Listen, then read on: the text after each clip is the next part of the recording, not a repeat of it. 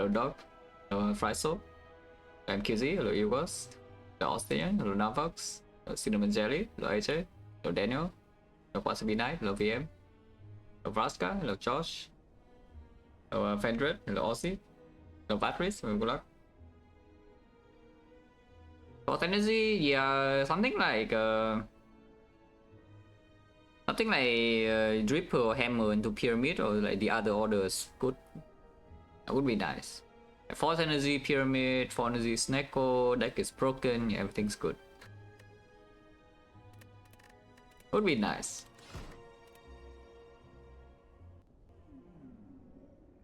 I mean, just pretend to look at the map or what? There's no shot though. So how strong is Ironclad? Because we are effectively just taking an empty Neo, yeah, until like what here. Even fighting a freaking Burning Elite before catching it, no what?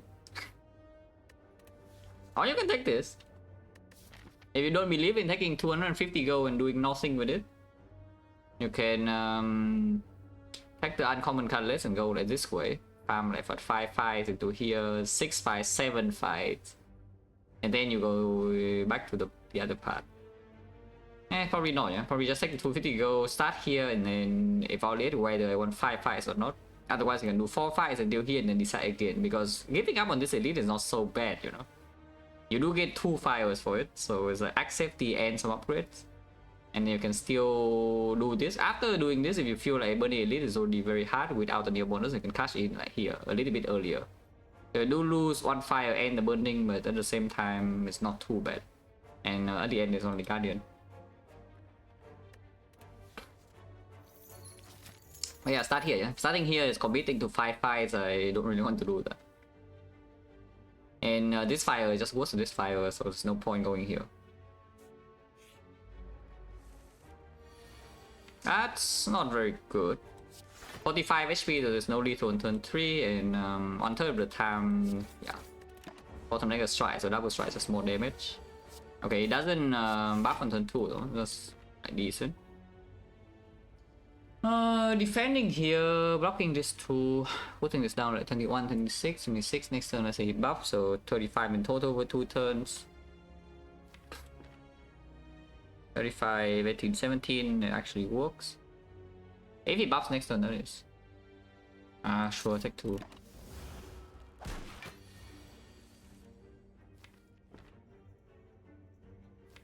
Actually, no, that is lethal, that is lethal. This is 17, yeah? So it goes to 9, 9 buffs 9, this is exactly to next turn. Yeah, only 2 strike, but it's okay. And yeah, if you did not take the 2 before, well, you take 2 now, so it doesn't matter, it's the same. Regardless, this fight is 9 damage. Yeah, Flexport good. Flexport with the twin strike, but headbutt is just a better cut overall. And yeah, I mean, you don't really need that. This is only double payoff, it's not like giga payoff like pummel or anything. Take a headbutt. I don't think I want 5 fights, especially with potion draw at floor 1, so we just do this and see. Maybe there's a shop. No. I don't mind 1 click bag prep. Personally, I don't have any problem with that. And yeah, the bag prep is the bash this turn, yeah, that's pretty good.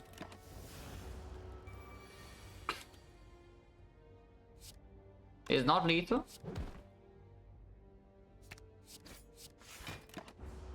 I'll take 1 and then this one we should kill. Very good. So the bag prep already paid for itself, yeah? Because without the bag prep you don't draw much turn 1, you only have 2 energy worth of damage, and then maybe you have to take like 1 hit after, which is yeah, maybe -5 already. So like 1 click bag prep already paid for itself, 1 floor. Inflame, sure. 2 potions, 2 fight by the way, so point chance now is 20%. Which actually tells me that maybe I want to fight this, because then we don't waste a potion drops, but again, 2 upgrades is 2 upgrades, yeah? So if here we already have an inflame to upgrade, and relic is also already 1 relic. But we'll see. 11, yeah, I like 11. Just have to defend. I mean, don't need to, because if we draw 3 strike next turn, just kill this through the shield anyway. So we full heal here. Very good. Wait, 3 potions, 3 fights, both chance 10%. Now you can take the Twin Strike, or you can take a second Inflame, but yeah, probably you take the Strength Payoff and another attack right now. 10% potion chain is a little bit weird. And also, yeah, 2 upgrades probably make us stronger in early game anyway, yeah, compared to the Elite. It's just that, of course, Elite is for the future, but future is not looking so bad if you fight Burning Elite safely and get 3 upgrades, and also the Giga Shop here. Liquid Memory is probably stronger than Flexpot. Probably Flexpot right now has got 20 damage. If it comes with vulnerable, it could be more than 20, but yeah, Liquid Memory is like more flexible. And it can be used with attack pod. And of course, if we can preserve it for the very far future, then Liquid Memory is probably stronger, yeah, between the two. Yeah, sure. Go here because, yeah, fire anyway. Even if we don't fight this, which I don't think we even are. Yeah, not that we are scared. Like, we're freaking full HP, so I'm pretty sure we can just do this part, no problem. It's just that I do think that the double fire part is probably even stronger. So we'll see. Exodium Wildlife, yeah, not a massive problem yet. It could be a problem soon, but for now, not yet. 11 to take another 6 next turn, huh? Killing this is quite weird, so probably should still hit here.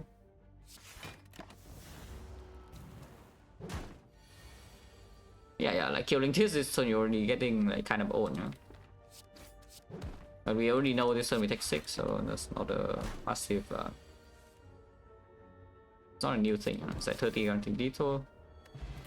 Did not go to the 0%, and if you are going to double fire path, then uppercut is very clearly the pick, already the best card on the screen, and also the best upgrade. Not that a pommel strike upgrade is bad or anything, yeah, but uppercut is just stronger.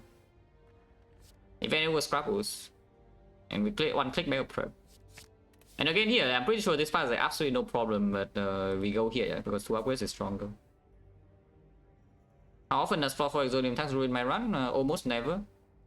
I mean, it will hurt. If you roll 4.7% of facing Exodium tax and the fight is a bad combination, it will hurt. It will lose a lot of resources, but that doesn't mean your run is ruined. If your run is ruined just from that one thing alone, yeah, then maybe some other garbage decisions have happened. But you need to get unlucky for like, I don't even know, like 3 or 4 times in a row in Act 1 for your act to be actually ruined. With a slam? No, slam cultist is still fine. You roll Laos plus anything is okay, you roll cultist plus anything is also kind of okay. You lose, I don't know, 15, 20 HP or something, which is bad. Not that you want to a whole way fight, you want to lose 15 or 20, yeah, but that alone doesn't ruin your act. Okay, let's just go here. And we have the cut first or what? Or, I mean, like, literally we could see the shockwave next floor, so maybe upgrade in flame first.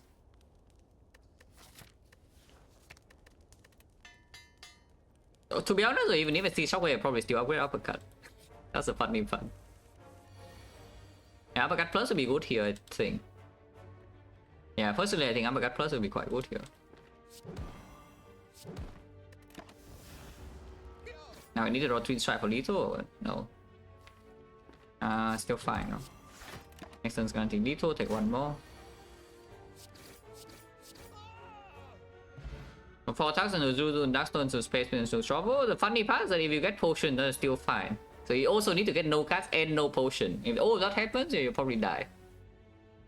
But you need everything to happen. I mean, you can see when I actually die in Act 1 if I'm not playing like complete stupid, you know? Like how often do I die in Act 1 ever?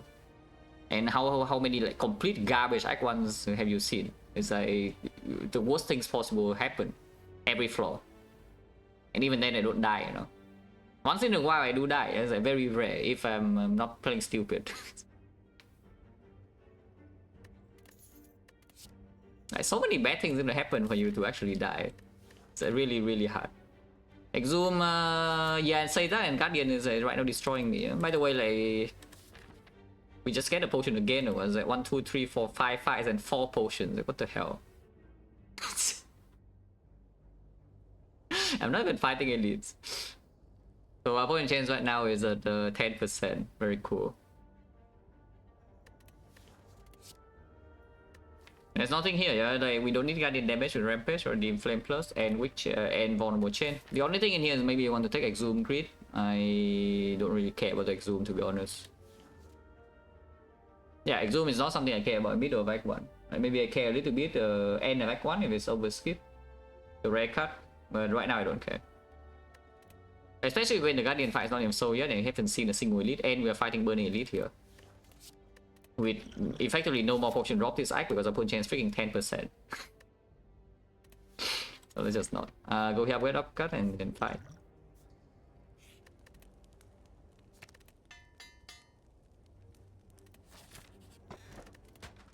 The Giga Strike is like an insane amount of damage for early game. So we are definitely fighting Burning Elite, yeah. That much is clear.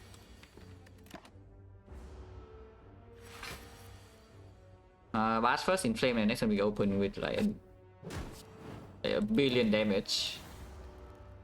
Yeah, look this open. Holy, a billion damage. Okay, double strike is pretty cool, but I think we should play uppercut. That's sure. Any headbutt? Yeah, headbutt. How big is Twin Strike, by the way? Twin Strike is plus 6 or 11, 16, 32. Holy crap, it's freaking dead. Yeah, it's just dead next turn, yeah. So we take 5 damage. I mean, we heal 6, so it's like plus 1. Flame Barrier, don't mind. You can take True Grid. Barrier is already performing roughly the same as Guardian. It's a better card to add to the deck anyway. And Snecko maybe is already open. Burst Solution, not as needed as usual because Twin Strike is double hit, but still, you know, that's not a very good fight. And then, yeah, plus Dance Block card, there's some Corruption idea as well, potential. Boom, Giga Strike. I'm running Twin Strike would be nicer, but you know, this is a fight. These strikes are huge, by the way. 1 is level 12. They're freaking Blade Dances. Okay, Blade Dancer doesn't actually scale with the Inflame, but you know, 1 is level 12. It's kind of good. Like, we're playing the Watcher, our strike is dealing 12. Yeah, like here, Exodium Tax, and how scared are we? I love this. Exodium Tax, bad combination, yeah. And how scared am I right now? Because I'm not very scared, I think. Until next turn, maybe next turn we get hurt a little bit, but for now, not very scared. We can also literally just kill this right now, yeah? You don't want to deal with the frail. You can just play 2 strike and this thing dies.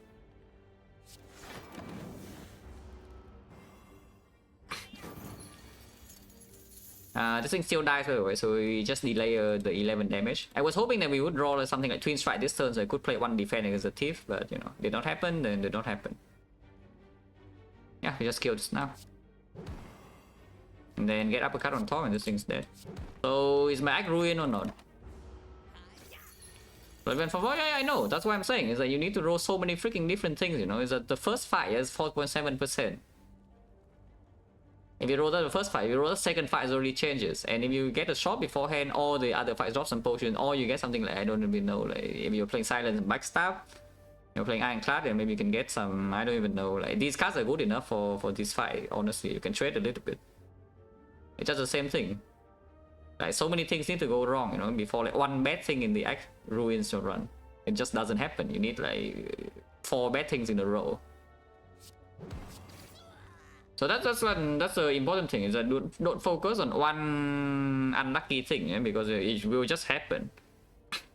Like for example, let's just say what do you define as unlucky? Let's say you define bottom 10% as being unlucky. Like for example here, first 3 fights no potion is 12%. Yeah? That is unlucky, right? So how many unlucky things can you find to think that okay, this is unlucky? You find 10 different things in the act, and each of them is 10%. Yeah, that's like how much? How unlikely is it to? How likely is it to never encounter 1 unlucky thing in the act? It's like 0.9 to the power of 10. So like, what is that? 0.9 to the power of 10. Ah, that's like 35%. So 65% of the time you're unlucky.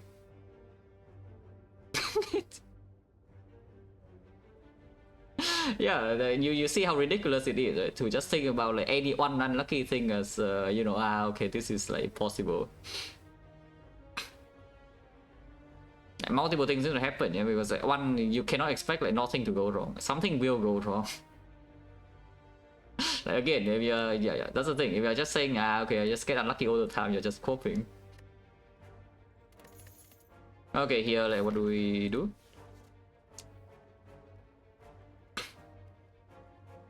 And same people claim they're unlucky. No, I understand. That's what I'm saying. They're stupid. Because if you're never getting unlucky, you are the luckiest person on earth. That's the entire point. So you cannot complain that you're unlucky all the time. And I'm saying, no, I know. I'm just saying, like, this is just a different tangent. Really? No, that's not true. That's complete fake news. What the hell? This is just talking in general. Yeah, it's not targeted to like one person in particular. At least not anybody in this chat right now yet. Okay, what are we doing? Any spot weakness, or do we not need this scaling at all?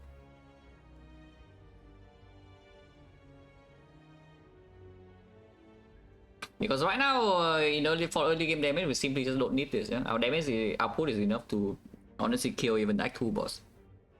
It's like with this 3 strength, the strike plus alone is already dealing 1Z22, you know. And 1Z22 for a strike is probably enough to kill champ. Technically, some people have the bottom luck curve. Yeah, it will be. That's the thing. Yes, there will be outliers.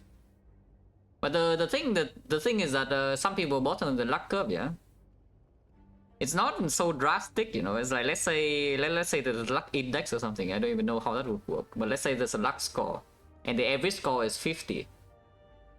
Yeah, if you are bottom of the curve, your luck score is probably something like 45.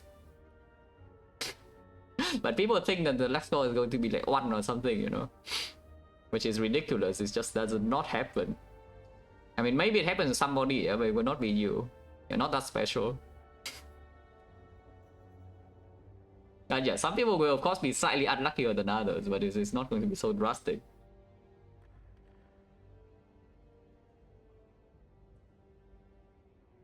And also, like, what's the point to think about that? Like, what the hell? It's like, yeah, okay, you are lucky. Like, what can you do about that? You cannot change anything, no? How do you get luckier? Like, it cannot be done. So, like, what's the point of thinking about it? Or at least complaining. I mean, objectively, you need to realize when you're getting unlucky, yeah? Because then you can change your decisions accordingly. But complaining that you're unlucky just achieves like nothing ever. So like, what's the point, you know? But yeah, here I don't think this is needed for a very long time. So when will it be needed? How big is this twin strike already? Twin strike 3 strength with the thing, yeah, 32 damage we already say, yeah, it's after inflame.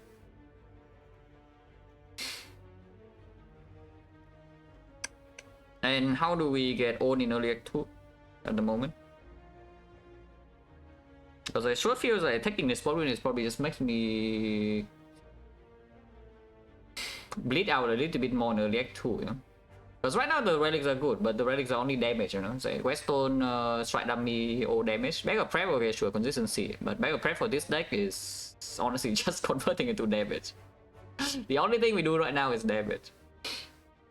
And as far as I'm concerned, this spot win is probably makes my damage go down, you know, when the fight is short. And most fights actually will be short with this deck. So I'm pretty sure this spot win just makes my early act 2 worse. Is it so important later that I need to pick it right now? Because right now I don't think so.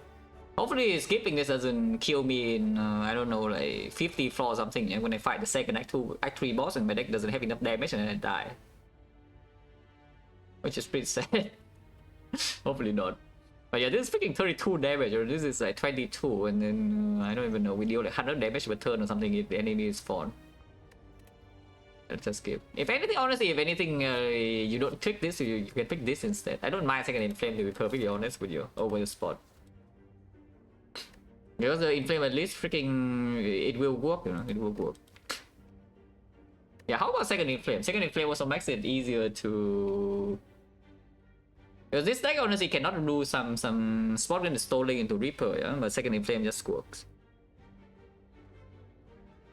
Was the upgrade target? Yeah, nothing, which is why I'm thinking like maybe we also pick the Inflame because there would be something to upgrade then. Otherwise, I guess we upgrade something like Flame Barrier. Could be. And we have 2 fires, there's not 1 fire. I went to the shop. The shop is freaking 500 go in here, so even if it's like 1 shop, I don't mind. And if the shop is not there's not anything like super good here, we can just skip the shop entirely and just go to like 2 shop. We have like 1 billion gold. Yeah, I know, like what about this? I don't hate second Inflame, actually, at all. I hate this, but I don't hate this. Okay. Strength norm, yeah, I think we are a bit stronger than this guy, but you know, who knows? Maybe I'm delusional. This guy has strength, but I think we have more strength. Yeah. Do I headbutt the uppercut or not? Do I just deal 18? If I headbutt uppercut, well, next turn we block a little bit and it always dies over 3. Okay, good talk. Even though the strike is more damage. Is it dead? If I play Inflame? If I play Inflame Twin Strike, is it dead right now or not? Because we just say this is 32, yeah? And this is 22. It's not enough. Well, unlucky. Can I play Defend or not? Can I play Defend? If I Defend and not play the Inflame, yeah, we just play this is 24 and 24 plus 18, 42 is a 20 and 20. 20 is actually guaranteed lethal because either we draw 3 strike or we draw Inflame Strike. And strike is 9 damage, so this is at least 22 damage and this is 20 this is 27. So we can play Defend. I don't even need to play this Inflame.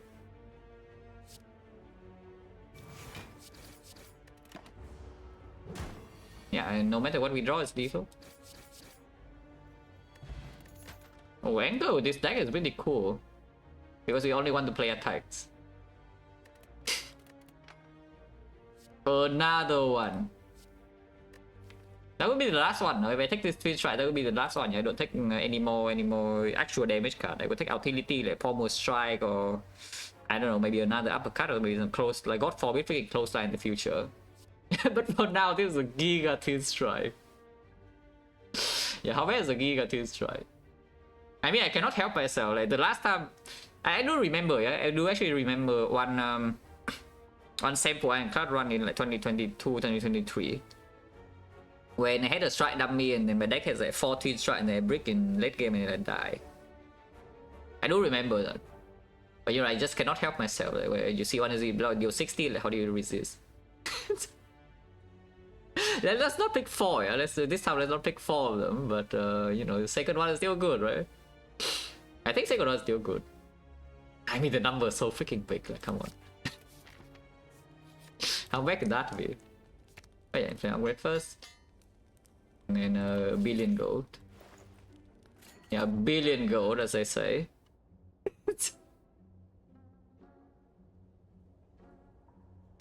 That is a little bit too rich.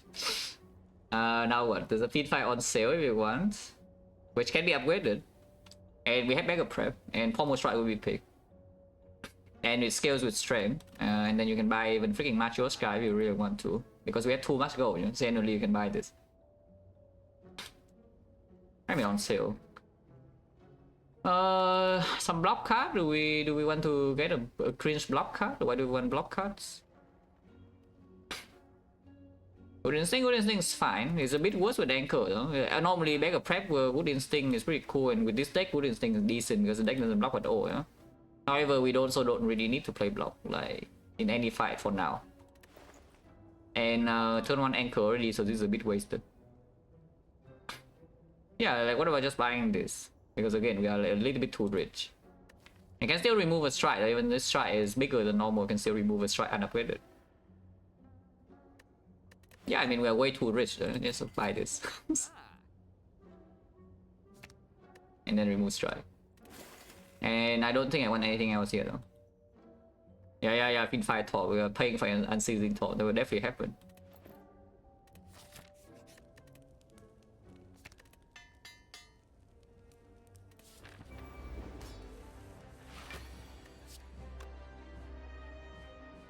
Yeah, it's not splitting, so we have time to set up.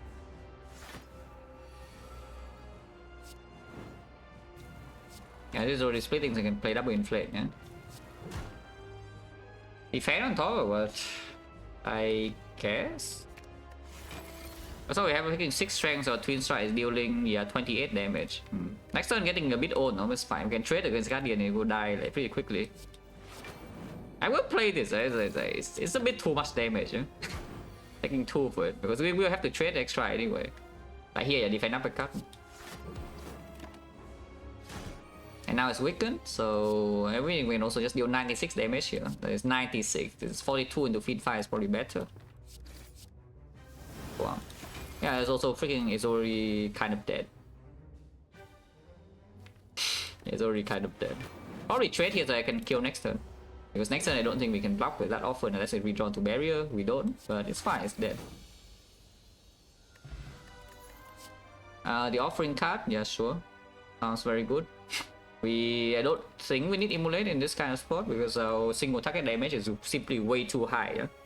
To care about AoE in Act 2 with this kind of sedation. And the offering is a great way to, you know, not brick later when the deck only has damage. And right now we have no draw.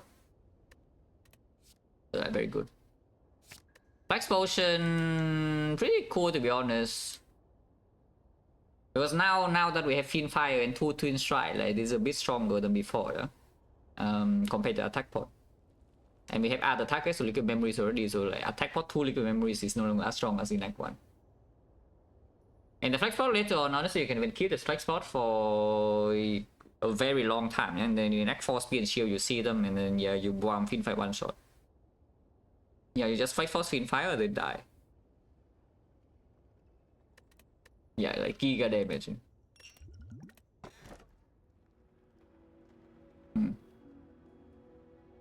That is slightly unpleasant.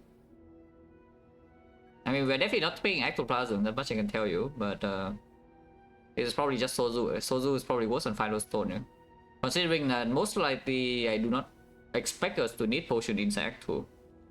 Or Act 3 if that matters. Maybe Act 3 we could need potion, but like if we can buy out the shop relics and maybe we're strong enough. Can take Final Stone. But I do think Sozu is most definitely worse than the Final Stone inside this Act 2. So it's just about whether you're just so scared of the Sozu downside like in Act 4. Because yes, Sozu downside in Act 4 is probably worse than Final Stone. I would expect. But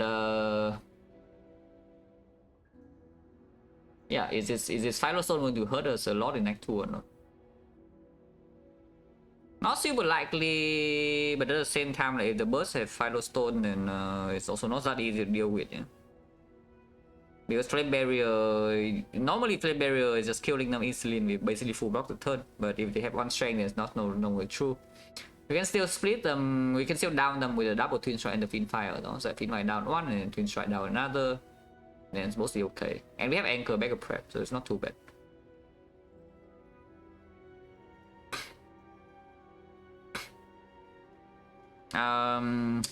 It just like never really sees anything with have problem with the Final Stone in Act 3 or not. The STS, thank you for the sub and 2 months special lot.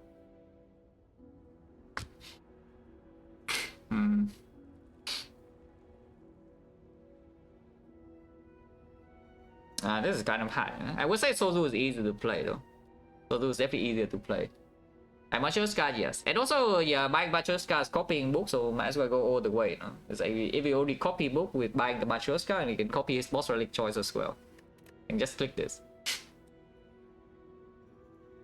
It's why we can use the, not really. We can most likely save both of these white fours. You can save this for speed and shield and this for the heart. If this run goes like normal, you can do that. But of course, this doesn't really mitigate the first cycle of the heart. You can run the first cycle of the heart and die instantly. At the same time, it's also this. It's the same. Like, you can also just never see anything. It doesn't mitigate first cycle of the heart and you die. Of course, you can buy potions. You can always buy potion. Membership card, we have way too much gold. You can go into the shop and choose any potion. And of course, Potion Bell can show up because, you know, like some common relics already here, and then Matryoshka also gives you common relics.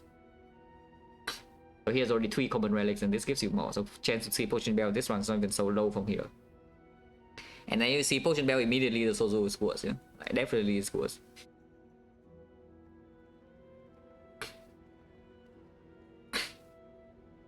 When am I scared of Final Stone realistically?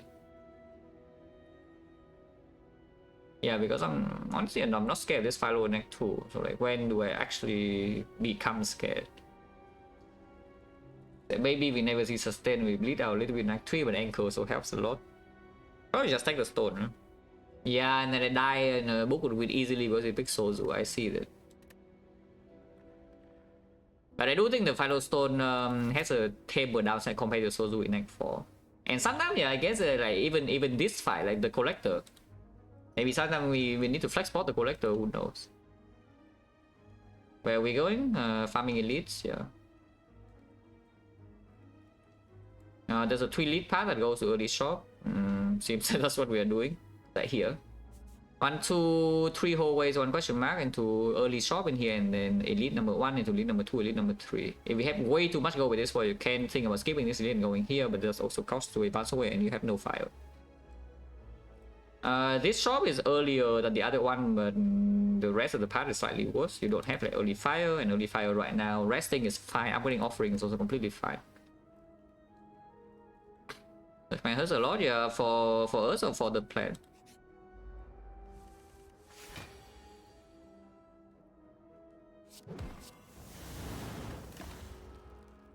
Because if we see Sec plan, it was already dead, you know, turn 1. With this draw.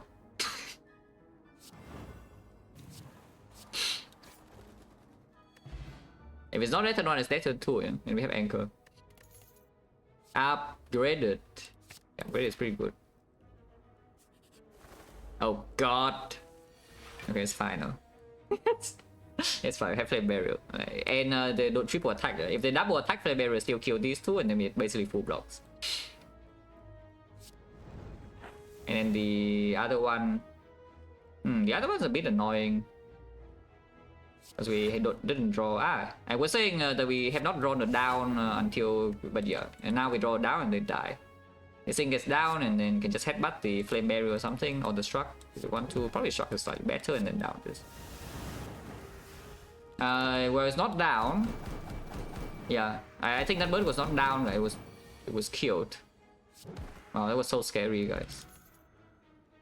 Yeah, I was checking my boots, as they say. Question mark is slightly worse with the Benji card though, because the Vagrant double price, the Cleric double price, yeah? And we are freaking full HP right now. I am not going to pick bites, I'm not going to pick operations. Maybe I will pick operations, who knows, but bites I will not pick. And hallway fights look kind of, you know, free. Richard Dagger is annoying. It's probably very good, but you know, at the same time it's annoying. I think it could take 100 gold, but then we have too much gold already. Yeah, operation will secure the run. You know, we see though, of course.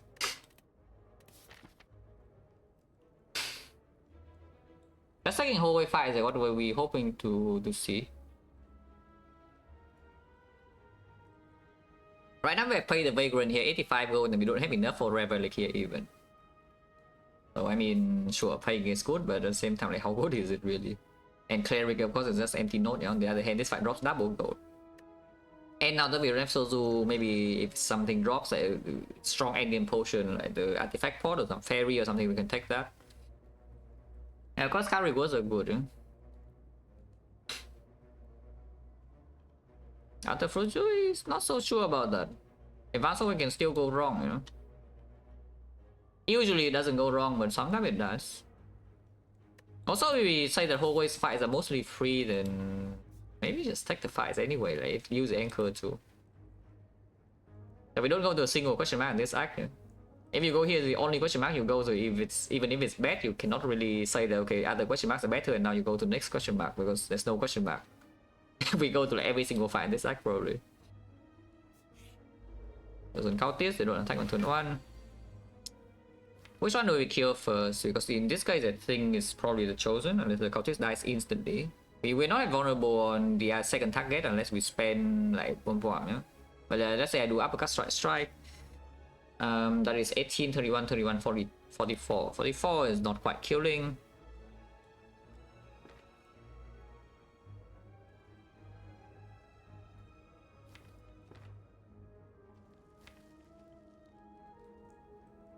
Yeah, I probably still hit the Chosen. Could do the bash as well, but this opens the kill much more often on this turn, which it does. Yes, dead, yeah. And we are not fallen. So you could headbutt the uppercut, which I think I will. And this is a 45 only, so we still need to, even plus this, we still need to not play the defense, so take full 7. That's fine. But also we need to headbutt here because the fin 5-3 card is only 45. Yeah, just then we have the thing, and then the other thing, and then boom, boom. Yeah, like the steel curse, for example. Like how is this potion? Billion damage. Hits the feed 5 sometimes, and I'm sad, but I'm not actually that sad right now. Because whenever you use this, the enemy dies, basically. And if the steel curse hits something very strong, we can liquid memories it back immediately also. Over the flex pot. Don't really mind too much, especially when right now maybe, especially with the Firestone, you want to start prepping potion back for also if needed. Collector at this rate is still going to die in 4 or 5 turns, yeah. So I don't think we need to respect the collector too much unless we enter the fight with low HP. This is absolutely not. Baseball of Doom. I play my offering even though it lose me 1. The Baseball of Doom seems to be like a little bit doomed. In fact, we only need 4 cards for this, so you can play double strike here. Yeah, this 4 cards already killing you. Guys, death guarantee, so -1. That's pretty good. Yeah, that we definitely should take. Right now it's not actually that good though. It's like what, 1, 2, 3, 4, 5, 6, 7. 7 energy. Still fine.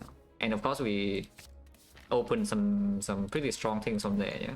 Also we can buy like the entire shop. This we definitely buy. I mean, not entire shop, you can only buy the calibers or remove, or you can buy the fish. Why do you buy the fish? Why would you buy the fish? On the other hand, strike remove in here with corruption added is also quite strong. Calipers with the Firestone, a little bit fishy. At the same time, we do have corruption.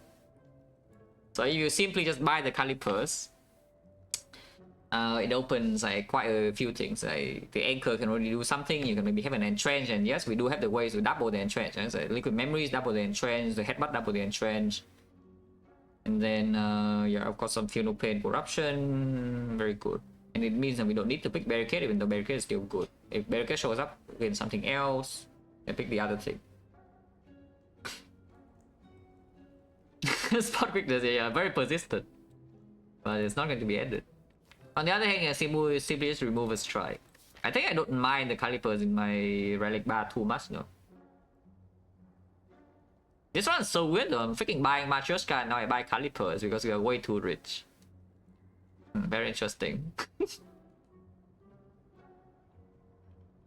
But it's fine. We make back all the gold, yeah? Like by the time we get to the Act 3 shop, we already have enough gold. Even if I spend all my gold here. Yeah, strikes are still pretty decent. So this remove is not even so good. I mean, it will be good. Like let's not be, you know, like so hyperbolic. This remove will be good. Because okay, strikes are like serviceable cards right now, but they're still bad, you know. And then suddenly we have corruption and everything here is gone.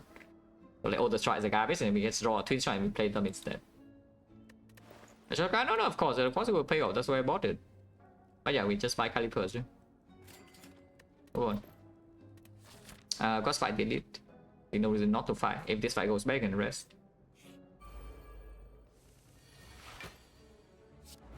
How much damage is this? We did say it's not enough.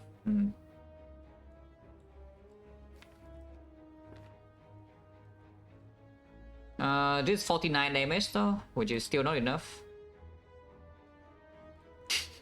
Yeah, but twin strike or twin strike is not enough either way, so we're taking like a lot of damage here. Can rest next fire though. But we are 1 damage off from killing this. Potion? Nah. Don't really want to use potion. But to be fair though, using potion here into upgrading the corruption here is also pretty good because you can feel potions back regardless in these floors. And the next side we know it's not slaver, and if it's not slaver, it's probably easier to just kill. Not exact? No, it's 22 plus 27, and Bash is only 43. It's 27. It's 22. That's 49. So it's not. Yeah, like just luck that it's because if it hits Fiend Fire, it will still instantly kill one thing. Because Fiend Fire right now is, yeah. I do think Liquid Memory is probably stronger to keep with like some Fiend Fire offering turn. Oh sure, I can just disappear. So if it hits Fiend Fire, one thing will die and we take. If it hits here, then we take 19 and I'm sad, but you know, it's fine.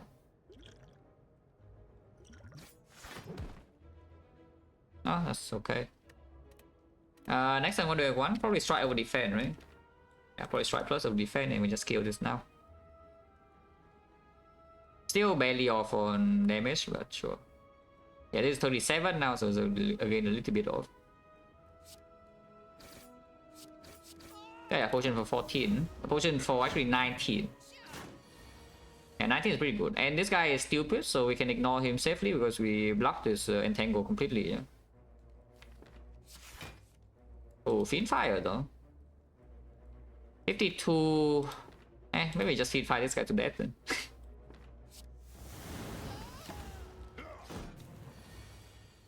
Option now. Just to get it out of the deck, to be honest. I want to draw defend even? I kind of don't. Ah, I see. Combo is good, relic? No, it doesn't do anything. It's useless.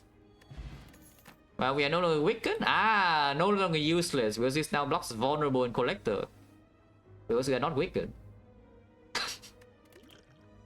Upgraded.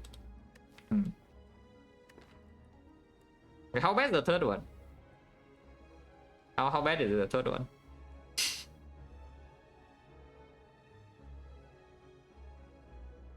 yeah, how bad is this? So entire damage is just, you know, playing Twin Strike, you know? So like, how bad is this? Is that bad? I only got better.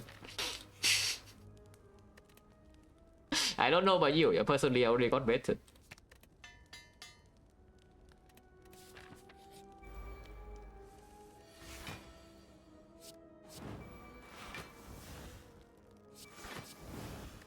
Next turn she never attacks. This second attack again, she will always buff though, but if this attack again, still fine, we're not frail. It does attack again, but we are fine. In fact, I don't even need to play my offering if I want to, because it only takes 3. This guy never attack next turn and she will always heal, so that's fine. Yeah? And also strike is more damage than Fiend Fire per card. So we can simply play strike here if you don't mind redrawing the strike plus.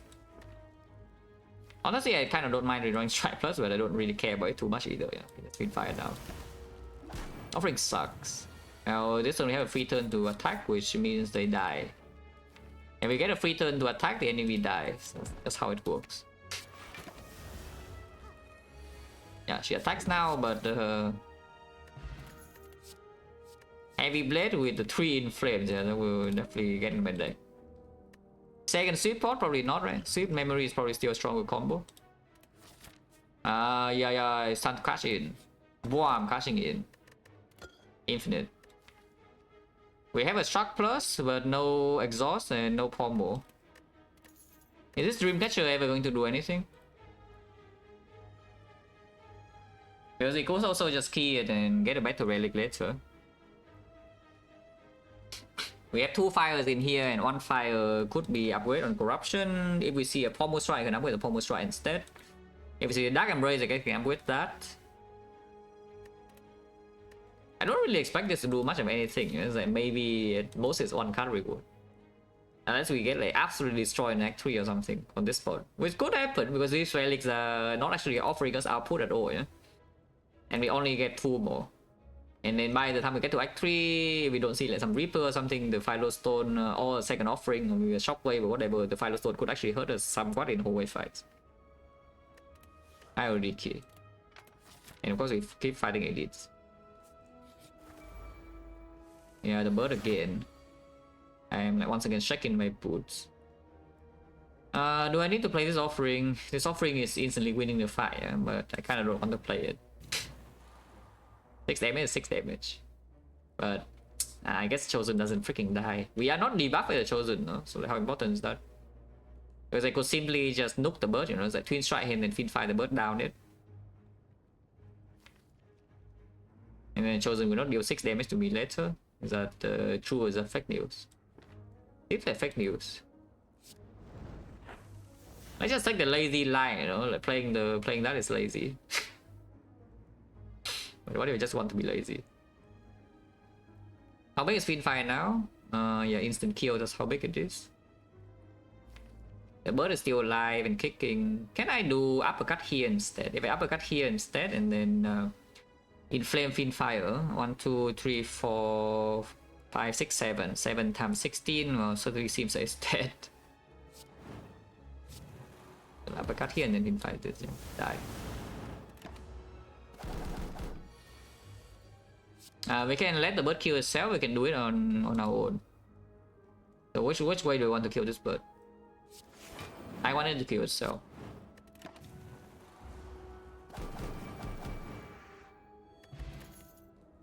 Body Slam you don't want, Havoc don't want, Pommel Strike don't want. The one Pommel Strike I did not take in Act 1. What did I take over the Pommel Strike? It was Uppercut, right? Or... yeah, I think it was Uppercut. Kind of want a Pommel Strike. And something to exhaust now, so we just go infinite. Not that the uppercut is bad by any means, yeah, because that's also the only other debuff we have seen. I mean, I have seen a Thunderclap, but Thunderclap minus, it's kind of not terrible, but you know, it's also not good.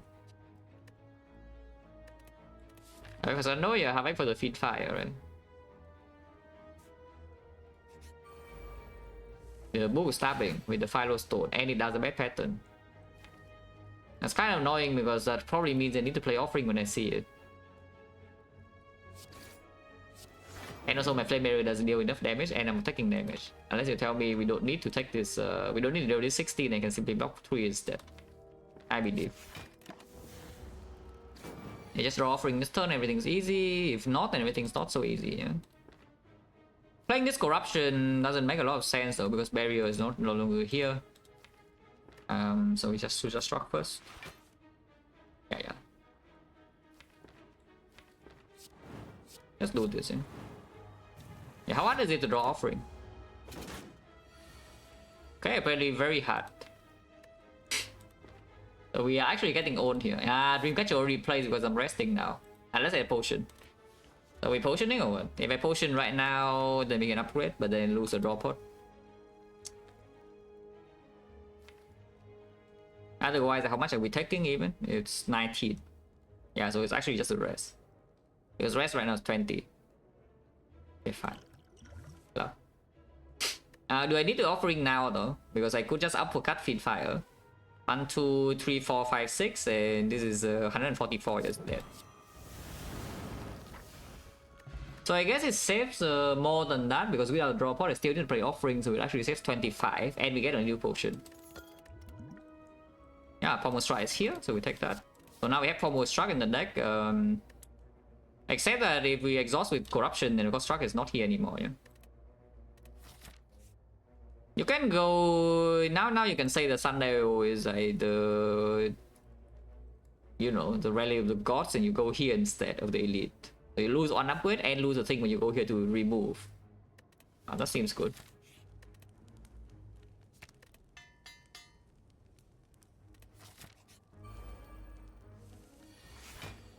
It's fine, it's pretty annoying, but yeah, we have Ginger and Artifact, so we are not vulnerable and we are not weakened. But how annoying is that really? Should probably play the Twin Strike though, even though we are taking 11 right now. Ow.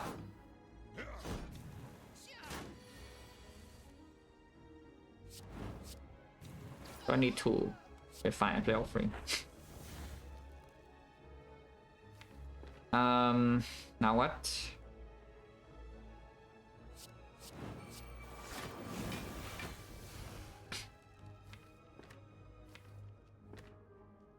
Get the struggle one, yeah, where you get struck.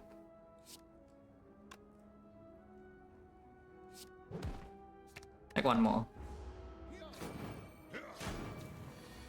Some sustain would be nice.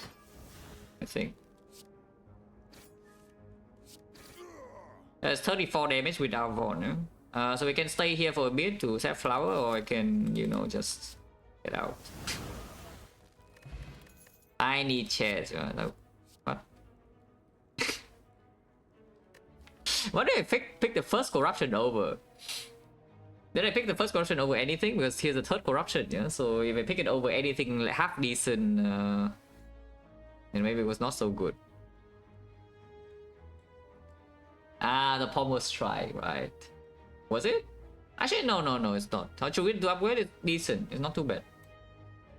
It's not too bad at all. It gives it actually gives you potential infinite outs if you cannot just kill the enemy, which usually we just can, you know. So like how important is it to open the infinite out, because we can still kill most things. You can simply just want to fight, play out damage, and the enemy dies. The third, yeah, this is the third corruption that shows up. And all of them from card rewards, yeah? They were not even from the boss rare or the shop or anything. They're just from normal card rewards. How many real cards? 1, 2, 3, 4, 5, 6, 7, 8, 9, 10. 10 attacks. Sometimes you have an offering into Fiendfire turn and you can Pommel Struck pretty quickly, you know? And of course Dark Embrace make it like super fast.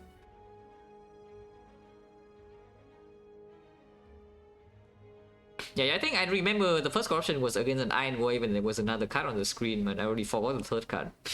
But if I forget it, probably is not very strong. Maybe.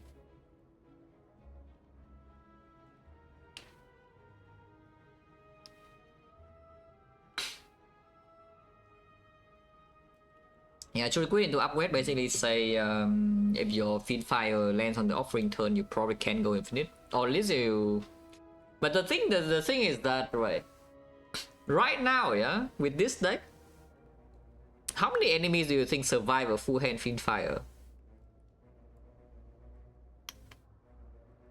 That's the thing. It's like after we play a full hand Fiendfire, because Fiendfire offering on the same turn, yeah, then you can choose which your way to infinite. But how many things actually live afterwards? Because then after you play Fiendfire Transient, then you draw Twin Strike every turn and then it just gets hit. Because it's pretty damn far away, you know, until this True Wit like does anything. But just having a True Wit in your deck does open something, I suppose. Giant Head? Nah, Giant Head is definitely just freaking dead. There's no way the Giant Head survives long enough, no, it only has 500 HP. Yeah, the Giant Head only has 500 HP, it don't even get slowed. There's no way Giant Head actually survives so long, and then we need to like True Wit our way through.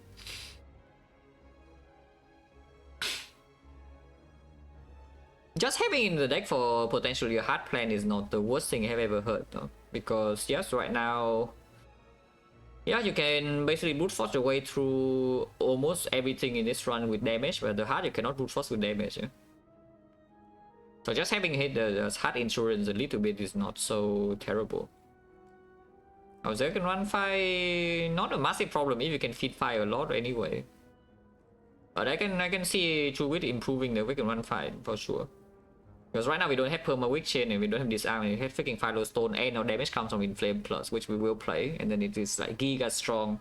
We are also strong, but we don't have that much HP. So yes, the Awakened one could be slightly problematic if you do need to play your Inflames. And yeah, that's why like, just having a True Wit in the deck for some insurance is not so terrible and doesn't get in the way too much either, I don't think.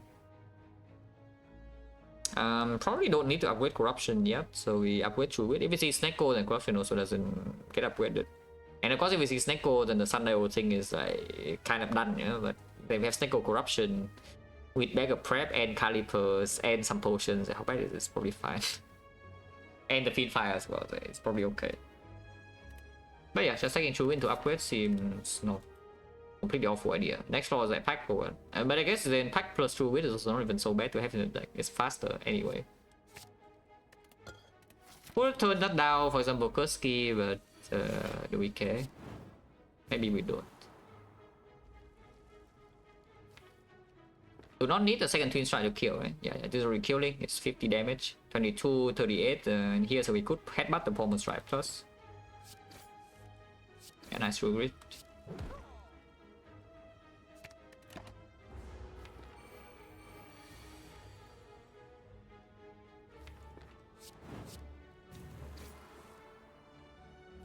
Oh well, guess we play the offering. Next turn is not even guaranteed lethal, no? Unless I take like what 5 damage or something.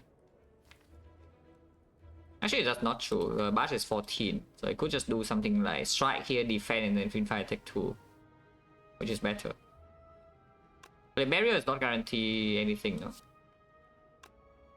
I guess actually no. If we draw damage here, then it's dead. If we draw block, then we take only 2 next turn. So it's probably fine to just play barrier. Yeah, any attack here dies, yeah. Literally any attack. Otherwise we draw block and no good.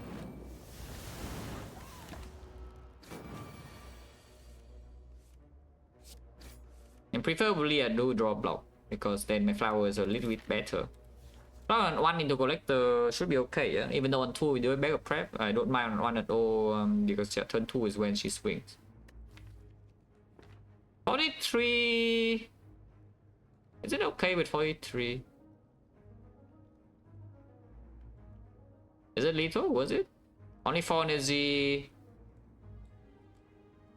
So 2 energy on this. How much do they have? Like, not really, right? We don't have twin strike in hand. So like, how is it lethal with 4 energy?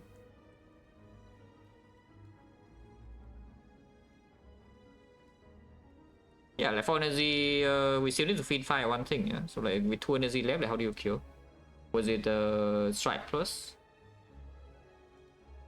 I remember we have 1 strike plus, but they have 2. If we had 2, then yeah, I think it was lethal. Yeah, okay, 2 strike plus would be lethal anyway. So flower would be on 2. Thunder was not advanced, but this could take 2 damage this line. But we advanced Thunder, maybe it's not so bad. Only 1 strike plus? No. Complete fake news. I mean, you can literally see it right here. Because the Fiend Fire burns my whole hand, yeah? And if there are 2 strike plus in here, it means there was 2 strike plus in my hand last turn. It's complete fake news. Of course there were 2 strike plus. It's literally here, the evidence. So yes, there was lethal. That's fine. We take no damage and the relics are better, yeah? It's not too bad.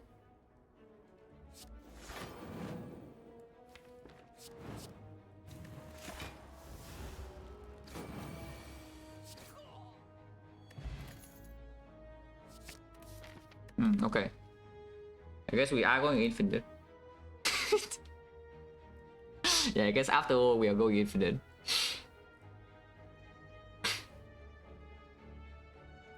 At 32, did he have 32? Or did he have 36 and we needed the 4 damage from barrier? Because I already forgot. Because don't forget, yeah, the barrier was played and it dealt 4 damage. So did he actually have 32 or did he have 36? Upgrade True Wit or upgrade Dark Embrace? Upgrade True Wit is more comfortable. It's like more convenient. Upgrade Dark Embrace is a lot better in general. 2 before ending turn, okay. The strike minus will also kill.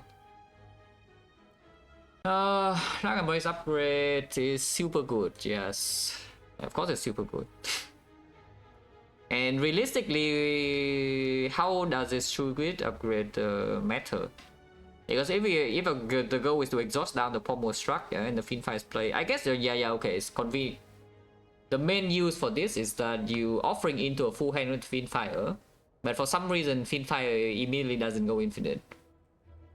And then you need to preserve your True Grit, but your True Grit is minus, and then you play True Grit, it exhausts the Fiend Fire, and then you are very upset. That's the main reason. But if you upgrade Dark Embrace, of course you can play Dark Embrace Corruption on the same turn, yeah, which is still very good. Which is still very, very good. Because right now, I mean, eventually we are infinite, but we still need to be fast and hold away 5 in Act 3, yeah? With the Philo Stone and still also no sustain the Relic Bar.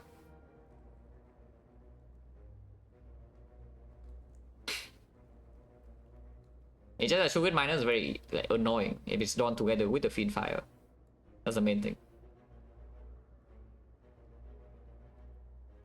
If we see Fusion Hammer, I definitely would like True Wit to be green over Dark Embrace, because if we have 5th energy, then the Dark Embrace upgrade doesn't matter anymore. Yeah, much, yeah, doesn't matter so much anymore. If we see like Pyramid, I would also like the True Wit to be green. Those are the good options. So like the thing. So if we see the garbage, boss relic, for example, I don't know, like maybe some Astrolabe or whatever. MTK is not garbage, but at the same time, maybe MTK also should be taken into consideration because it's somewhat likely to be picked. Calling Bell, we just don't take the bell, no?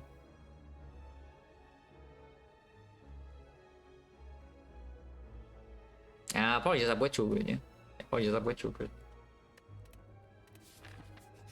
Unless you're telling me we're dying to collect the 43, I hope not. But without a shockwave, it could happen, yeah? We just need to break turn 2, she attacks, and then we fail to kill her by turn 3 or turn 4 or something, everything sucks. With offering on turn 1, less likely to happen, and of course we are going to play offering, because Headbutt is already here.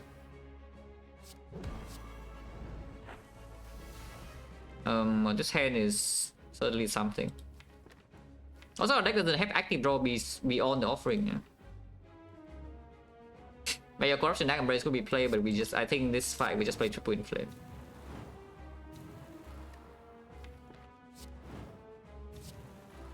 $50 damage. Unless maybe we want to headbutt the uppercut instead. She attacks, but the thing is still working, and is she dead this turn? Am I dead if I don't block? Because it doesn't feel like I'm dead, you know. We are only facing 32. Because this is not lethal, yeah? She doesn't actually die. But I feel like I still need to play every attack because otherwise she attacks next turn and I could be in trouble. So we just go to very low. Yeah, we just go to very low here, yeah. 5 HP. But 5 is fine, there's nothing in here that loses 5 and she's always dead next turn no matter what. It was blocked, I don't believe in blocking this turn at all, yeah. Next turn she's weak again, she's double weakened, we cannot kill and there's not even any block in here. And yeah, of course if we kill and preserve Sundial, that's also true. But yeah, this is just 50 plus, can I play Defect into Fiendfire instead? Save a tiny bit of HP, because next time we know what we draw. Worst possible draw is that, yeah, is like we struck into Bash into Strike plus. That's the least amount of damage we can have. And we have 9 strength, this is 17 and this is 21, so 31. 17, 31 does 48 damage. 48 damage if we do this is not killing, so I need to potion. I don't want the potion.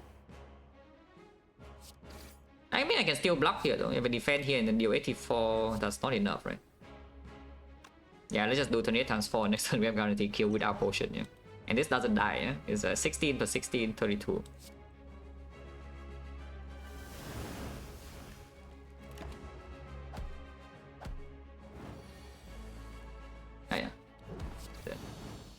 So I was saying that we always kill collector in 5 turns. Well, we kill him in 3 turns. Well, that's not too bad. This is complete garbage, so we don't take. Unless you tell me we need immolate for the Retomancer. We just kill collector in 3 turns, so how long do you think the Retomancer will live for?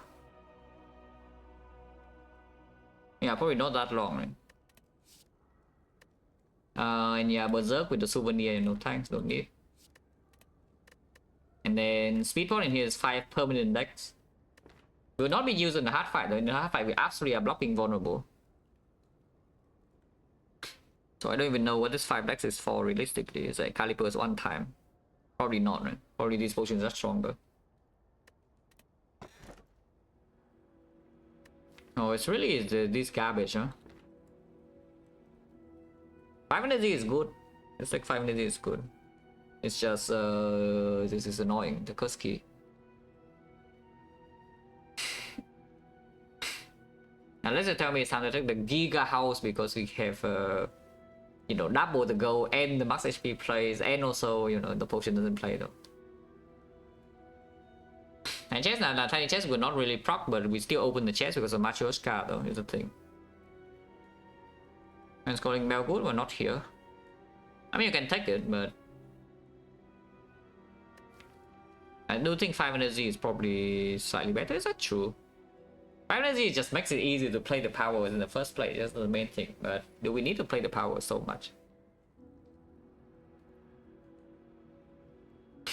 Do we need the 5th energy so much here? The deck only has 1 Pommel Strike. It's not like we have 3. Yeah? It's 1 Pommel Strike only, and after we play the Dark Embrace and the Corruption, we don't need to have energy anymore. And in the fight, when you don't play Corruption, you don't even need the 5th energy in the first place, though. Is the thing. Yeah, I think that's the biggest thing. We even have the Sundial 1 time. Yeah? Yeah, Burner, not Burner, but the 5th energy doesn't actually play so often. Because the first upgrade in Act 3 would be Dark Embrace as well, whether we have 5th energy or not in this position. What if I do take the bell? Just because Kurski is annoying and we can low roll. Oh, I need to skip the chest and I kind of want to open the chest. So what if it's just a bell? Unless you tell me that we just pass to every single shot in Act 3 with this goal, we ignore all the elites, and we take the tiny chest to get the goal, and then remove a few cards, and we go infinite with Pommel Struck. Which is honestly not even a terrible plan, yeah? Because max HP buys you time, and then if your infinite is already in your deck, and it's also not even slow, because of the Dark Embrace offering Fiendfire thing, then, you know, just buying a tiny bit of time is so completely fine, and you don't get to add a curse. Because adding a curse does make us slower, yeah? We don't have a second win or anything to exhaust the curse for free. So it is 1 card from the Fiendfire or 1 card from the True Grit regardless. Is there a better potion in these 2 pots? I've cleaned, of course. Yeah, Dupe Pot doesn't even do much. I guess you can do Dark Embrace, but that doesn't... Yeah, okay, it doesn't do much of anything. You can still get like a Fairy. You can get a Gambler's Brew. Like, some stuff. Also, again, we don't get to take Tiny House so often, you know, so like, why not? Why not now? Because curses are just terrible for this deck, you know. You can take 5th energy and not open the chest, but I really want to open the chest. And again, you don't get to click this so often. This one is the run of unusual things, you know. It's like we buy Matryoshka, we buy Calipers, and now I pick the Tiny House. So might as well go all the way, you know. Also, you could have upgraded the Dark Embrace or the Corruption too. I mean, it didn't happen. Wow, thank you. There's a boss relic here, by the way. Dupe Pot, probably not. We take Liquid Memories, it's slightly better with this pot. Yeah, it was 100 gold. And now we just ignore Elites and go to every single shop under the sun, which is 3. We can go to 3 shops. That also comes with 3 Elites, by the way. It doesn't... But maybe without sustain, it could be a little bit dangerous. So could pass to like the fires instead. But I do double shot for sure. Yeah, we have like a lot of gold and removes are very strong.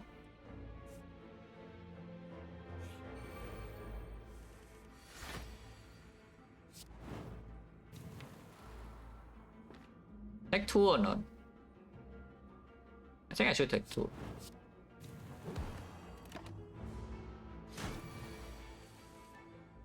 Ah. Well, it's -2 net, I guess. Almost strike minus. Does mean that we can go infinite with Corruption. And we only need to keep the strike in the fight that we need to block, otherwise you can do double pommel. And this pommel doesn't need to be green either.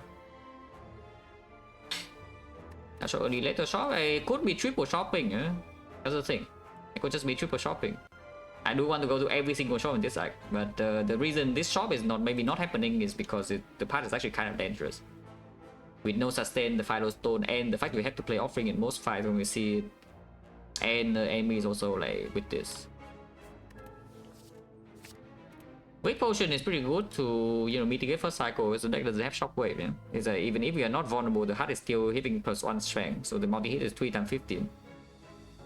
For now, I think I keep these though.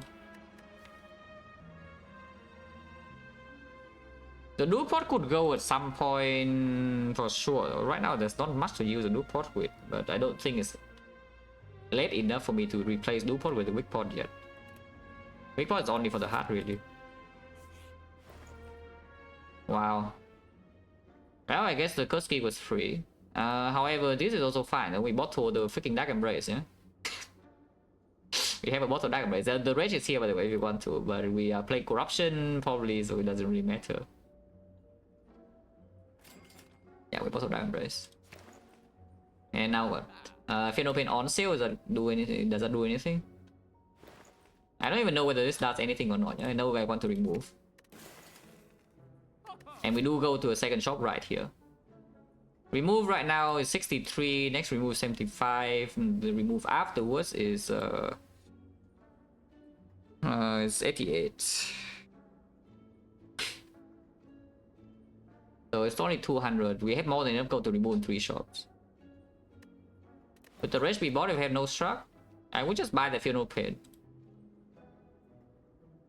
We don't need to go infinite, even in a hard fight. You can just buy funeral pit and block. You play your entire deck with the calipers and you play pommel and then it dies. Because one pommel strike in here with vulnerable with like this much strength, it's like 9 strength. You play a pommel strike in here dealing 28 damage. You know, actually more than that. It's 33. 1-0 33 and you lose some 2 bit of death, but you know you block already a lot. What's the reason? Mortal Dark Embrace or Corruption? Some fights you don't want to play Corruption. And yeah, because we also have Feed Fire. So it's just faster. Oh yeah, freaking on sale, but is it even good? Honestly, it's not even good because it's not really playing. I guess it does play if we draw the Feed Fire and somehow the Feed Fire doesn't end the fight. Yeah? It's like you draw a big hand and Feed Fire, somehow it doesn't end the fight. Because I'm pretty sure after we play Corruption Dark Embrace together, we don't need the Funeral Pain. For this deck.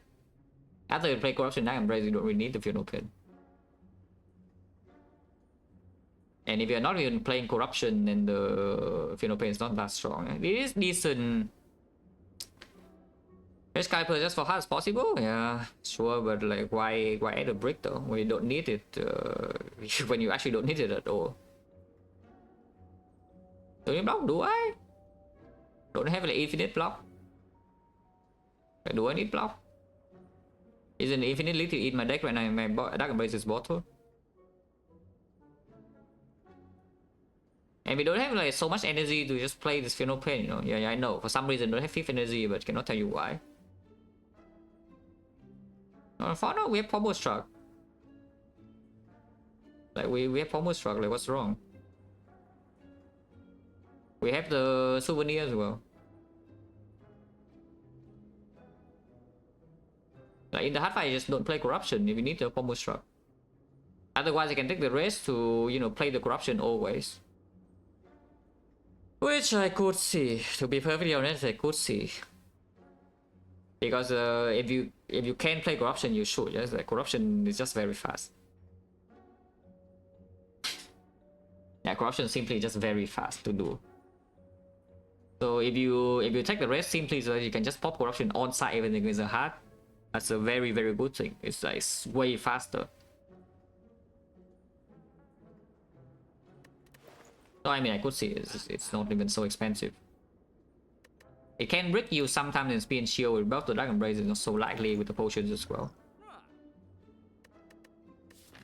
That's the only thing I do though, is that the Rage. Yeah, that would be the only thing I buy here. Hit block without playing Corruption? Yeah, just Pommel Struck. I don't play Corruption, exhaust with Fiend Fire, True Grit, and then I Pommel Struck.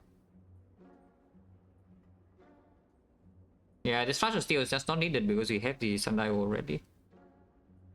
So just this, yeah. That's just this. I don't think I care about this at all.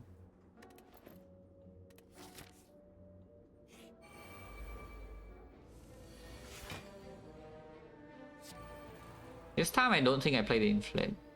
Next one would hurt a lot, by the way. That's why I'm saying that the triple chopper is a bit dangerous because we probably need some rest in this act, yeah. Yeah, nice rage. They're going in, by the way.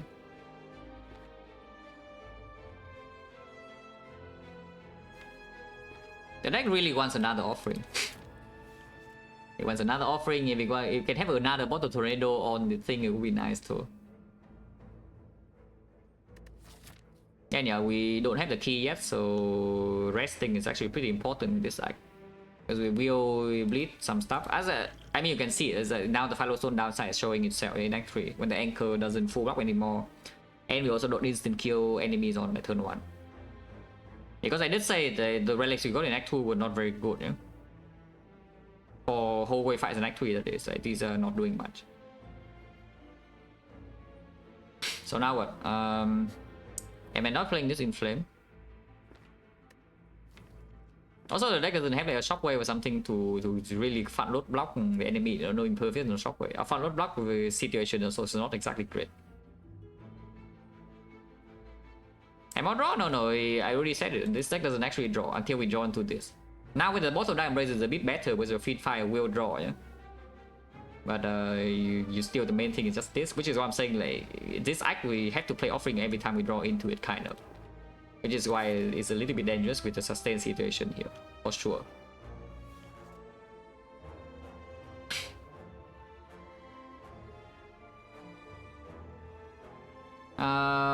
To it inflame away.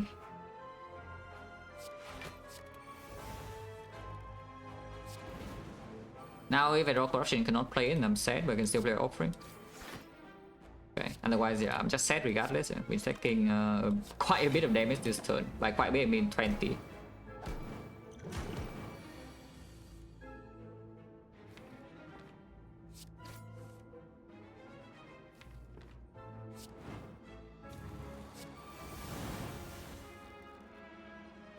Next turn Sundial. Or we can use it this turn, only 3 strength. And they have like a lot of stuff. If I play this now, of course the fight is solved, yeah? But we lose 6. Lucy is struggling first for, you know, some information. Now we can maybe like bash here. Hopefully not stupid to not play the offering. But I really don't want to take the 6. Looks like for now we are fine.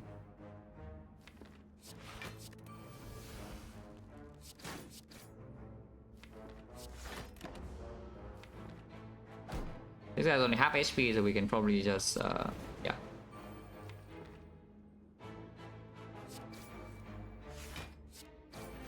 Holy rich.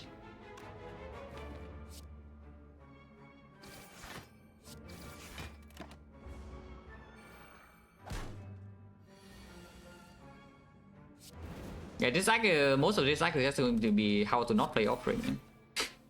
We try our best to not play the offering, ever. But it's pretty hard to be successful at that with this. With most of Dark Embrace, I really want the flower to be on 2. Especially this Dark Embrace might not be upgraded at all. If you need to rest, like every fire. Waiting for 2 turns. Next time we know we don't deal damage, and this guy also revives. I only have 2 strength and second flame not play. Seems a little bit weird. Yeah? Upgraded. Yeah, why did I take this? Because right now I don't even want to take this anymore, you know.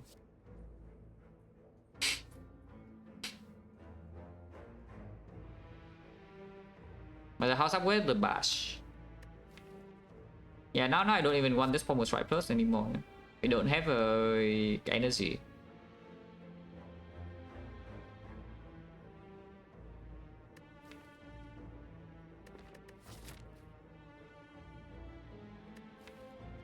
Yeah, we don't have energy, but it does open some bloodletting.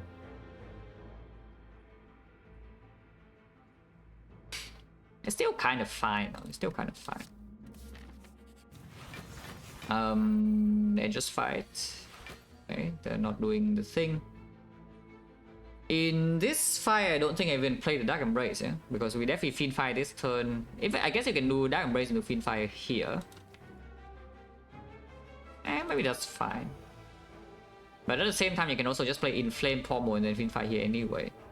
And then you have like Inflame in play, you just don't have Dark Embrace in play, but how big a problem is that? Inflame is in play, you deal some damage, Fiend Fire still one shots. You can also just ignore this and kill one of the buffing ones instead. Like you do Shrug into Inflame Fiend Fire and kill one of these.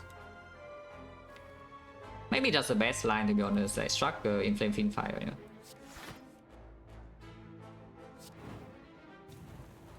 Yeah, just finify one of these.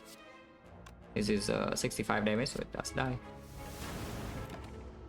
Can break this turn.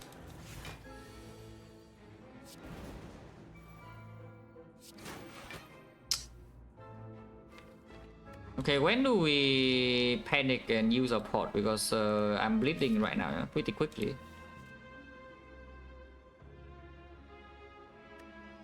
I think liquid memory is still very important though, so we probably should just do the flame barrier here. I should probably just do the flame barrier. And still take the... Still take 4. But now it's like maybe fine.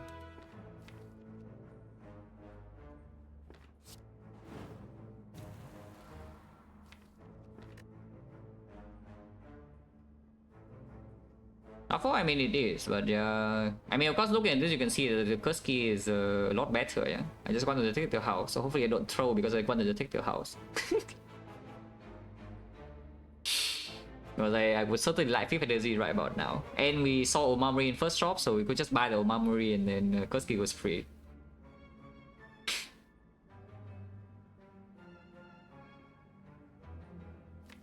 I'm sure no, even if we draw Corruption Nightmares, you cannot play them though, because again we don't have energy. That's the whole point.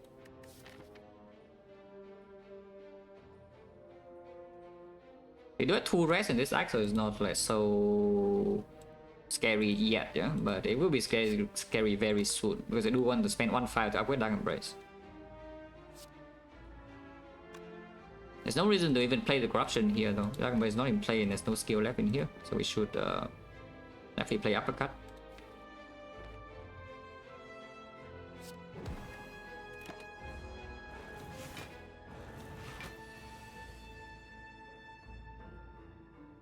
I hope this freaking kills. It does kill, right? It's like Twin Strike.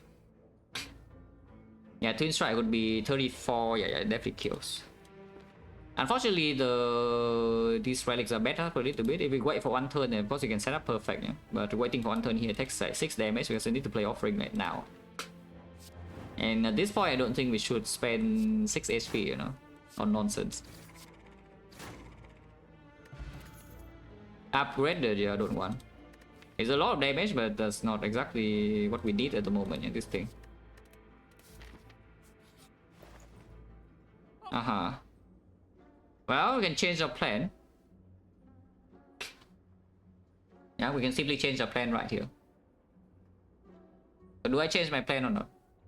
Because there's some pretty good things in here, yeah? Like the Impervious and Entrench. And we can simply use the Calipers instead.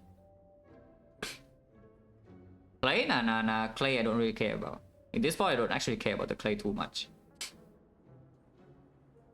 Or we can simply just continue with what we're doing and buy the remove.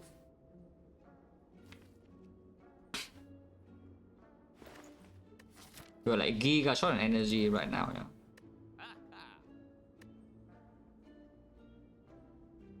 Unfortunately, we are a tiny bit poor even with a tiny house. Because Impervious remove is what I want to do here. But right now we cannot do that, we are 4 gold off.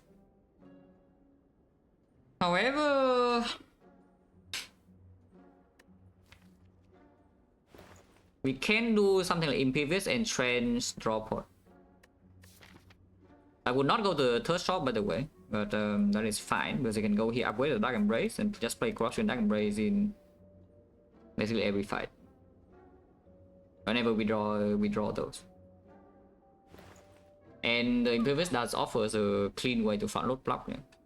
Don't know about this Entrance, it seems a little bit suspicious even though we do have the liquid memories with the Impervious and the Headbutt. It's not exactly what card I want to draw before my Corruption is in play. And then if I have Corruption in play with both of Dark Embrace, I'm probably going to be fine. So I don't see why I would take this Entrance, yeah? But Impervious I definitely have plenty of reason to take. I think we do Impervious draw pot from this position. Yeah, let's draw pot and ignore this, yeah? And move on. Definitely going here, definitely upgrading Dark Embrace, and then we can open. We have on rest if after I spend or fire on upgrading Dark Embrace, we need to, you know, not bleed too much. We need to not bleed too much from here because there's no rest left. But I do need to upgrade my Dark Embrace though, otherwise like this deck doesn't really do anything. And we need to have enough energy to play this on turn 1 as well. Flower is not always set up.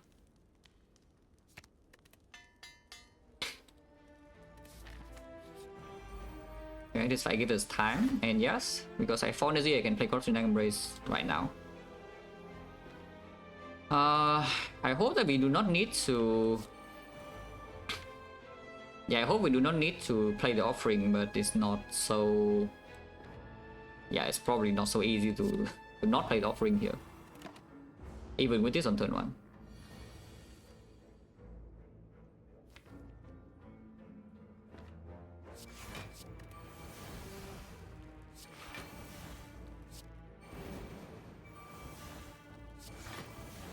That said though, I mean you can see the...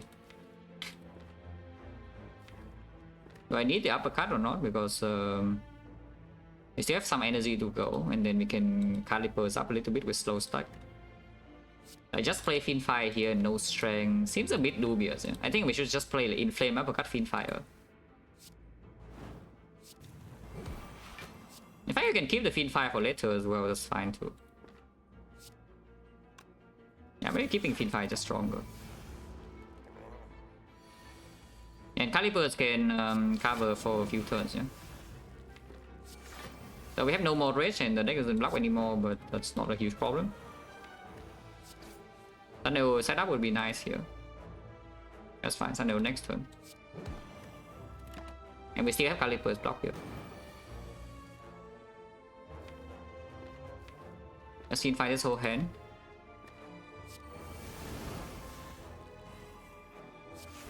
And we are infinite now.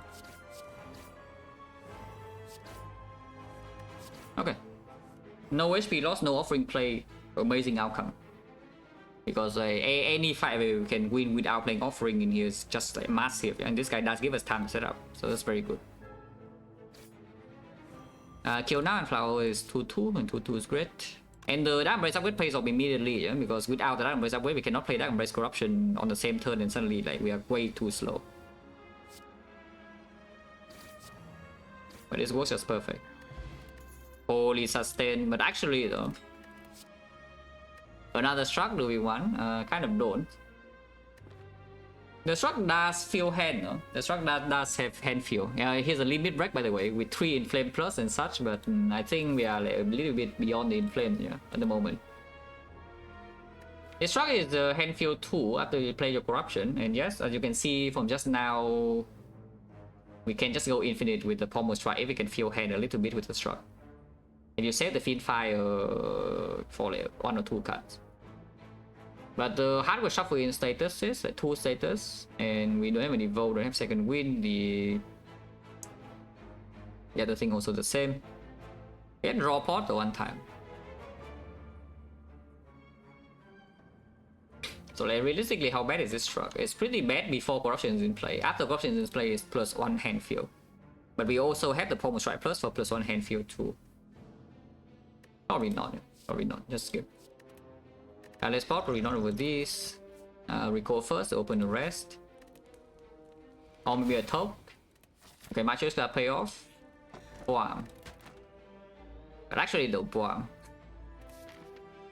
This relic I don't know whether it's still good or not, but maybe it's still doing fine. And this relic of course is amazing. Burns on turn 1, not exactly my favorite thing to see. But we do have complete next turn also. You can try and headbutt the pommel.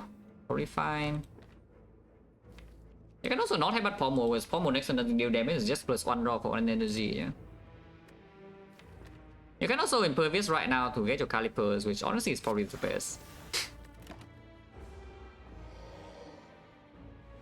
Yeah, because like without calipers this turn is already doing the thing. If we play offering right now, we probably can win the fight. I mean, I don't even know, because if we draw into corruption, maybe miss the Fiendfire also, and I don't need the offering right here to block. Let's do this first. The slightly awkward thing is that if we play corruption next turn to go off then of course it's not it cannot deal damage, and afterwards they have all the burns. So the good case is that we're offering now, drawn to corruption, deploy immediately, and then next turn we go off, then we kill. But then of course I lose 6. We do heal 8 though, so losing 6 is not the worst thing I've ever seen.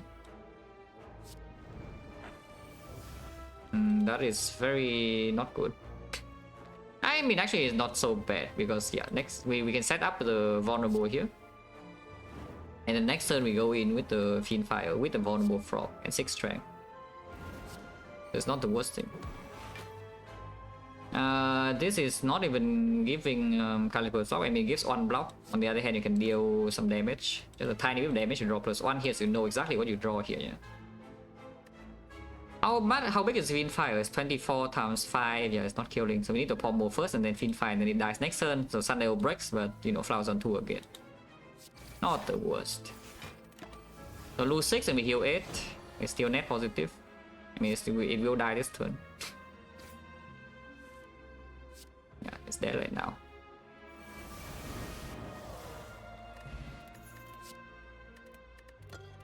This is the second win except bad, and yeah, nice rage by the way, rage minus. We skip, yeah. What's the path from here? 3 question marks, so... If we go, of course right now we don't even have that much gold, so going to fight, so collect double gold is good. And we have the Blood Vial and the Horn Cleat and the Anchor now, so maybe hallway fights do not hurt as much. And of course you can collect Toxic Egg cards. Probably still go here first and then see how bad this fight is. If this fight goes well, we continue this way, and when we see again how bad it is by this node, and if it's still not so bad, then we keep going here. I prefer to go 4 fights from the spot, I think. More. We are blocking all the debuffs though. Yeah, we're blocking full debuffs here. Not weaken and also souvenir. I would prefer to not play the offering, so... Hopefully it's not a massive mistake, but I think I'm allowed to not play offering here. 6. Next time they always buffs, they're still vulnerable 1 turn. We probably just have by the pommel.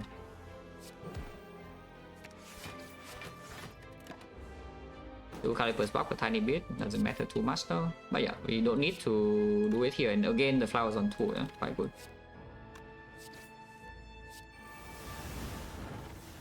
Okay, very good. No damage taken, and we heal once again 8. Don't need to play offering, that's amazing. Seeing red plus with freaking bottle diamond blazing, we say we're giga short on energy. I mean, I don't know about you, it seems a complete no-brainer. Yeah, that's very good. And yeah, keep going here, but this fight went well. This guy once again we have souvenir.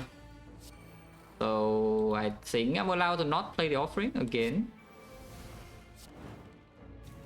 Is that true? This time we don't have Vaughn, but once again turn 2 it attacks his block, and turn 3 it wastes another turn to apply debuff again. So we don't need to play this offering. Yeah, this one's only 19, it's no problem. I can play corruption now if we want to, yeah, why not? Fiend Fire being here is not amazing though. Headbutt also being here, not amazing either. But we have time. Yeah, we have time. Killing this one would be nice. Not so easy.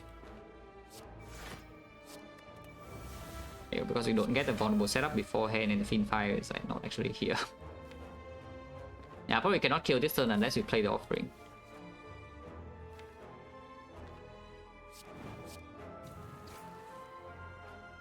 Don't need to kill this turn either though. You can definitely full block this turn still, and the next turn we have 2-1, which is, I guess, not the worst.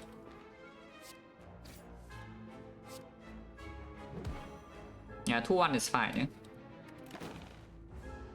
Okay, so once again it's another fight where we don't lose any HP and we heal 8. That's very, very, very good. Avec plus, yeah, I place my Fiend Fire, exhaust my pommel and my struck, and then I die. Other than that, pretty decent. It could exhaust my struck, and it could get annoying a little bit with the Earth Rage. But yeah, besides the Fiend Fire, this card is pretty good. But we do have a feed fire in the deck, and yeah, maybe the situation is not looking so bad and I need like this kind of thing, you know.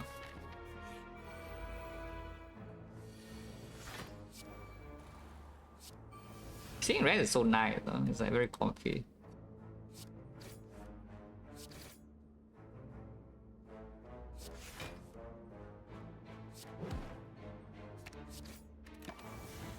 This is another fight where we full heal, but this time I can play my offering if I want to.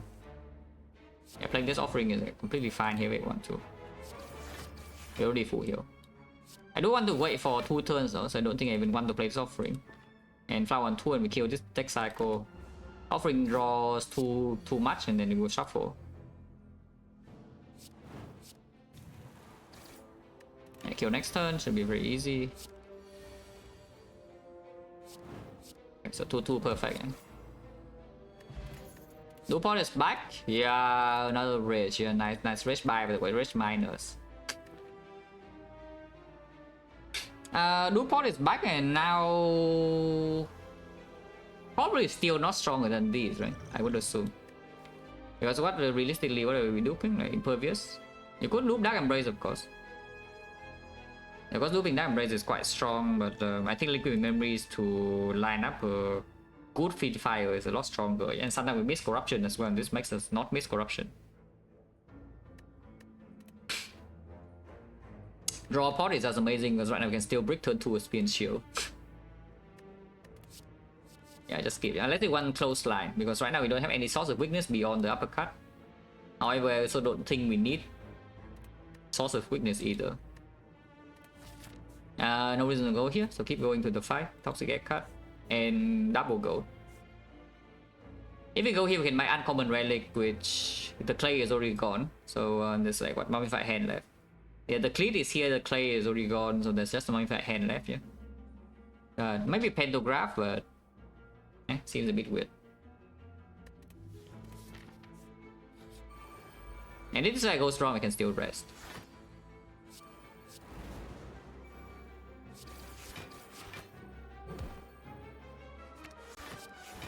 It could go wrong, like this turn it could definitely go wrong. Looks like we're fine. How much is this? It is 44, we have exact block, yeah? So we don't need to block extra, we can hit here. Yeah, the man, yeah? That's why, I mean, that's why I also picked go for it over removing, you know, even though remove is super strong. If we can kill this turn, would be cool. It's pretty hard to do, maybe it's possible. So kill this one without shuffling. But I think it's possible. Yeah, 18 here and then 28 here exact. Then easy. One move on. Once again, 2/2 perfect and we full heal. Bloodletting plus. That is not seeing red, but it's still very good, I think. And if that's the case, we could upgrade the third Pommel Strike. Yeah, we take this bloodletting, we could upgrade third Pommel Strike over the corruption.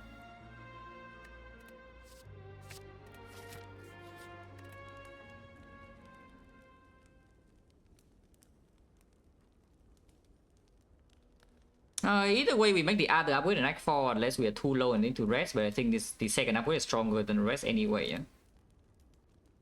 So what is more important in Act 3? Is it corruption or is it Pommel? Because I think it is corruption.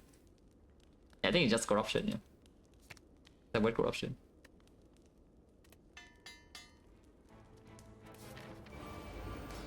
And suddenly we go from like getting chipped down every single fight to not losing a single point of HP. What changed? Yeah, this. Turns out getting 14 block on turn 2 for free is pretty good. Because you know, when you're getting chipped down, you're just losing like maybe 6 or 10 per fight, you know. And what when does that happen? Yeah, turn 2. And suddenly this blocks all of that. And we go from like bleeding out in Act 3 to losing no HP in hallways. Which is pretty strong, I think. We can keep the Chewit around for one more cycle and I would like to do that. So Chewit first, and then we can play Corruption. This fight there's no reason not to play Offering, so we just play Offering. And yeah, we could go off now with the Corruption, yeah.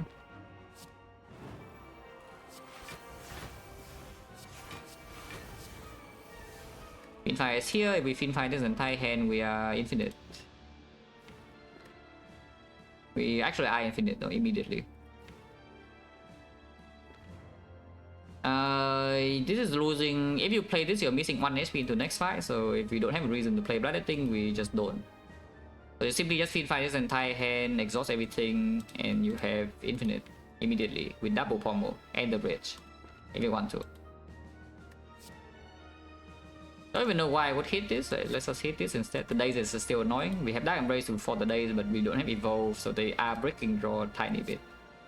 Let's just kill this now. Of course I can end the fight this turn, yeah, but I want flower. I want my flower.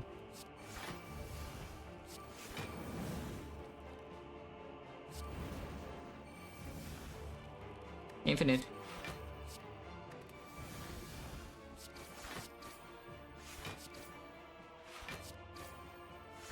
And not like the inflame makes the rage give more block. Do that.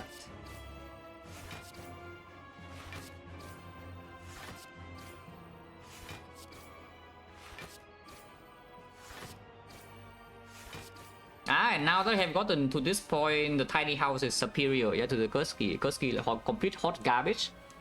Because number one, if you skip the opening the chest, you don't even get your horn cleat. I mean, frog doesn't matter, but you don't even get your horn cleat, and your toxic egg is not here. And then now you're seeing red or whatever is not green. Secondly, yeah, I mean, you can see how fast we are, yeah, after we play the corruption dark embrace thing. So I just need max HP to not die. And then, yeah, I don't even need to pay gold for Omamori as well. So the swing is 140 gold because against 50, and I don't need to pay 90 for the Omamori. Oh, perfect.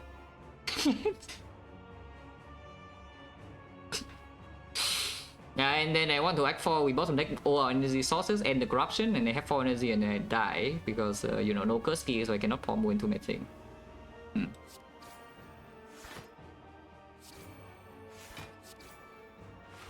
That would be quite sad. That's fine.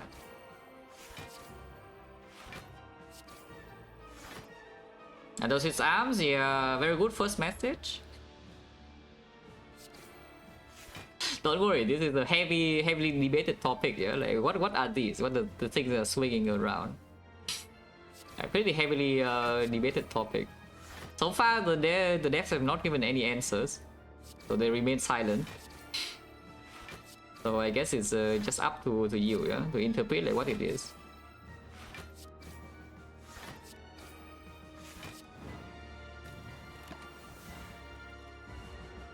And can't go infinite? I don't know. So far, doesn't seem like that's the case.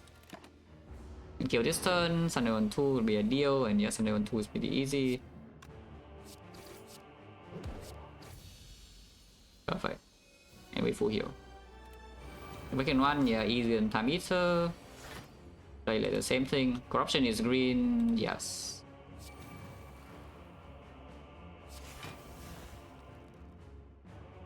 Just block, right? I guess it could hit the cultist. We'll probably just hit the cultist. Yeah, Calipers block in here, again, it did full blocks with the Calipers, but at the same time. If I is here, I want to preserve my true grit though, so let's do this. Now we play this and still can play Fiend Fire if you need.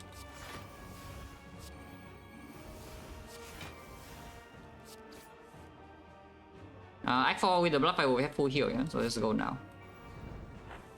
Once again, we are infinite this turn.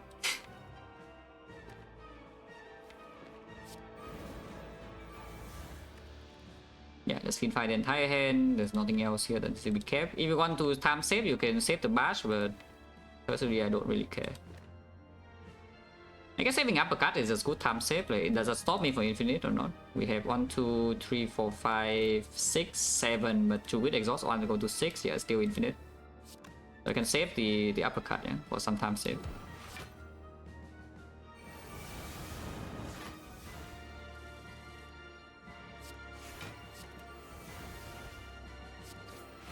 Infinite. Once again, this is turn 2. So we are pretty fast. And basically we need to draw into either the offering or the corruption to pop off. And we pop off basically immediately, the moment we draw into one of the 2 cards. So just either offering or the corruption, and then we just burn our entire deck immediately. In the speed and shield, we do have +2 burns, and in the half we also have +2 statuses. This is still okay though, and we do get one more remove here in Act 4.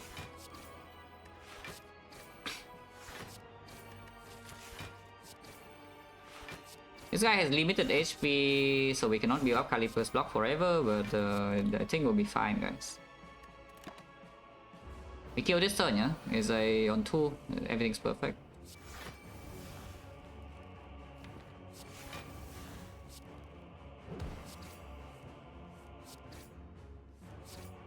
Oh, I don't have a twin strike though, so is it so easy to control the sundial here? Probably still easy.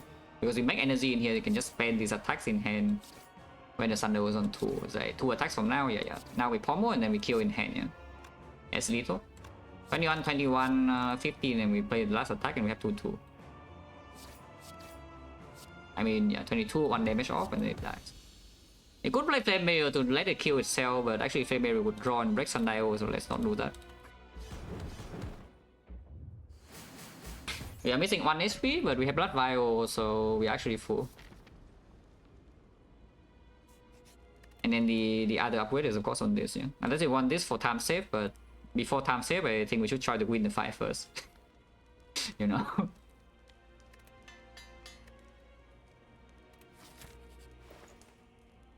I'll do Voodoo here for the Giga Kurski, yeah, probably not. There's nothing here though, so you just remove, buy the strawberry and then move on. Unless you want to buy the spoon for some unholy reason. To be fair, the spoon is actually kind of cute. It does stop your Corruption Dark Embrace from popping off immediately, but it could preserve the Feed Fire, and then preserve Feed Fire, then we are like Giga Infinite, yeah? It's just that, like, you preserve Offering is very good, preserve Feed Fire very good, but you make your Corruption weaker. And let's just remove, yeah, strike. And then we have enough gold, so might as well just buy a strawberry. Right? We just say max HP is good. Secret weapon is okay. Yeah, secret weapon is okay. You can pull Fiend Fire or card draw. Unfortunately, Toxic Egg is griefing a little bit because secret weapon minus could be amazing. Unfortunately, this thing is green, so it doesn't exhaust, and doesn't exhaust doesn't draw a Dark Embrace, which is quite sad. If only Toxic Egg is not here, then secret weapon would actually be quite good.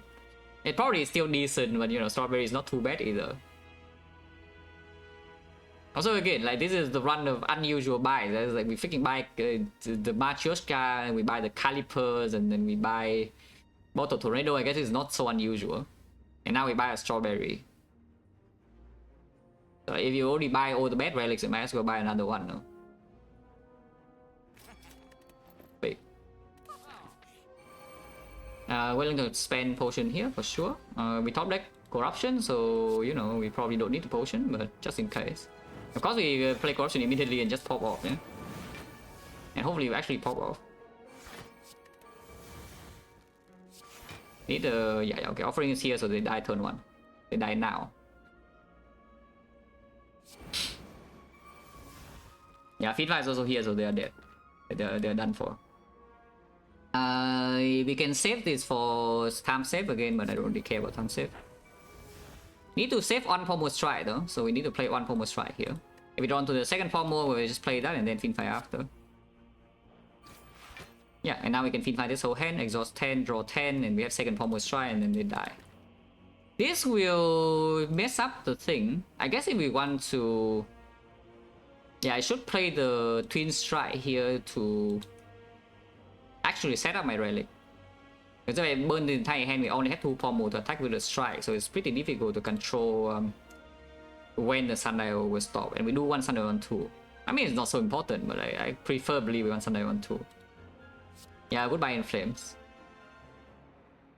Yeah, the Inflames, you know, our good friends since the early game, but now all of them are just like bricks. Different flavors of bricks. Yeah, keeping a Twin Strike around, yeah.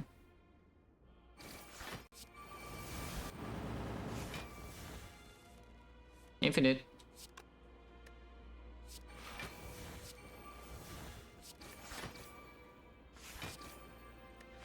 Not to kill over 2 turns, so we wait -1 strength, but it doesn't matter too much.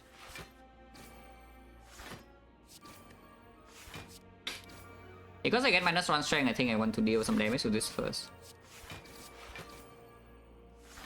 That's fine, right? Fine. Do not play Bloodletting, yeah? Because Bloodletting actually will lose us 1 HP. So do nothing and next turn we kill. Seems easy enough.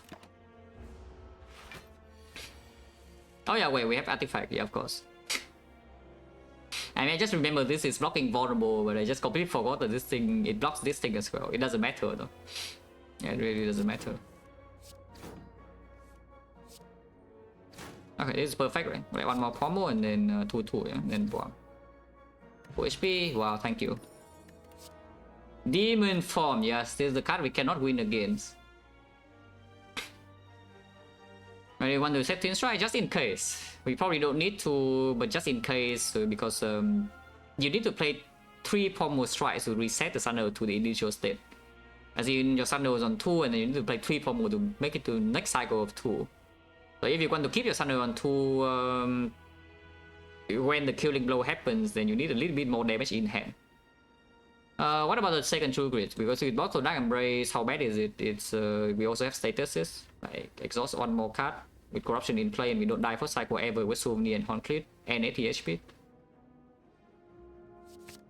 How bad can that be? That's probably fine.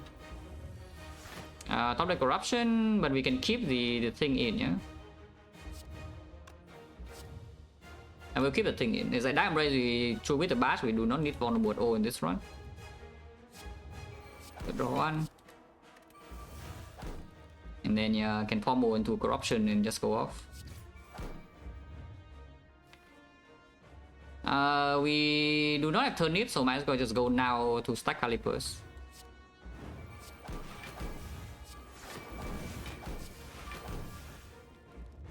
Bricking here, but I guess it's time to stop. Stopping now is fine. Next time we can go off with the Rage and we burn every status away with the Fiend Fire as well, probably. And of course you get 1 time like Liquid Memories and True Wit or something. Yeah, this stores 54 block. So like Firestone hard, but just be slightly careful when we play the Rage. Yeah, just need to be slightly careful when we play the Rage. This turn, for example, I guess we play Bloodletting. True Wit away the burn. It doesn't matter because if we draw Fiend Fire this turn and play it and everything here is gone, it doesn't matter if we exhaust an attack. So might as well just spend True Wit now on the burn. Don't need to be slightly careful though, because if I mess up here I could die. I guess we go next turn then and save this rest right here. Yeah, just go next turn.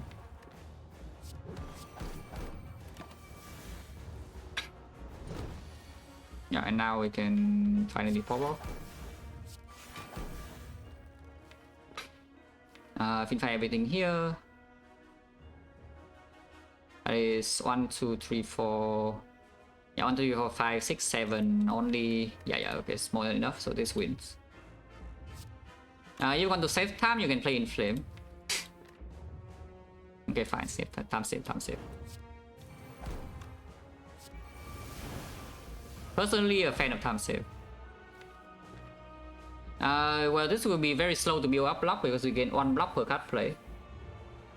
And yes, after this turn we have no more block in the deck at all, yeah? So we do need to rage up a little bit. Which is yeah, rage plus will be good here over rage minus. And we need 1 block per card play, so you know it's going to be a bit slow. But we do need to stack up enough block to win the fight from here because there's no more block left and there's no like fairy or whatever, yeah.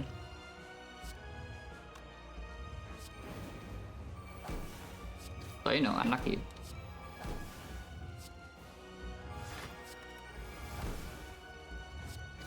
Infinite.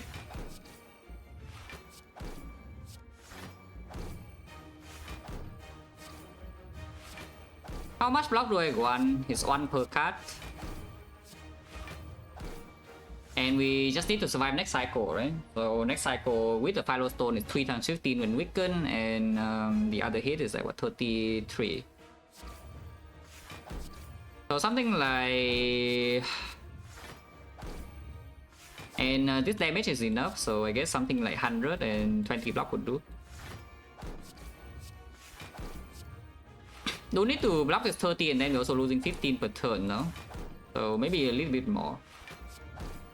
150, let's talk 150. 40? No, one attack is one block. Just beat up dead. And there's nothing else I can do. At this point, there's nothing else I can do. If I enter now, I will die. That is probably, by the way, false. If I enter right now, I will still win. But you know, can do this. Because I know everybody is enjoying this run, so might as well waste your time. But if I enter right now, I still win, yeah? Because it deals 200 per turn. So we only need to actually block one attack. And this is already full block, and one attack with beat of death is not going to kill me when it's weakened. So we can enter right now. And still win. But you know, just in case that for some reason like Giga stupid, we should stack a little bit of block. But yeah, this is already good. Even if I enter right now, we already win this fight. But just in case, you know, you never know like how stupid you can be.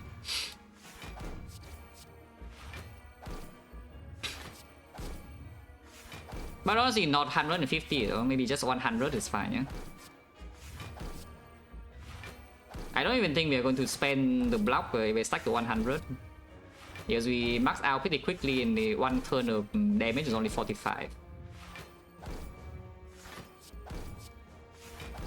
So I'm pretty sure if we get to 100, we go to 70, stack to 40. Actually, 40 we will lose HP. Yeah, 40 will be used. Go to 70 calipers one time, 55, 55 maybe not.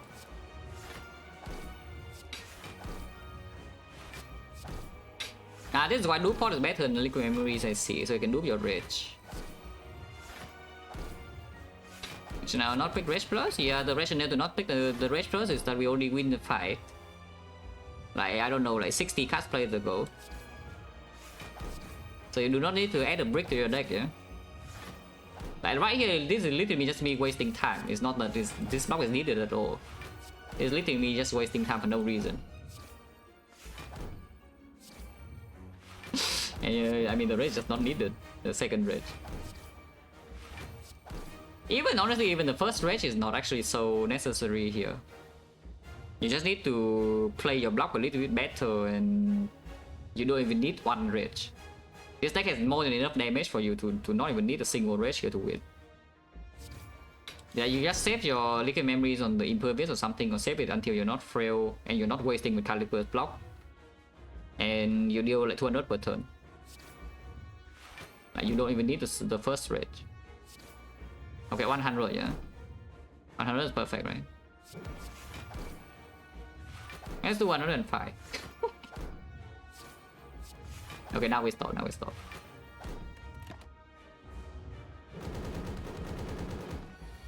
Yeah, I see. Like we are not going to use this this block, right? Like 5 cards is 200, and this hit is like how big? Yeah, 45. So we will lose HP here, but you know. Yeah, we are losing HP here, but for some reason I don't think the heart will survive until the next time, you know. Yeah, and now we lose HP, and now it's attacking. Very scary, right? No more block in the deck, and it's attacking. Like, what do we do? Just hit it.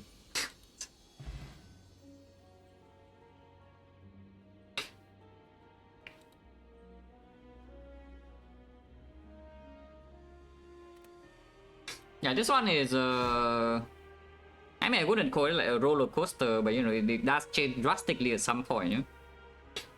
It's like we went from a giga damage deck to suddenly one way or another, like infinite on turn 1.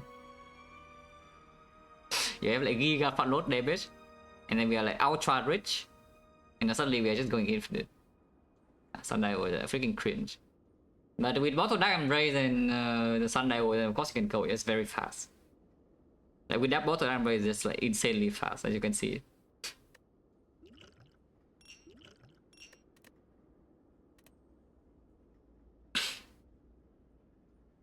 Tiny House? Yeah, of course. Tiny House always wins.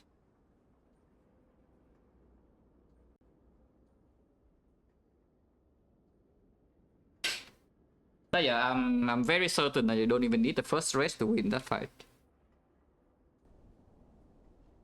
Yeah, because you even have potions unused, you know. And you don't need to go crazy with corruption dark and praise either on the when you are frail. Because you could just go infinite at any point. So it's like you ration your block, and you just save a little bit of block here and there. The heart is still perma debuff, and then you deal 200 with like 5 cards, and then you you know, play a block card once in a while. So what's the lesson of this run? Yeah, Funeral Pain complete garbage, right? Look at this. Where was the Funeral Pain? Like somewhere here or what? Yeah, there was a Funeral Pain on sale. It cost 21 gold, and my deck has Corruption Dark Embrace. And what happens? Yeah, complete trash. And then later on, there was Funeral Pain for free. Yes. And was up against Seeing Red. Yeah, complete garbage. Skip. This one just had a very strong start, and then maybe force out a little bit here because we were lacking resources. Yeah, just a little bit, you know. You can see that every fight here we bleed out a tiny bit. Mostly in this fight, like this fight was a big chunk. But if we have the Horn Cleat in here, we don't even take this damage, and then we are still healthy. And then yeah, open the chest, have the Horn Cleat, and suddenly we take what? Yeah, no damage. Oh, cool. So just no damage. Like, this 6 damage is the self-inflicted by offering. And then again here like 6 damage, and here okay fine. We play bloodletting because with blood bio this HP is like no HP. And here again we lose 6 here offering. And we win. Okay, pretty short, but probably don't want to play second class. Let's play Defect.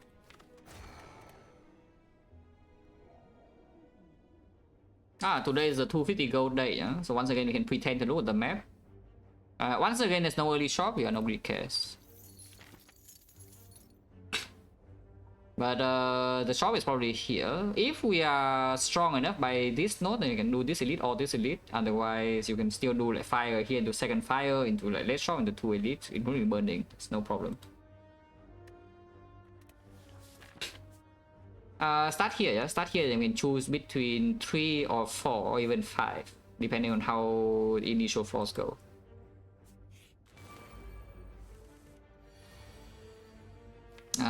Any believers?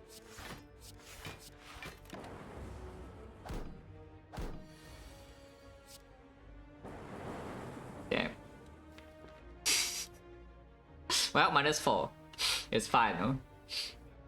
Yeah, I could have drawn a defense here. They could dodge both attack, or I can hit 1/1. So there are many checks here for me to lose 8 here. But well, we did not hit the. Like every check was missed, so we take 8. And of course, we could double hit here as well. It's safe 2. If double hits here, then this guy only attacks 6, and I'm not even so bad. Ow.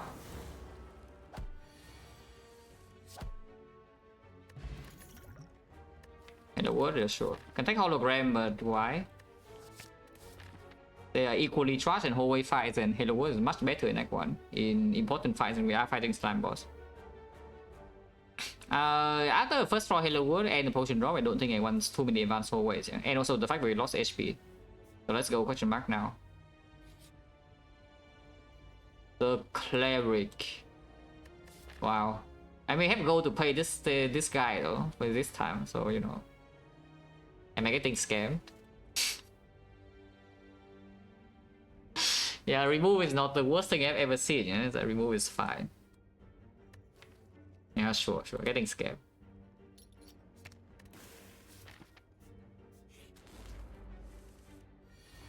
Remove strike. I see. Remove strike. And also miss. Yeah, now do a cast double hit here or what? Okay. Oh yeah, -7. Bleeding in hallway is not exactly my favorite thing to do, you know, on Defect. But to be fair though, our new bonus is literally nothing, so you know, it's expected that you lose HP in hallway fights if you low roll a little bit. Cold Snap is pretty cool and all, but I guess you don't take the Cold Snap. This elite is looking a little bit more suspicious than usual.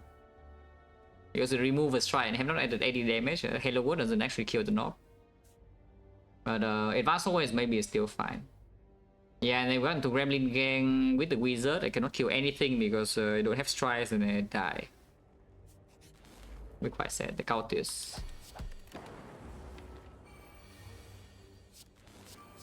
I play Hello World with a strike, hopefully not stupid.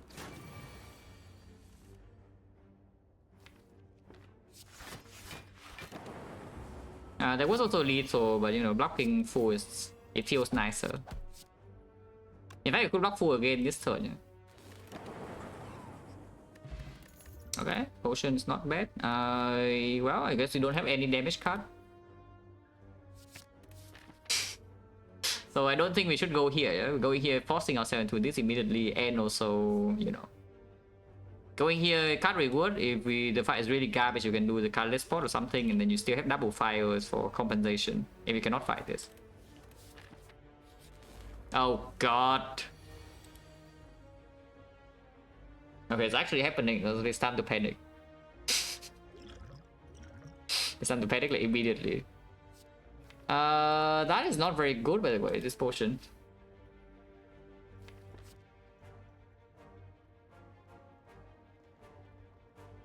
Yeah, worst combination as well. Yeah, absolute worst combination. And our deck is like extremely unsuitable to fight this right now.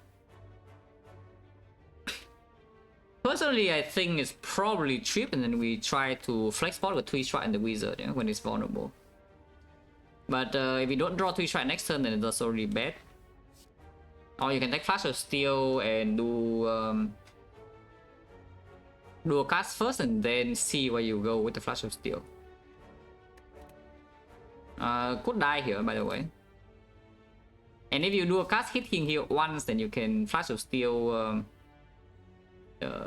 without the flex and kill it, and then we awaken, and I'm sad.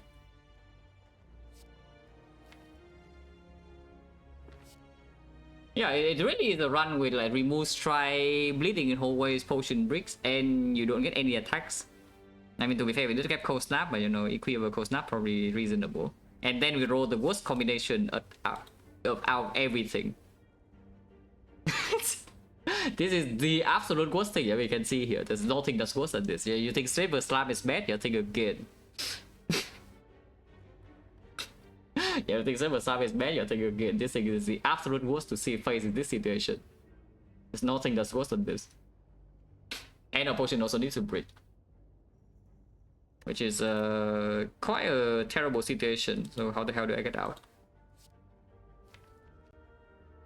Because even if I put all the damage on wizard, if it gets shielded, I cannot kill it. And I'm weakened.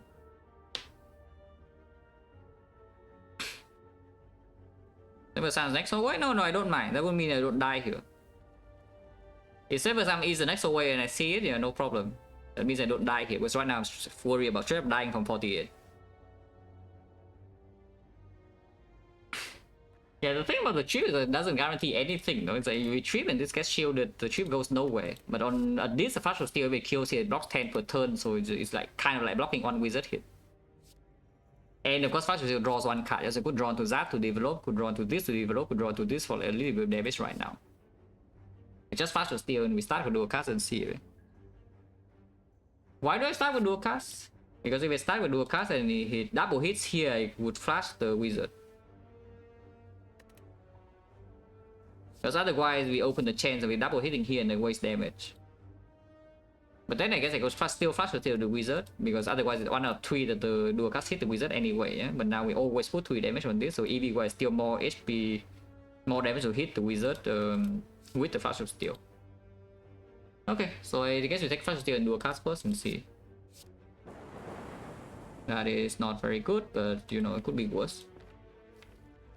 6 damage already killing here, so we should flash the wizard, yeah? Unless you tell me we flex point and kill the shield immediately. Of course, that would mean we are being terrorized with this guy, but you know. 11 is also a clean flex spot, but only if we're not weakened. Unfortunately, we're weakened after this turn, so it becomes 9 damage instead.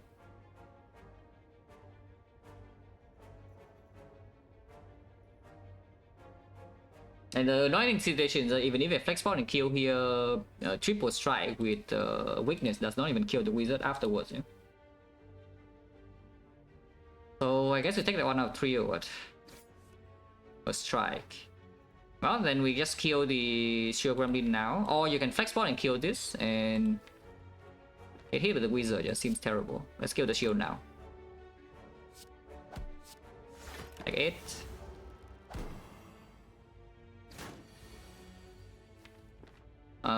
Equi-zap.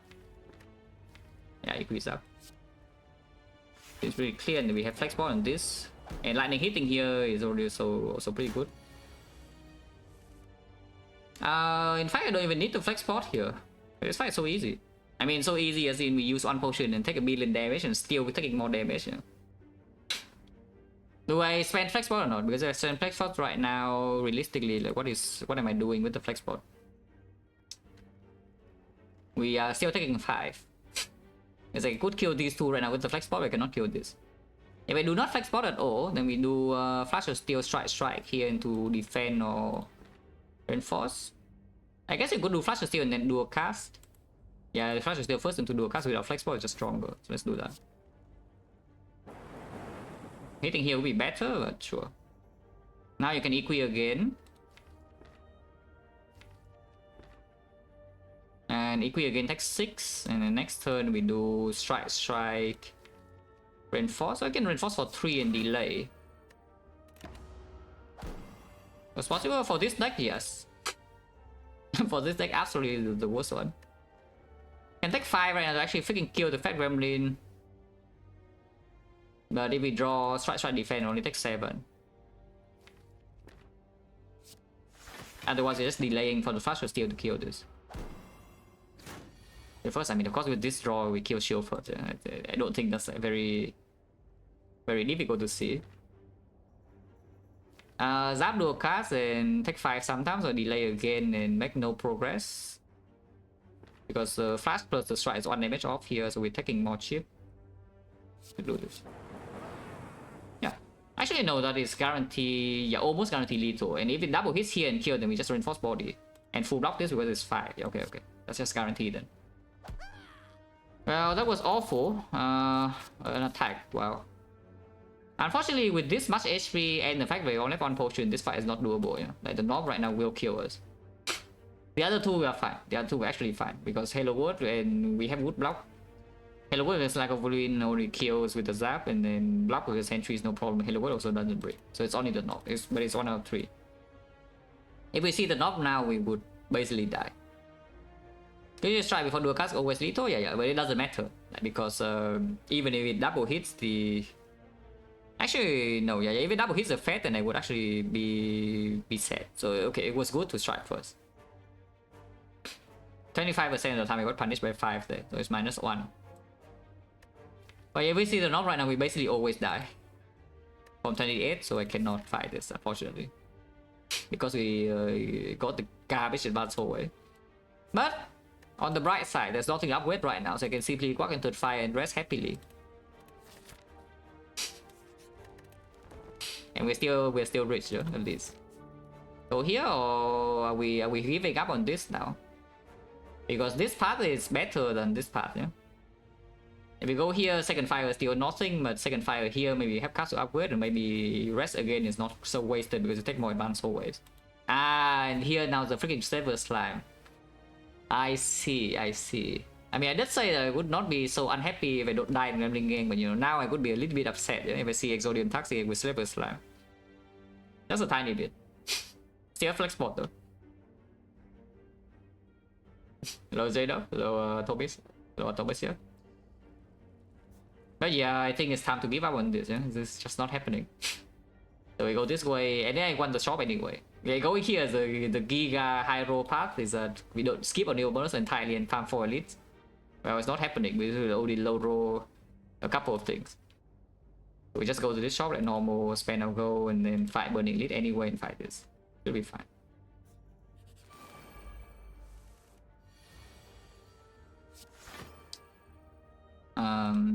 What's the line here? Where do I hit with Ghost now?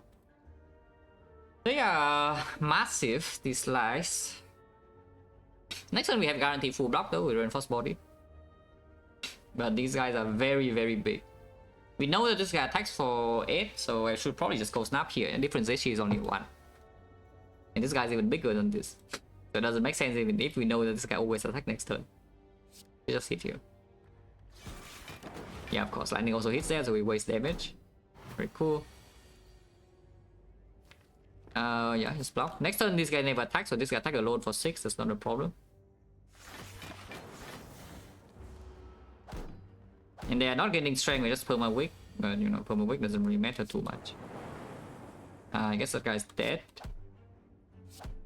This guy probably also dies next turn, and we full block, so we take like 0. I like taking 0. Oh, did I take 1? No, I rest for 19, so we actually take 0 in this fight. Very good.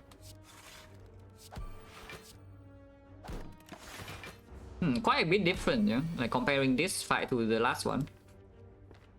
To be fair, we did add the coast now. Yeah, to be fair, we did add the cold snap, but you know.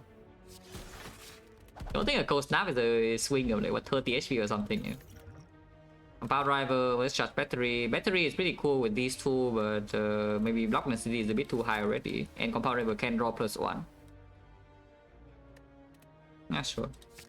And if you take compound driver with the cold snap in here and the equip, we can take the next turbo, for example. Because that turbo has a lot of things to play now. So it plays with this, plays with this, plays with this, plays with this. Okay, it's not doing it. Always a little bit spooky when you see this thing. You never know when it's doing 80 on turn 1 unknown. If it does, you're set. It does 80 on turn 2 and we are frail though, but you know, blocking okay. The force body will be better, or splitting the dual cast is better too, but you know, this is not the worst. Taking only 6. Shuffling out all my best block cards.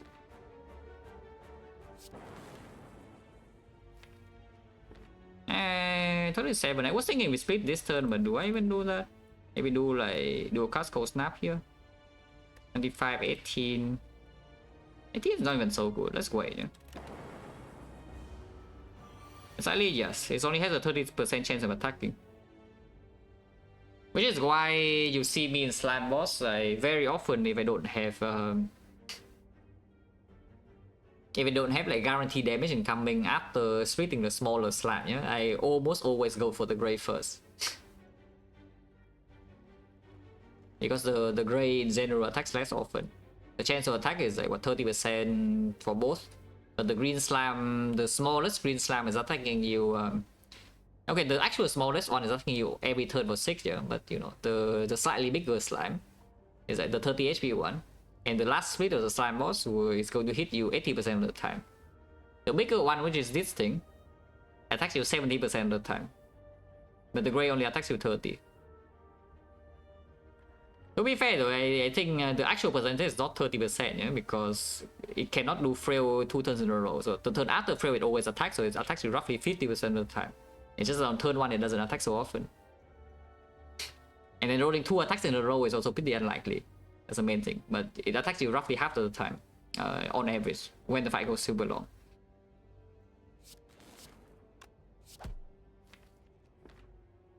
Energy next turn versus the slime. Yeah, probably energy next turn better with Hello World.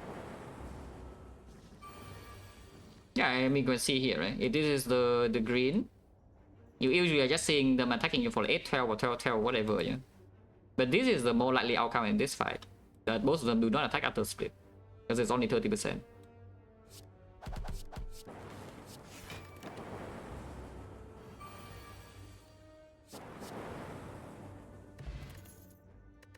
Impossible choice.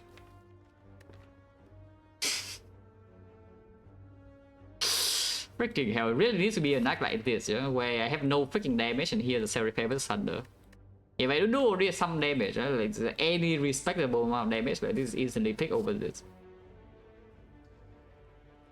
But unfortunately right now this deck has no damage. It doesn't even have a freaking attack. I mean it has like what? 1 is deal 6, yeah, strike. 1 is deal 7, yeah, okay, strike, like +1. Oh man, playing this Act 2 with no set repair would be like annoying as hell, but we can just buy sustain the shop. Yeah, and the shop is Thunder and no set repair and I die in Act 2 because I don't have sustain whatsoever and see like what another Thunder is also bad to trust skip. And then Hyper Beam over skip against rare card reward and everything sucks.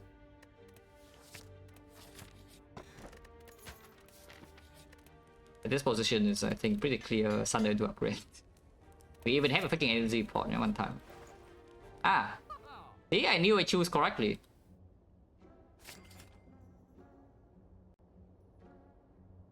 See, I told you, this is good, yeah? Picking Sunder.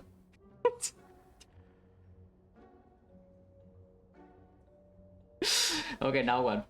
Can buy Anchor. Anchor is not too bad. Anchor with this deck is also not amazing though, but maybe it's fine. Anchor Sentinel Puzzle of course can screw you a little bit in hard fight sometimes. So only sometimes you can sprout on turn 2. Unless you always also have get the Horn Cleat and then you are set, but then you maybe how set are you really? You have Anchor Horn Cleat for the hard fight.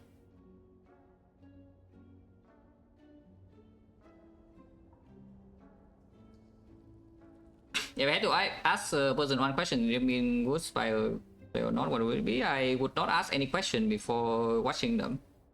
I simply do not interact with people, yeah? If you think that I would interact with strangers out of my own volition before like, knowing them a little bit first, you don't know who I am. I would never interact with strangers. So this will not happen. I will just watch them and then I know whether they're good or not.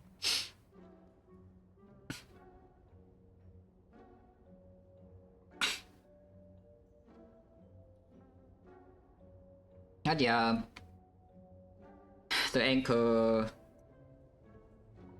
Is there anything else in this shop? I mean, I know there's a magnetism here, and objectively it's probably a good buy. I have absolutely zero interest.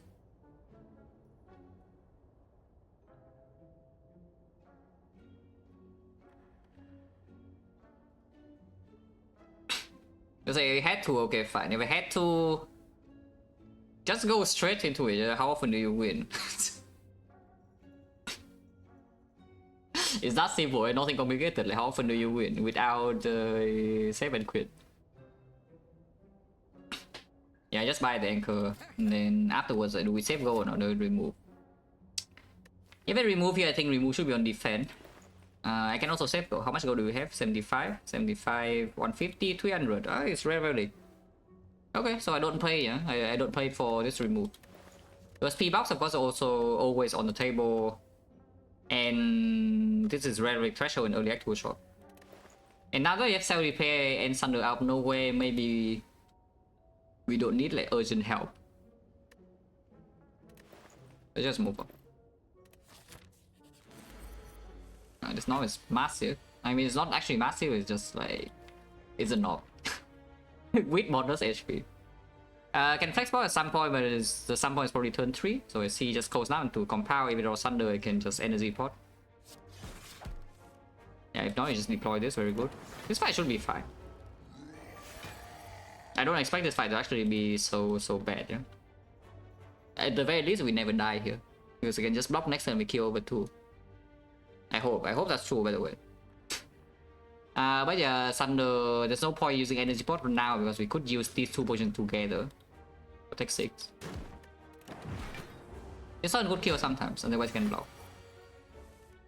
That does not look like killing hand, so I guess you're blocking. Is that true that I don't die if I play E-Queen now? Because if I don't play E-Queen now, then we actually never die. If I do play the E-Queen, we store all of this garbage in my hand and suddenly I can die, but the E-Queen blocks a bit. Blocks quite a bit.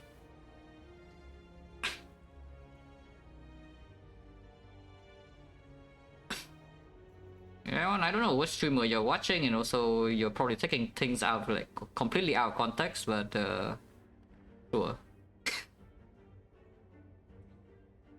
If you want to say that, then just say that. Just know you're wrong. Okay, now what?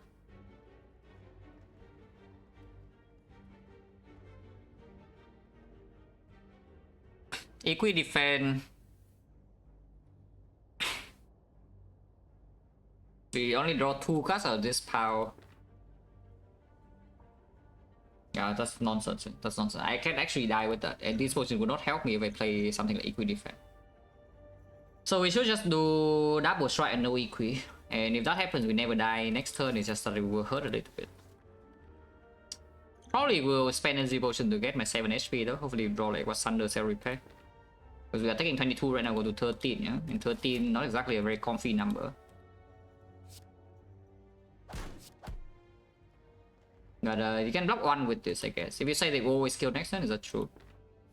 What is the worst possible draw? We bottom deck Thunder and bottom deck Compound Driver, and bottom deck will be like two-headed. Then I can energy pot reinforce body. So we need to also bottom deck this. We need to bottom deck this, and this. Exactly these three. If that happens, I draw these three, and I can do a cast and do flex bot this to reach 38, where it kills. So I cannot break next turn. That said though, if I have to energy pot reinforce body to block, then making it angry to like 33, it's still full block. Energy pot reinforce body block 35, and then we Thunder kill. So I save this one, yeah? There's no reason to not save this one.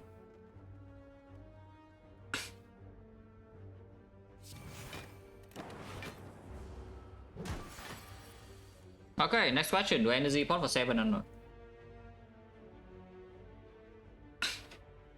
Because Thunder alone is killing, but we can energy pot to play the cell repair. Otherwise, 14 HP into this is a little suspicious, and some boss need to rest. Even though this potion is quite strong, I think we use it. Yeah? This potion is quite strong with the puzzle, and I mean it's good with everything in this deck. Really, it's like good with this, good with this, good with this, good with this, good with this, good with this. Everything in our deck plays with energy pot. Good at first? Nah. Good at first, lose HP immediately, you know? It's like you can draw into this to potion, but like, why? You lose HP immediately. Doesn't make sense. Because the only good draw is actually exactly this, no? I guess you could say the good draw could be Cold Snap. So you have maybe 2 good draws, but like, how good are they even? Because even with this, it's not guaranteed kill this turn until you have seen the Thunder, you know? So you can still bottom deck the thing. Bull Lightning, we don't have Bull Lightning. This is from Hello World. This is not in our deck. It is not in our deck. And immediately you pay 2 HP for that.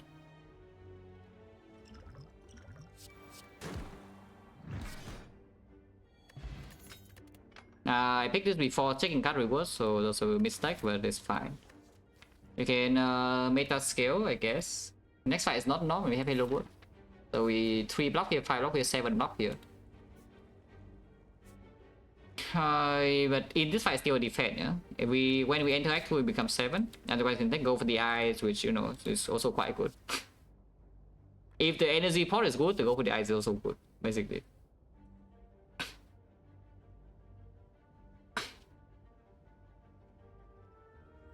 As a mistake, I mean this you should see first. There's no reason not to click the card reward before this, yeah. In some cases, they are innate upgrades that maybe you don't want, but you want to pick the power. Probably not in this case, though. It's like every innate power I will take. If I take the power unupgraded, I will take the power upgraded. So in this case, it doesn't matter. Because yeah, machine learning plus, no problem, good. Second Hello World don't take in the first place, I don't really care whether it's innate or not. And Storm, if I take it, I want it to be innate. Otherwise, I don't take it. Oh yeah, just take this, yeah. Why not? And of course, we go 5. 21 we don't die, right? Yeah, 21 we don't die. Next question, do I take puzzle or not? Not taking puzzle here can go extremely wrong next turn. But taking puzzle means I'm floating 1 energy and that feels kind of bad. Okay, fine, let's take puzzle. Let's take puzzle.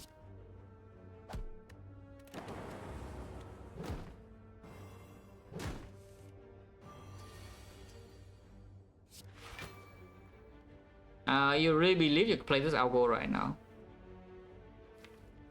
Playing defense in here is basically, yeah, it's like taking 2 right now. You play this, you take 1. But the chance to kill this is, yeah, 3 or 4 to the power of 2. Yeah, it's less than 50%, so EV wise better to strike here. And just take the 1. So I guess I'll do that. Also, killing advance the fight as well with these, yeah, which is not so bad.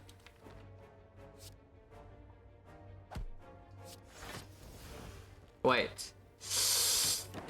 Ah, wait. Okay. So I'm not forced to kill yet. Yeah, I actually forgot that I need to place a repair. Hopefully not too late. Hopefully not too late yet. Because these things are going in, you know. Okay, fine, good. Oh, good, oh, good, oh, good. Okay, I'll go place a repair, take 2 damage, and we heal, and new flex spot. Order this here if you want. Not amazing, but every power is green, so Defect is green, Bioscock is green. Loop is green also, so like one more Frost Orb that's not very good yet is probably not terrible. Our next damage is still extremely low, by the way. Just so you know.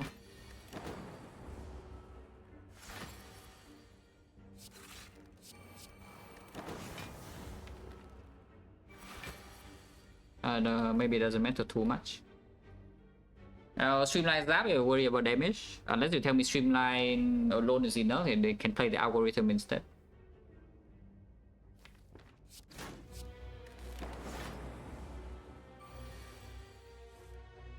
Oh. I could save the charge even turn after as well, but this is like fine, yeah.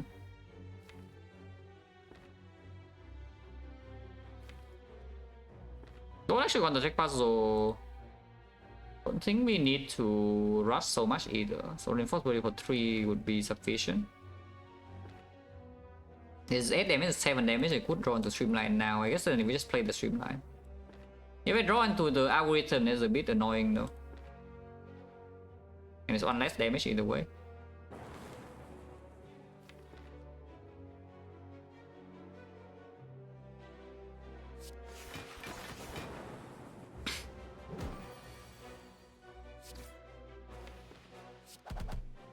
Just exhaust it. Keep the Frost in front so we can evoke next in the block when we have -2 decks.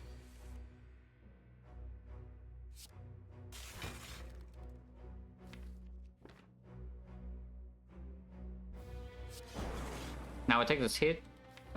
Next thing I can kill them. So we take like what, 8 and we heal 7. And we do draw a kill. Okay, good. -1 only, yeah? With the deck that doesn't have damage like Wolverine, it's not too bad. Another cold snap. That's just basically a strike, kind of. The slime boss fight is actually very suspicious. You can take reboot into upgrade reboot.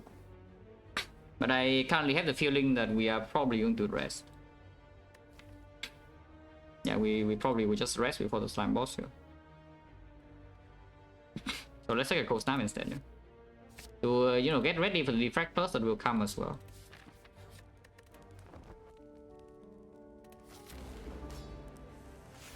Okay, the top deck is not bad.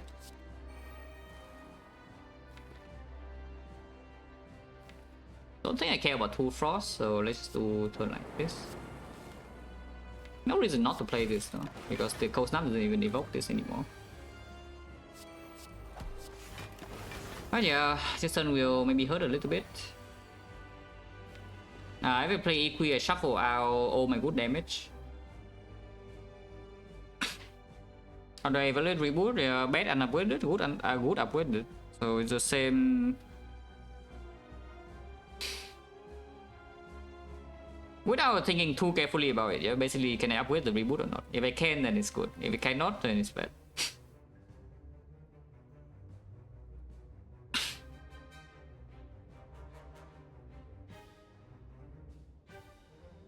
Bad upgraded with Sundial, that is better, but you know. Still not very good. Because the main thing of the reboot is that you want to draw cards, you know, it's not that the energy matters so much. The Abacus probably makes it better for me than Sundial, yeah? If there's a relic you want to... If you want to think about the relic that interacts with reshuffle.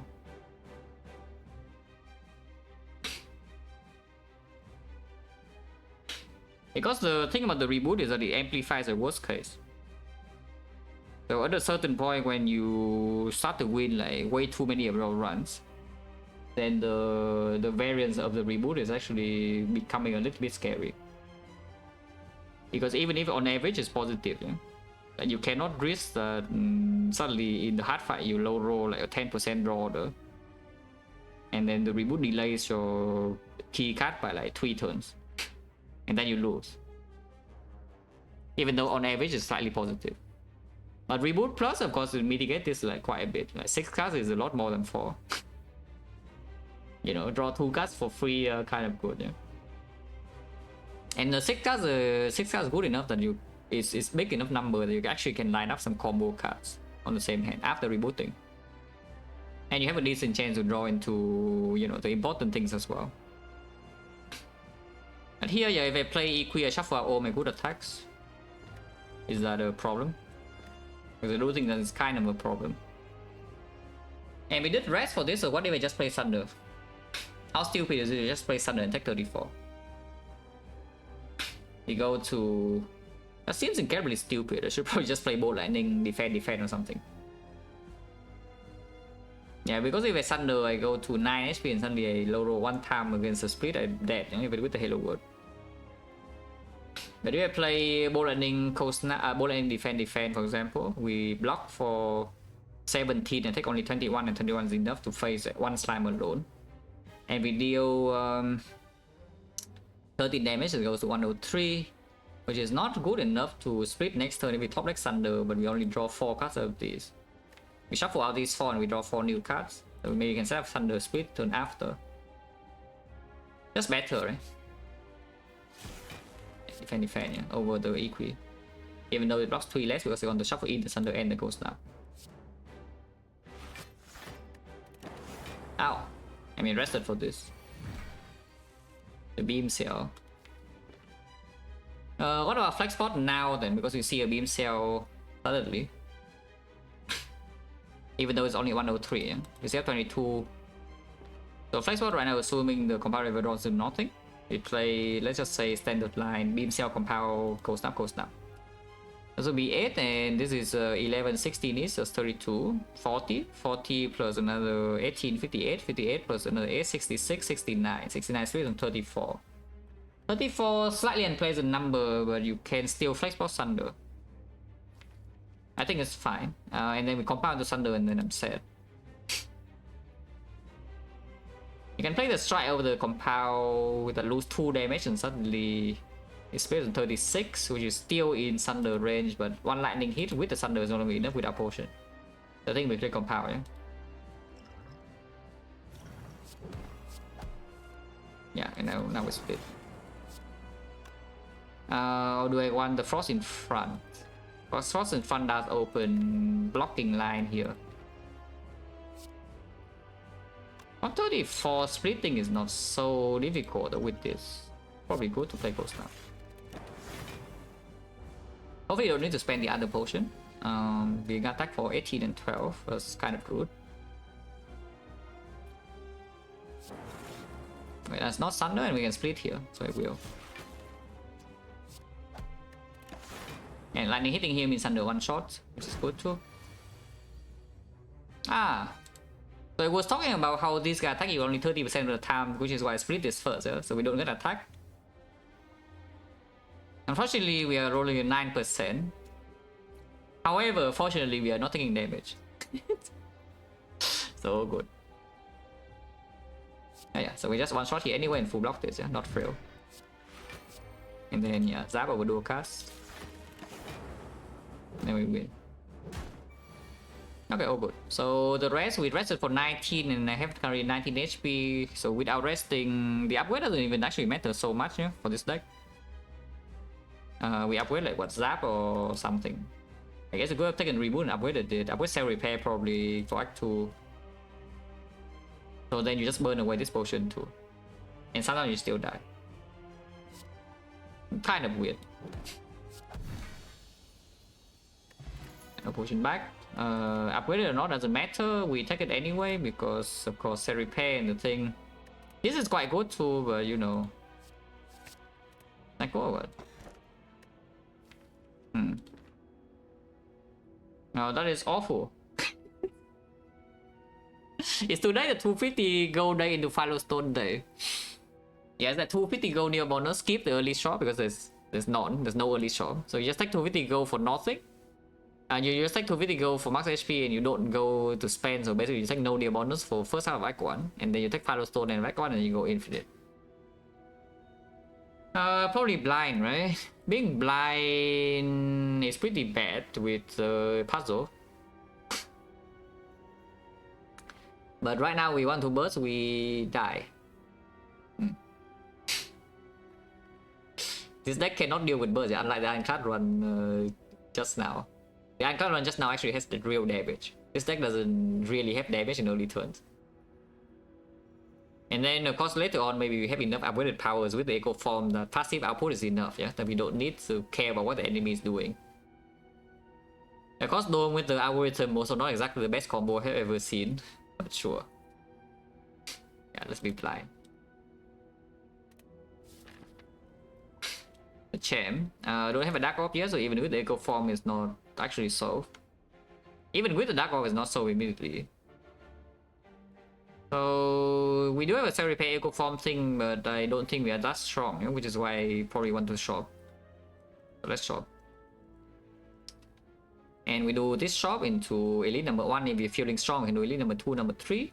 The moment you walk into this node, you're forced to fight these 2 elites. Or you can walk into here, no fire, but only one elite and it's flexible, you can choose. Relaxes, I'm pretty sure the first nodes are just here, and we go to every fight. Yeah, we go to every single fight. Instead of question mark. Firestone Pickers, dead. I hope I am not dead. By the way. The slightly annoying thing is that if 2 of them are attacking and 1 of them is buffing, then the Frost Orb is stopping me from taking puzzle. Which is kind of bad. But I think I should play Frost, yeah? I think I should play the Frost regardless. Okay, we know the puzzle is not working this turn. So, you know, this turn will hurt. Amazing Hand, wonder what I play. We know this guy attacking and he has 1 strength, so of course we down that. Yeah? We can maybe double this later. Yeah, Amazing Hand, right? Look at this head. 3 strike Ascender's Vein and Cell Repair. And by the way, the deck only has 3 strikes. We have removed 1, so we only have 3 strikes. So we draw like 3 strike and the Curse.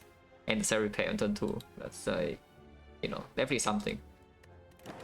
We'll get Scoop here and I'm set. Okay, this guy's buffing is good. Okay, this guy multi-hitting is also good.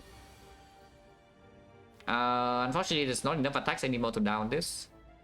But we'll probably still do something like this. And Halo was reinforced body, yeah. If this guy's super taking damage, but you know. Ow. Thank you, though. And that was under kills here already. This guy cannot swoop this turn, which is why I only block that much. Yeah?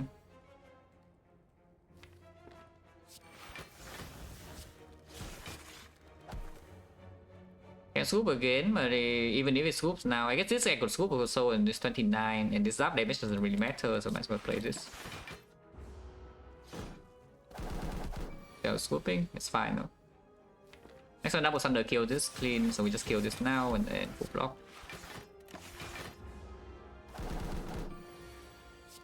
But I mean, you see my point about this deck having no damage in Act 2 fights. Yeah? It's like the burst fight just now. Even though lightning deals full damage when they are flying up, like how many turns do we take to actually freaking kill a bird? I mean, the first bird was killed on turn 3 with the Echo Form down on turn 1, so it was not so bad, but the other 2 were not so easy to kill, you know. And then with the Firestone, you don't really have a lot of time to just stay around the fight doing nothing. Defect Plus. That is not a Defect Plus, notably.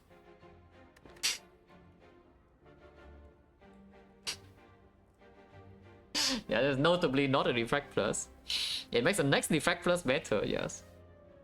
Healing Orbs right now is also not so easy, yeah? But of course, if we take Capacitor with the Echo Form, your maximum output is tripled.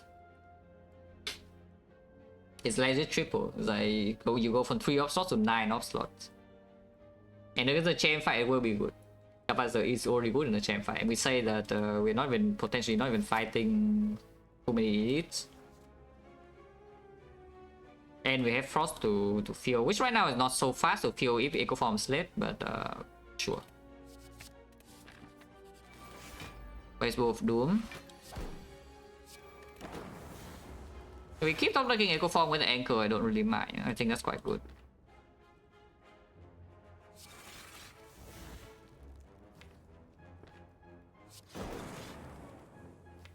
Taking puzzle for 5 right now seems like nonsense, it's just equally in full block.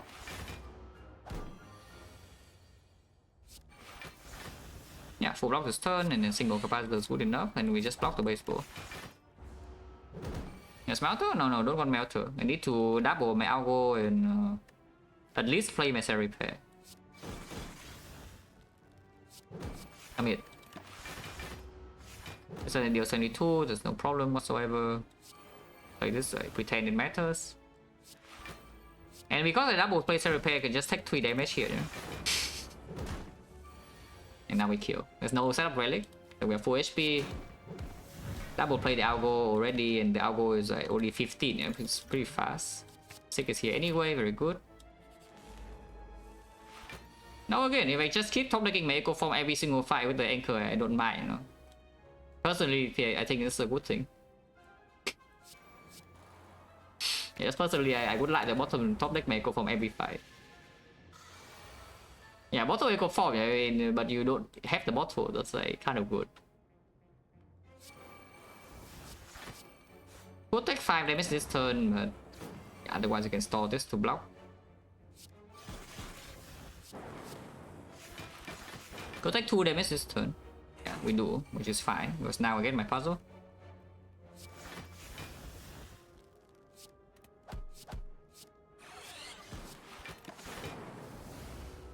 Yeah, and this turn it will do the thing. It will do the debuff, always. Let's can weaken it for next turn.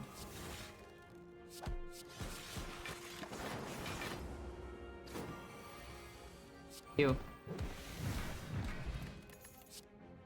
Pick garbage, unless we preemptively pick recursion for Dark Orb, but now that there's a capacitor in the deck, yeah, we do not need recursion for Dark Orb for the champ fight at all, if we ever see a Dark Orb. Because you double play this, you have 9 offsword, you sit behind your 8 frost with our new focus, there's still 16 passive, and you have the pyramid.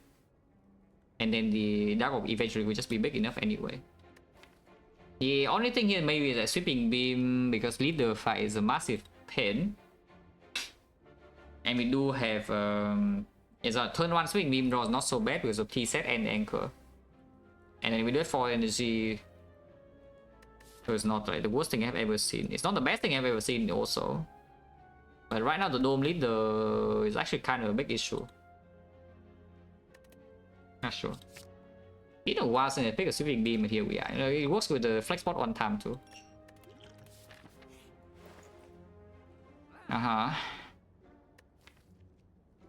Mirror Echo Form, I guess. You can mirror algorithm. You can also buy emotion chip. Emotion chip right now doesn't do that much though. Emotion chip is very good against the heart with the dome still, yeah. Yeah, emotion chip against the dome heart is actually extremely good because you can just set up on the off turn. Is you ping yourself on the off turn, and then you full block the first hit, the first attack, no matter what it is, and you know what the second attack is to deal with, without having to pay HP or over blocking the first attack. Because normally when, for example, you want to third cycle the heart with the dome, yeah, it's either attacking you for 49 or 90, and I think that's a pretty big difference. And you cannot really afford to just block 50 and then take 40 to your face, you know, so you need to block like close to 90. So just waste energy, waste output. On the other hand, you can ping yourself. Passive block, for example, 45, but you ping yourself, so now you block 90 without playing a single card. And then if it does the big hit first, then you know the next time you need to block for 45 without, you know, having to pay HP or energy from turns before. So the emotion gem is just very good. That said, yeah, Mirror Echo Form is pretty good too. Yes, because right now the deck doesn't actually do much before this thing is in play. So how bad is it? Can we even buy the heatsink, but energy wise we are actually kind of short. And we do have Sick in here with 2 Echo Form. Heatsinks in the future will also come green. I'm pretty sure I just buy the Mirror Echo Form. Yeah. And then if Sick is green, maybe I could mirror that instead. But Sick is not green. Sick is plus, yeah, I don't know. I would need to really think about it because mirror Sick in this run is also like super strong. Yeah, for sure. And it's not like we need the 3 eco form output too much, or even 2. I just need to draw my first eco form like slightly faster. But of course the maximum output is welcome too. Right now we don't have like giga output yet, and overscaling with dome is always like kind of nice. Is it ever an enlightenment angle? Probably not, right? Like Thunder and 2 eco form, but these are also going away. Equi a little bit. But yeah, no meteor strike, no deal. I assume. So remove, and this remove definitely goes on defense. There is no second shop on this act, so we could spend gold in here. I mean, there is a shop here, but probably not going there. You can still buy the heat sinks if you want. Because I don't think this heat sink is that bad at all. It's quite good, in fact.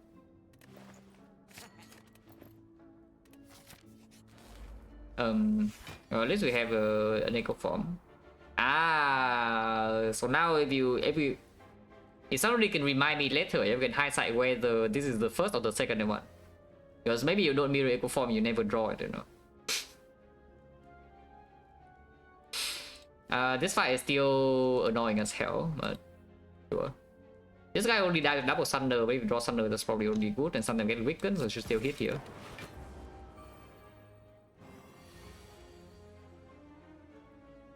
Get hit in the face or what? I would like to get hit in the face. If it vulnerables me, well, then we draw algo next turn and we take a little bit more, but otherwise we play for the case where it's weakening, yeah. Weakening, and now I still draw my thing, so his thing's dead. Now what?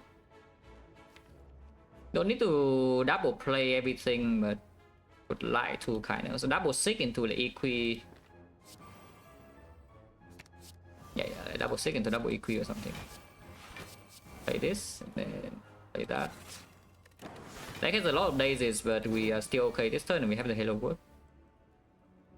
We're still retaining, yeah. And this hit is not going to be very big. So, what is this? Double Hollow, double Thunder, or what? Someone this thing needs to die, but is that true?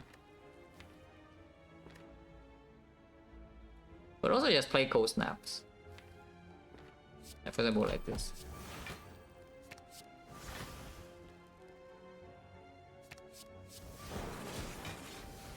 Still retaining his hand.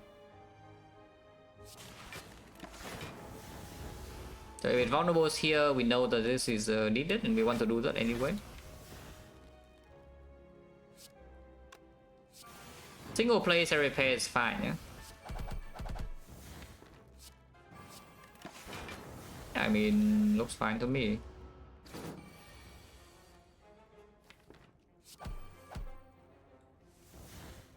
Yeah, looks fine to me, it's dead. We have 4 HP, double play algo, all resources preserved, everything good.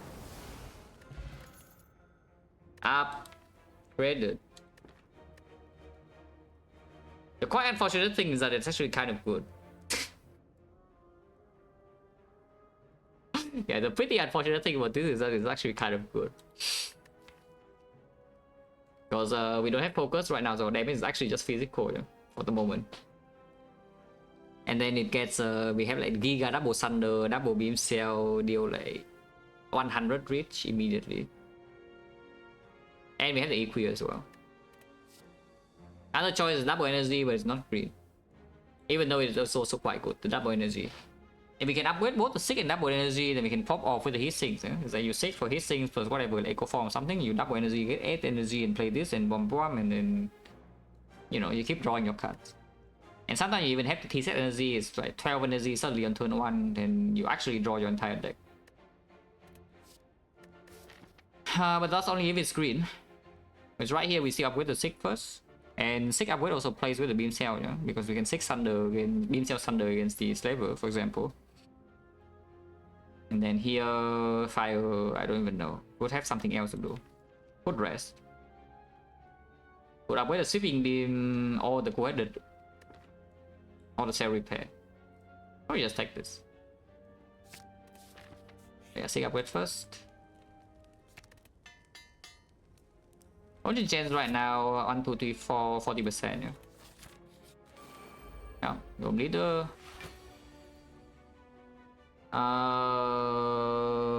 Don't know whether I would like her to attack this turn or not. You can also just 5-pot the Fat Gremlin now.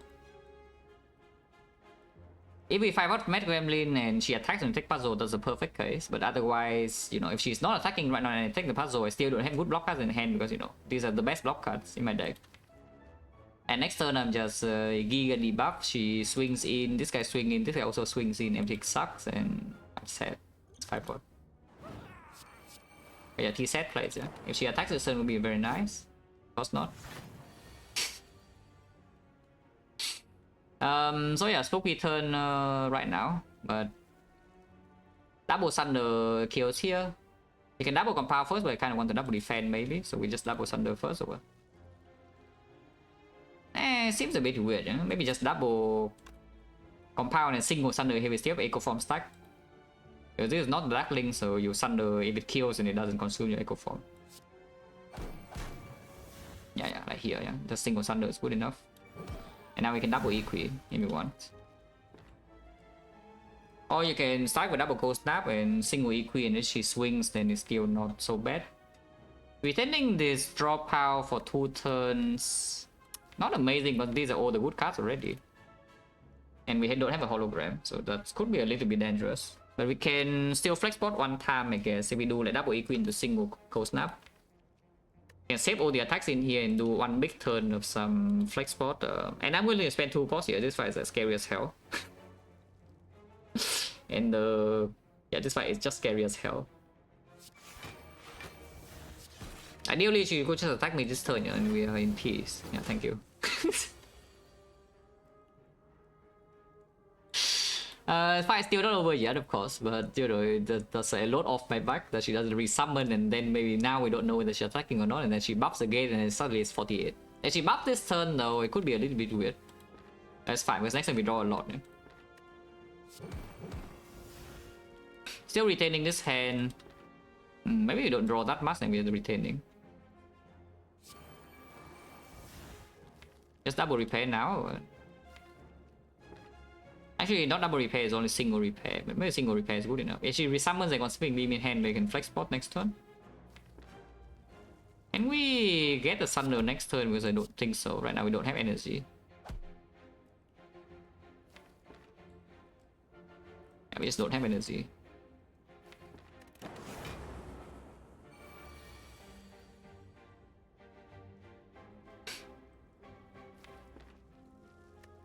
Yeah, there's no energy boost in here, yeah.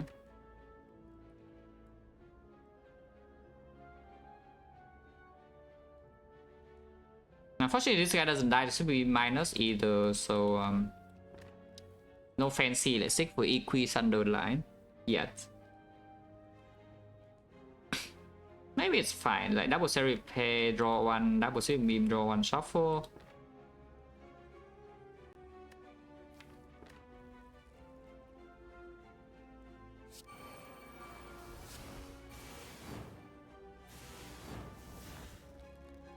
Sick is only 1 card though. Maybe it's not needed. I don't care about double algo in this fight either, to be honest. If she attacks right now, I'm getting hit for a lot. On the other hand, I can just sick from the algorithm right now and play it single. Which I think I will do.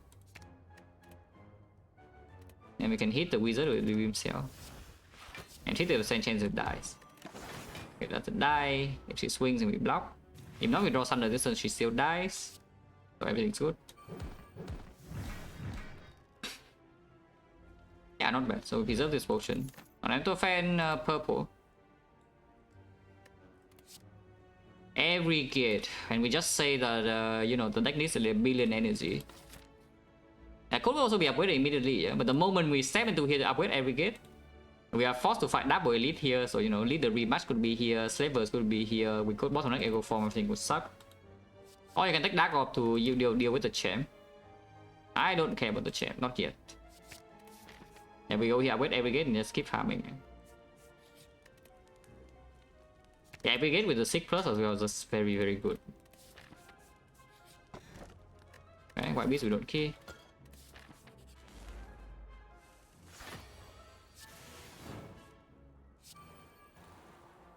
23 damage if they both attack.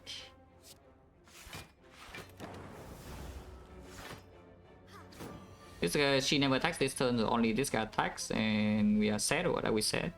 No, we are not. Holy beam cell.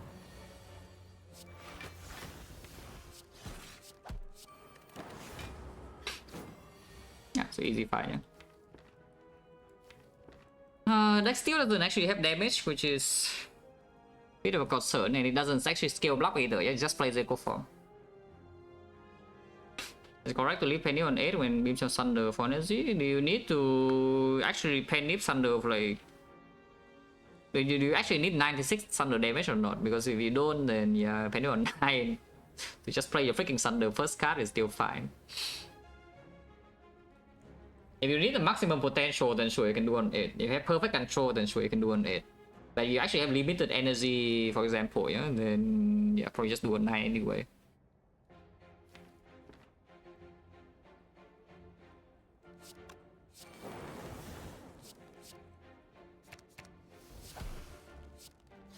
Already double play Algo, can play this for fun. August, Frost. This algorithm builds very fast. I don't think I care. We have freaking capacitor plus here. And a focus pot now, at least. Oh god. And this is the one fight where we did not top deck Echo Form, yeah?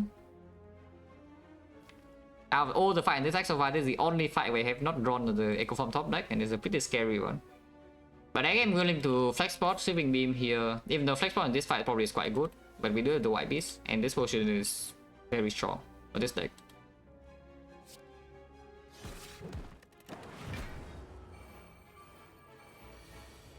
Okay, all good. Every gauge are pretty nice. Wow. And then we seek for what hit sinks echo.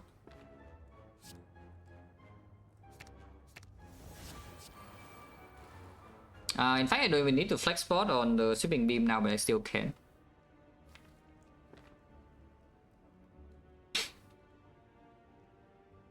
I can also skip the sweeping beam for next turn, yeah?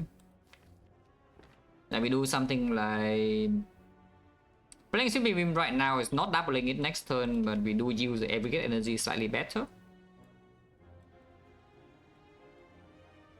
And yeah, we still have more energy, if we play more, see more powers, I can still play them. And again, I'm not super attached to this potion, and this fight is still like kind of annoying. Let's just flex spot.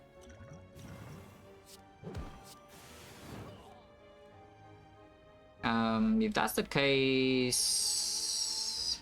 it still kind of sucks. I guess it's fine.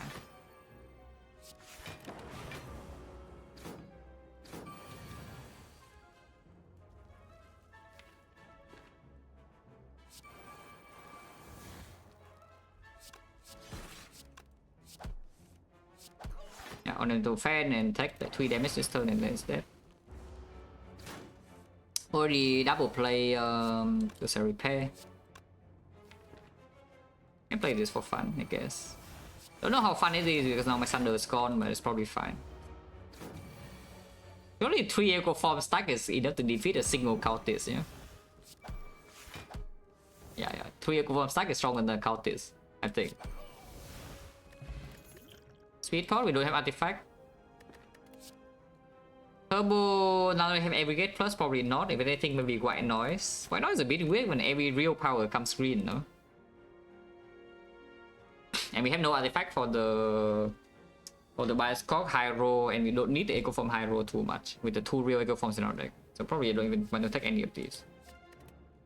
White Noise, of course, with hit sinks plays a little bit extra, but yeah, just about every other power can do the same thing. Stabbing, okay, Echo Forms here. Do I hit sinks or do I Hello World? Because we have drawn the other powers here already, so even if I play the hit sink, it doesn't actually draw, yeah? It draws 1 time Set Repair. If it draws the Echo Form, it doesn't really matter too much. I think I should just play Hello World. I should just play Hello World. Hopefully it doesn't do the 24. Okay, it's a normal pattern, which is good. A mid. I like a mid. There's no way to use focus pot here, yeah, but I'm going to use speed pot.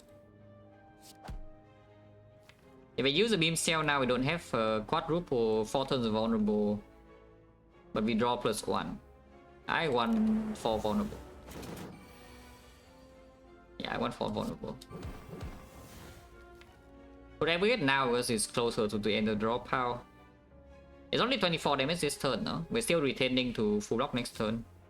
So I could just double play Echo Form and double play Algo as well. Ah, 6 right here, which is also good. It does okay, I could see playing the Algo now.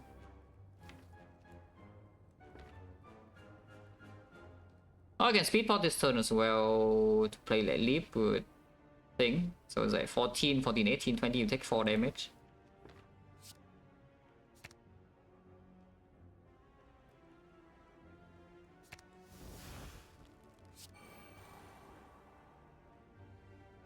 I can play this now, but that makes next turn a bit weird. Yeah? I just block with this.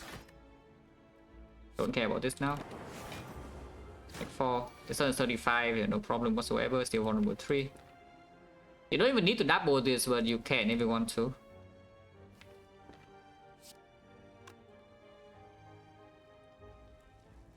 I do want to deal damage though. I think I want to deal damage a bit more. If we play this, however, then Comparative only draws 1 next turn, it could be a little bit weird. It's 42 damage next turn incoming. I think I should just single play this Algo. It's big enough. I don't need. It doesn't need to be doubled here. Until this guy draws a Caliper, and I'm set. I would not actually be sad, or I would be happy if I see a Caliper. But I think I should double like some other stuff. Single play this. Box 35. This turn is 42, but we can still just kill it.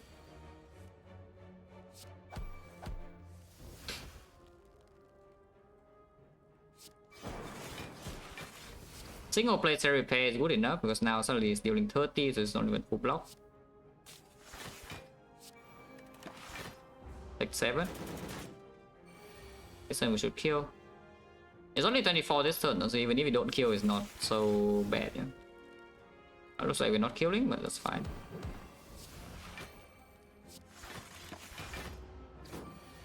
And now we do. There's nothing else to do here. Open, could upgrade the algorithm, could upgrade cool-headed, could upgrade, yeah, not much else. The reinforced body, I guess, is fine. Dual card is fine. We don't want to take any of these. Hello, ship, thank you, good luck.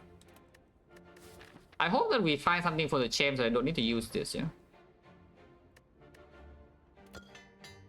That's fine. Those are the block cards we do play pretty often. And we don't have focus, so they're not like massively overblocking yet, yeah? So it's fine for the weapon to hit them.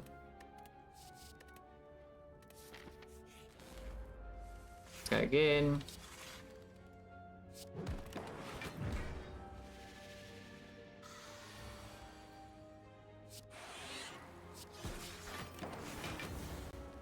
The buff here is pretty bad.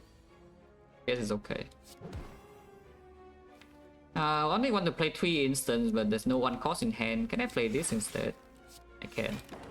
If it big hits here, we take like 2 and puzzle. It not happen, so now I'm getting old. That's cool. I think I'll play Algo again or what? Again, I don't really care about the doubling Algo, but now we have Fairy and still have double Cherry Repair. It's just that this fight is annoying. And my Potion Bell is already kind of, you know, like locked for a bit, yeah? So like this White Beast cannot even be used too much anymore unless I see Potion Bell like very soon. I need a single play Algo is fine.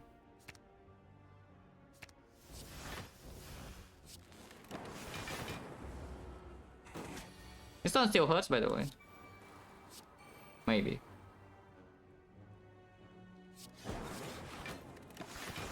Yeah, it could be minus 12. It is minus 12.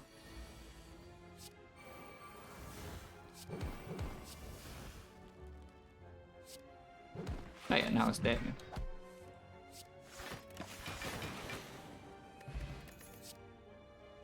Barrage. Oh, I mean, that certainly seems like a way to kill Champ. with 9 of slots and vulnerable and also upgraded because yes, we are opening barrage. It's 162 being doubled. Oh, that certainly seems that it's enough to kill champ. Attack. Yep, leader again. So that's a second dome leader, and I don't have explosive pod because I have a focus pod for some reason. Don't think I want to glacier into a compound, so let's do this first, because if I draw Echo Form, I will just play it and then we get hit or what? Do I play this Echo Form? Not playing Echo Form seems very suspicious, but playing this Echo Form is also very suspicious. Either way, I'm like giga sus out, you know, because we have Dome in here and this fight is bad. Missing the Echo Form Thunder is still killing here, and we have another one, but we are slow. I need like a billion energy this turn, would be nice. Yeah, the aggregate. Just try Glacier. Attack please. Thank you. If she attacks, everything is probably fine, I think.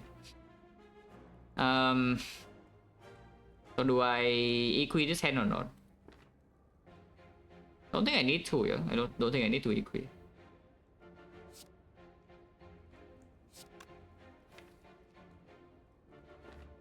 So 6 for Halo Word for sure, and then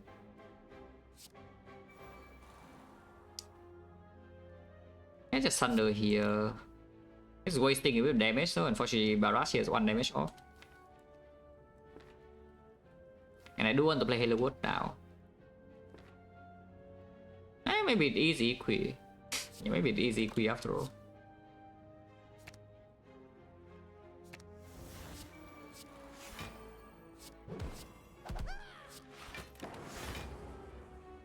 Summon, no problem. Let's play this now.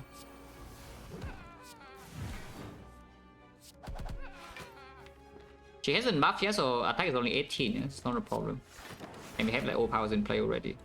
Now attack is 33 and could be a small problem, but only a small one. It was only heal 15. Every turn from now could be a little bit spooky if she doesn't attack though.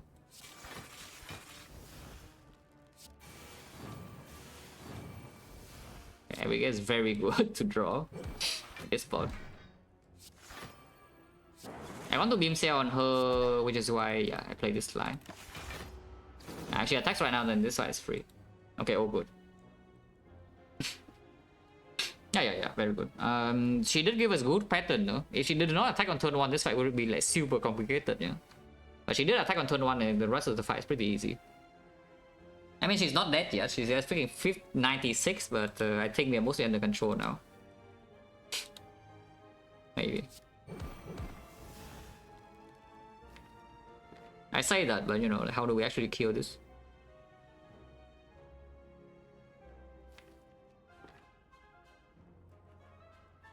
While doubling alcohol.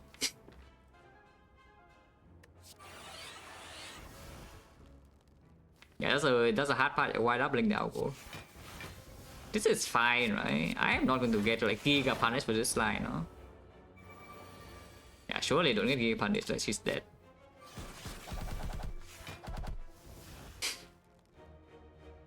Also, I guess Halo Wood does make a real barrage. That does make another barrage for us, so it's not so needed. Recycle, yeah, that makes my aggregate weaker. It is energy, but only if upgraded, and we want to upgrade barrage. So probably not streamline, not needed. Ball lightning, whatever. I don't really care about ball lightning. Holy Juzu. Draw pod is eventually quite strong, but it's kind of like the same thing as a fairy, and the focus pod right now is output as needed. Yeah. So I think we keep these for now. And because we have self-repair sustain with Echo Form, we can be picky for Act 4 pods right now. If you think these are the better pods for Act 4, you can just keep them. Yeah?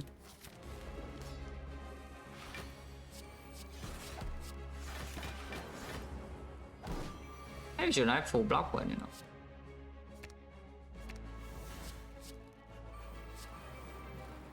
Actually, I shouldn't have done that. I should have sick the Equi instead.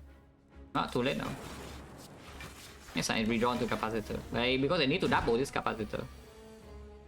basically.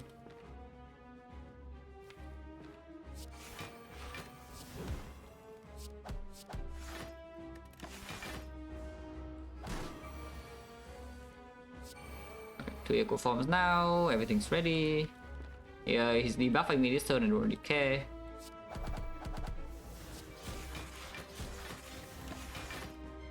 Awakening. Yeah, now we just double play some stuff. If we don't really need power, then just double beam cell now is fine.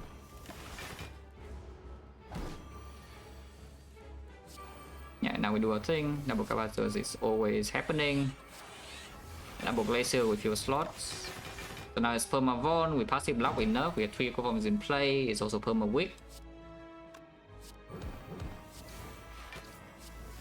This is too much damage, so don't do that. But now we just wait for the Giga double barrage to happen. Can play this though.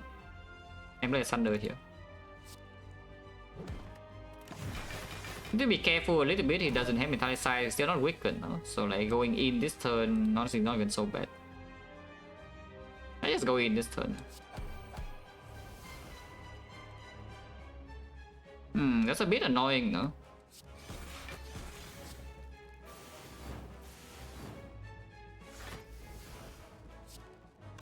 $91, yeah, still good enough. And also we don't even die to execute, yeah? So it doesn't actually matter. Yeah, I'm full block execute, look at this. Yeah, we just full block this execute. Don't see any problem.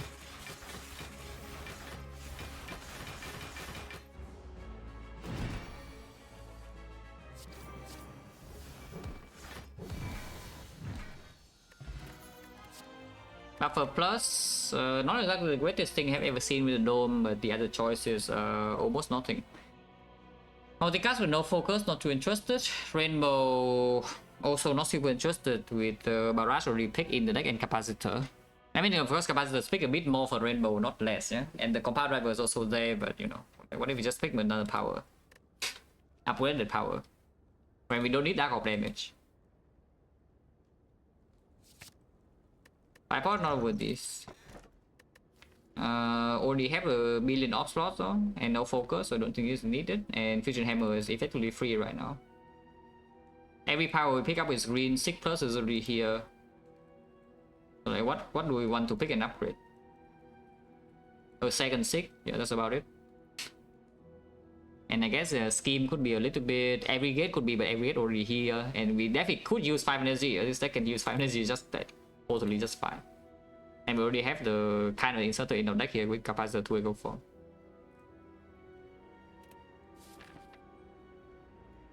Also, Fusion Hammer is the best performing relic, energy relic on Defect by far for me in the past a year and a half or something. I can show you some stats later with Fusion Hammer with Defect. I don't know whether this myth is still present or not, but Fusion Hammer is better on Defect, but Defect is an upgrade character. But if there are still people who think that nowadays, I can show you a little bit of something after the run. I mean, there's already spoilers, you know, because I already told you that that is the best performing energy relic out of all of them. So it's only a bit of a spoiler. 2 elite paths. Are we fine against Retromancer? Are we fine against Nemesis? Nemesis could be a bit weird with no focus in deck yet, but maybe it's fine. Giant Head is double buffer, it should be fine, we have enough damage. And a better than Pyramid? I think both of them are 100%, so you know, equal. And a back one at least. Yeah, I think they're equal. Of course, Pyramid has a higher pick rate. Hammer pick rate, I think, is only like what, 60% or something.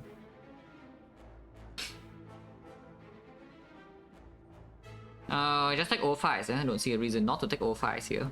So there's like 1, 2, 3, 4 into this. Unless you tell me it's time to roll the Giga Juzu bracelet. And we go this way, roll 2 question mark and get normality, and suddenly here we remove 1 normality, remove 2 normality, and then we are like Giga chilling with 1000 gold. The ultra rich. Seems a bit weird. But you could convince me to go to this question mark though over this left path. You cannot convince me to go to this question mark, yeah, but you could convince me to go here. And we get one row for my bloom, and if we see exactly my bloom go, we could go in here and then spend the gold. And skip on elite.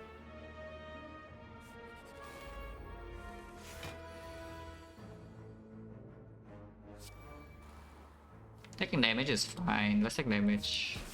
Sometimes we don't take damage even. Yeah, if it does a big hit then we take damage, otherwise we take 0.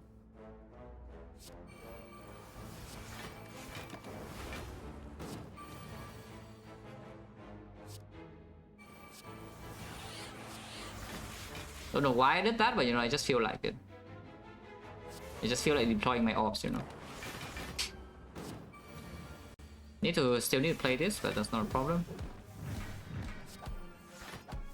Yeah, 500 is also very comfy for this deck.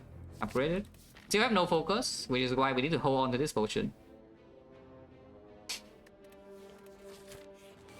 Here's an inserter and bell.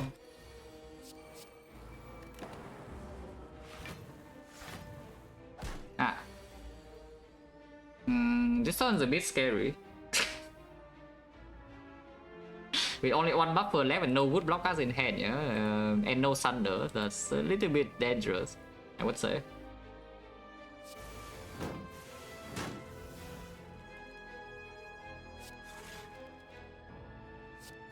There's no reason to aggregate before, but if I draw EQ right now, I will still spam aggregate, so let's just play it now.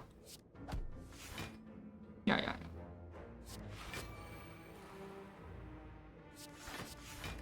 Oh, hopefully don't get owned. Ow! That is 32 block and a buffer and we still lost 18. Like, what the hell? Who made this fight?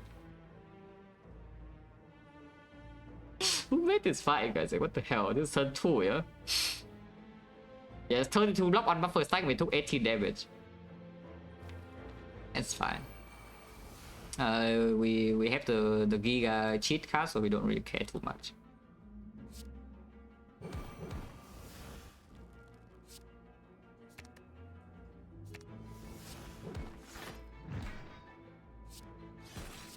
Yeah, the cell repair, I mean.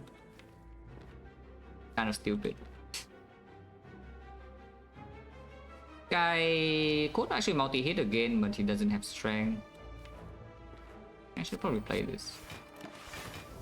Could actually lose quite a bit of HP here if the pattern's bad, but you know, pattern's fine. Bottlenecking loop is not great though.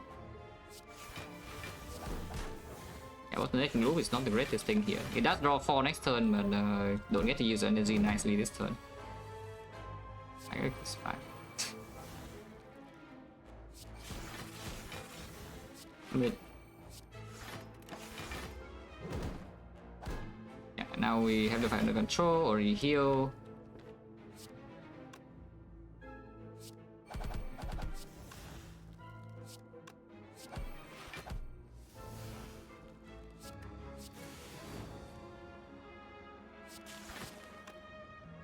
Let's draw some the next turn, yeah? No reason to draw Hello Wood now.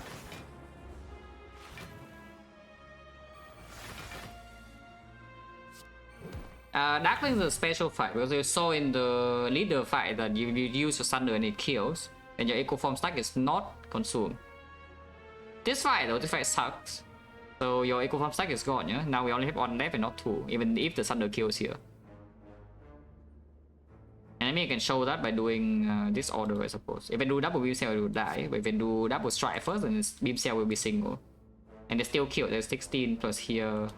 Actually, it's freaking 1 damage off. It's fine, it's fine. All for the lesson. I guess I can play good at first because if the Echo Form stack is not consumed here, double play till it dies. Yeah? But like, look at this. Yeah, single. It still draws 2, so it usually still kills. And even if it doesn't kill, it doesn't matter. We have the fight under control. That's always pretty good. Doing Loom simply not needed for anything except maybe Repto, exactly. Exactly, Rectomancer is Rectomancer problem. Deck still doesn't have focus at all. That is why this potion needs to be kept. The passive block we have some around 18 now damage in that fight is also not that fast, and killing the first wave dagger is not so simple. The second wave is actually the harder way to kill maybe. You can kill one wave with the thunder, but there's no hologram this deck at all. The problem with Equi is that it's also kind of a brick. We do have loop for the Dark Orb to deal damage, so if we never find focus to actually Giga block, you can just loop the Dark Orb in front, block with some Equi's reinforced body or something, and then kill with the dark damage. But 10 is so... 20 deal 10 with no Akabeko, Penny, whatever, so mediocre, though it doesn't even kill Retomancer minions. Assuming Meme is plus, I would take it. Yeah, minus, no, this is also the same, I think. No green, no deal, yeah. Psycho is maybe worth considering, but probably not. Now that is the one row for the Mind Bloom, and we did not hit, so you know, going this way. If we hit the Mind Bloom here, we can still play with one normality in the act. Do we want to do that? That is the billion damage, by the way. And because I'm talking about this, we did say that Retomancer maybe sustain AoE is a problem, and suddenly he has a 0 cost power that deals a billion damage, draw with hit sinks, works with double echo form, freaking green, and the shackle is a bit worse because he had the dome. A billion damage. And then this I don't care. This I don't care. Bandage Sharp don't need, we already have Fusion Hammer rest and heal 14 from the Cell Repair. And the Good Instinct, I don't care. Okay, go here and try to fight elites. Always Madness. And -3 is quite sad, but sure. Any more question mark? We can go to one more. Yeah, go to one more here because, you know, all the good question marks left, as they say. Not true, by the way. Red mark's still around. Polling would be slightly bad. So, you know. Transient. I mean, at least we know what this guy's doing.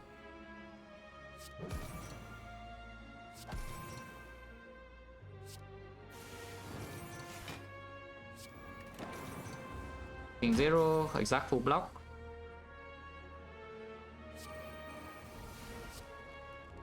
And he already plays. Look at this panache. Panache Echo Form works also a very nice way because, you know, you double the panache, it counts the first stack immediately. And you only need to play 4 more cards to deal 28 damage. As you can see right here, it works immediately. And then I stopped taking swap, and why? Right after the time when I did science on not swapping on defect. Because I know in theory I should drop my win rate, yeah, because boss card on defect is very, very strong, but I hate the swap. Also, that's the answer to the second question, yeah, and why? Because I don't like it. Swapping makes the run a little bit too swingy in my opinion. Not that the swingy is bad, objectively speaking, for win rate or anything. But I just hate playing them, like they're not fun for me. That simply is just personal preference. I do not like swaps, I don't swap. And I already did the science for Defect, because Defect in theory is the character that would get impacted the most by this. Like you don't swap on Defect, your win rate drops. And maybe by a decently large margin. But yeah, after I do science, I see that okay, it doesn't matter. I play well, I'm good at the game, and I win anyway. It doesn't matter if I don't swap or not. And if it doesn't impact my win rate by so much, I will just do the things I like more. Which is not swapping. Yeah, it's basically just personal preference, like most things I do in this game. Just personal preference. Yeah, because of Panache we don't get like destroy this turn, that's pretty cool.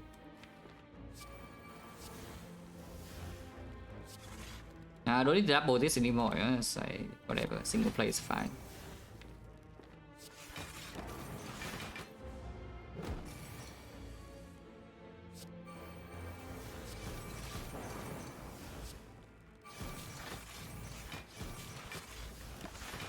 Yeah, now just wait, there's single play set repair. Why did I do that?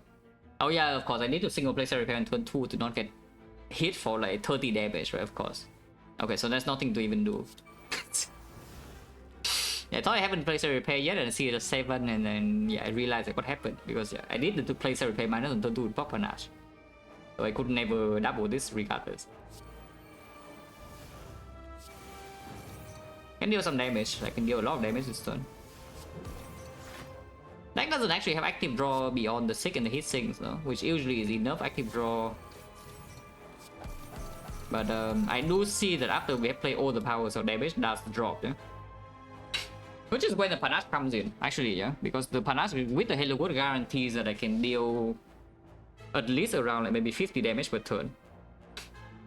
Even when I draw like basically nothing, I can still deal around 50.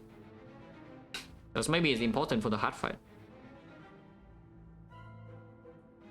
As I mean, you can see here, after we deploy all the powers and the eco forms, it seems that it should be strong, right? And we would be, if we get a Defect Plus or something, it would be strong enough. But right now, these forces are looking for 2 and the loop is not even so effective. The hitting is doing nothing. And we still have a lot of base cards. So our output by this point might be still not sufficient and we can brick turn. Which is when the panache comes in. That's pretty nice. Did not play reinforced body to deal 28, so you know, lucky. That cannot be bad, yeah? Yet. It could be better at some point, but for now it cannot be bad yet.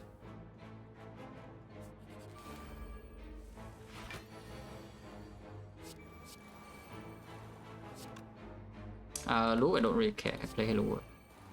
So we take puzzle now and hopefully don't die next turn. If these potions don't actually exactly help me, yeah? Looks like we are fine.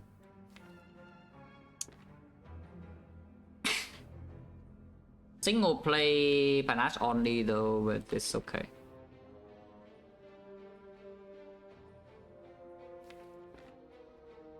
That's the case. What do I do? Beam cells 10. That's convenient, right? Maybe it should hit here. Yeah, should hit here.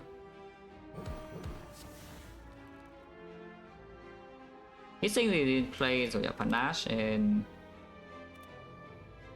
aggregate. I play 10 cards here maybe, so I would sacrifice one energy to play this first.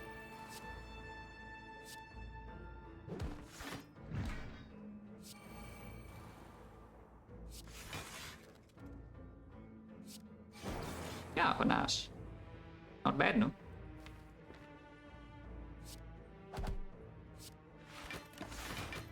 If she attacks, she always does. We take damage, but now we can heal, so it should be fine. This is single play, and of course I don't want to do that, yeah? So let's patiently wait a bit. I can single play this.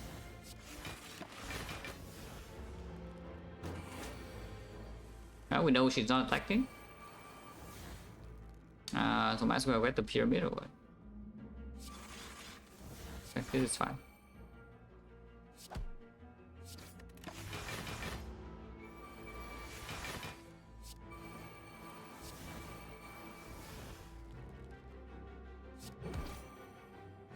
Nice. And I'll just kill her and nothing else to do. Nothing else to do here.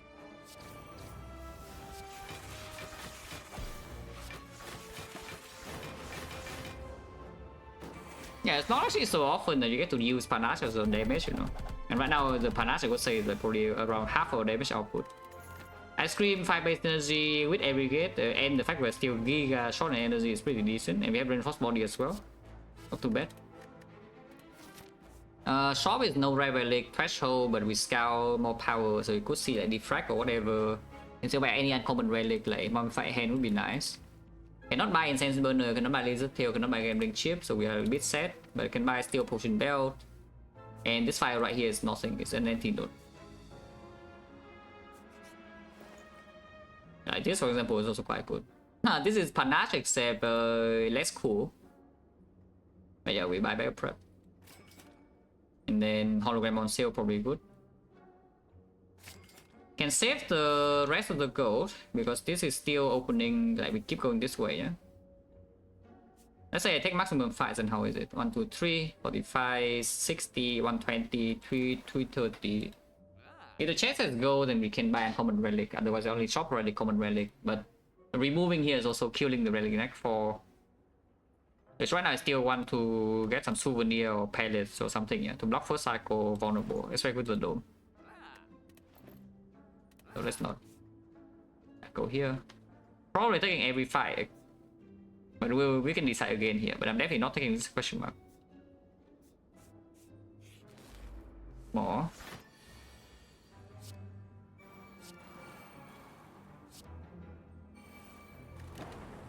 Yeah, 5 energy just goes away so quickly, you know, just like... we can take like 30 damage here and I'm sad. I don't really want to do that. Making infinite energy is good too, though.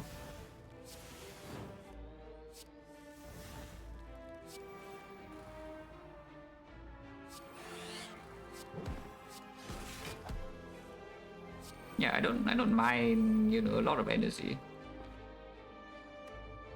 This fight we can probably try the double algo, so let's do something like this.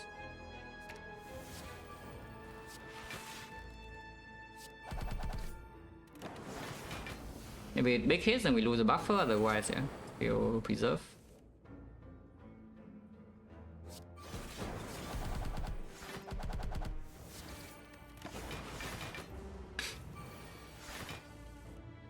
Yeah, and now just double play this. Don't need to double play this though. So you could double play this for infinite energy for real. Like, why not just play this?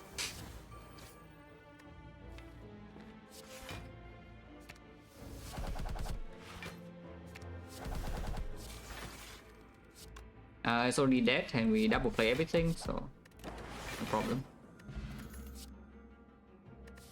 I see, this is the one we want to upgrade with Fusion Hammer. I see. Still pick though. Green would be nice. Yeah, upgrade would be nice. So this is the Fusion Hammer downside, the consume. I mean, still good. Second capacitor maybe on the horizon. Second loop, absolutely, but yeah, maybe second capacitor could be considered now. A pillow it would be nice with the hammer. It actually would not. I don't think it would do anything.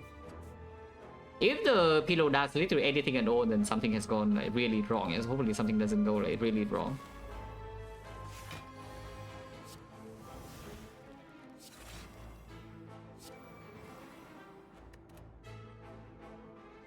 If I attack 13 and take puzzle, it's perfect.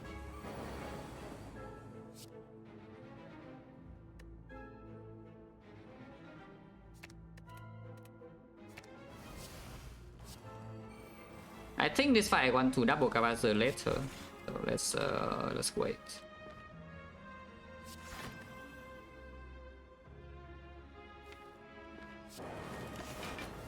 We'll take 4 more, but yeah.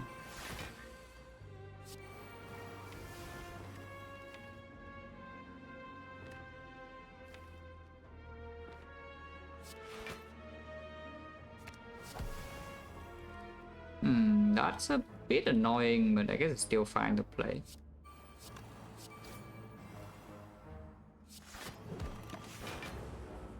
Yeah, 2 turns buffer should be enough, yeah.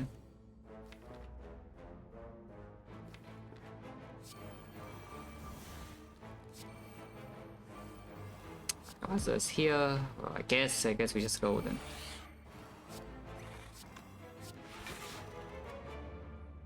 It's 40, so when we do a cast here, we block for 40. So taking buffer is very good. Now we are not weakened, maybe powers in play. You can start dealing some damage.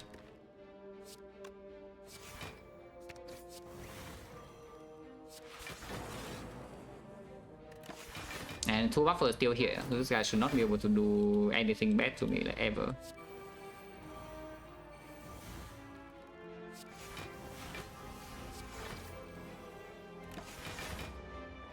Ironclad is gonna be good here.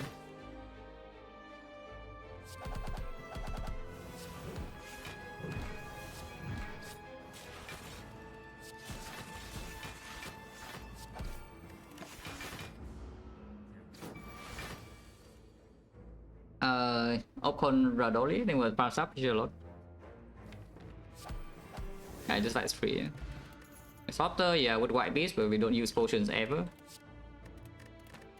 It's fine. The jaw worms.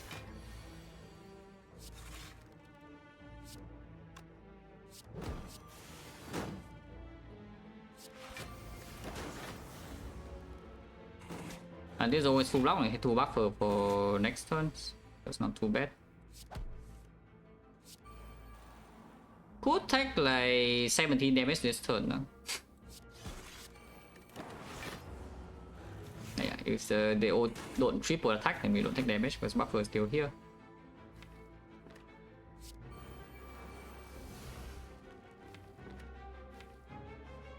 Like that's 1 second every game, maybe. Even 5 base energy, we're still short. This is crazy. 5 base energy, ice cream every game. We are just running out of energy every turn here. It's like kind of ridiculous, but you know, that's how this deck functions, I suppose.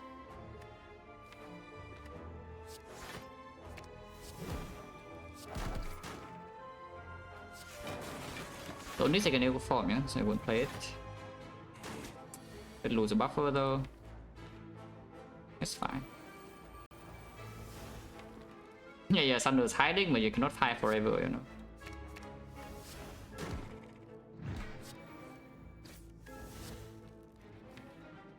Only double play everything, so you just kill it, yeah? There's no reason to play here anymore.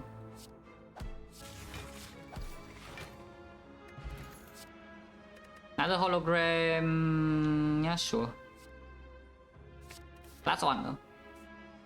And what about this now? We do not get the gold from chest, so even if I take the fight here, we do not get to see...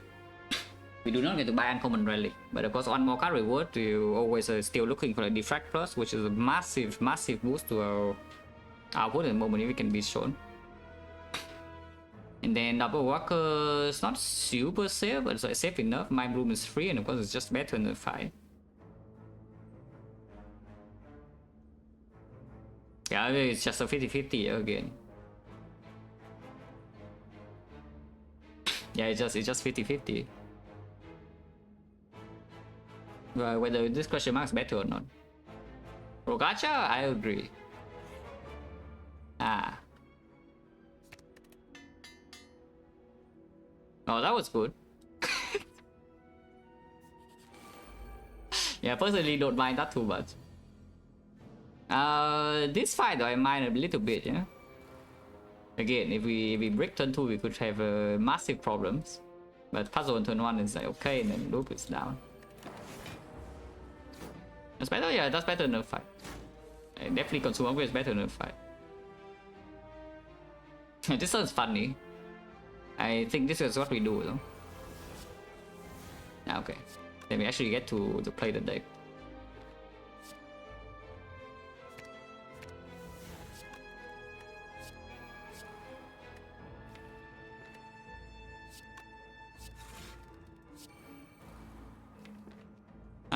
They're only dead, yeah?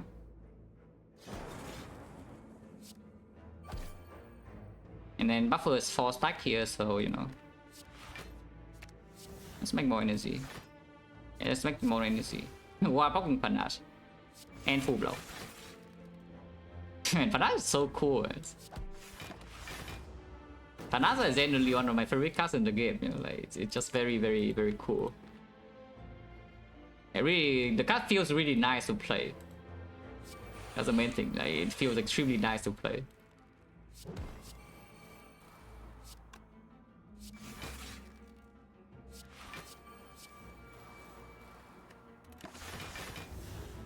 Like fan, yeah, me too. I am also a big fan of this deck. Need to not kill her though because I haven't played Algo yet.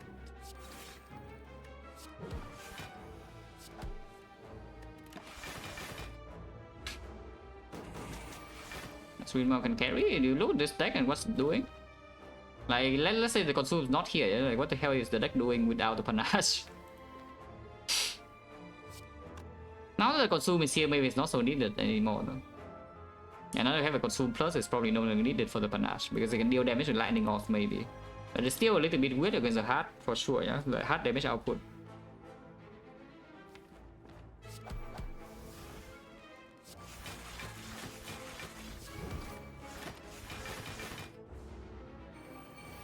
Hard work, I mean, it works the first time. After we clean the first wave dagger, it doesn't matter anymore though.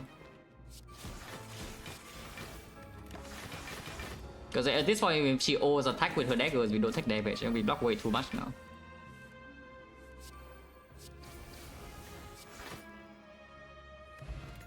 Prayer wheel, yes, that's exactly what I did.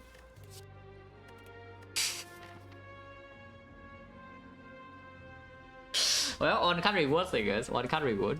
Could be a defect, yeah. Do not complain before you see the card reward because, yeah, could be a defect plus right here. More running plus, how is it? It's a lot of damage. Is this damage that we need because we do have panache now in the consume and also the barrage and also halo wood.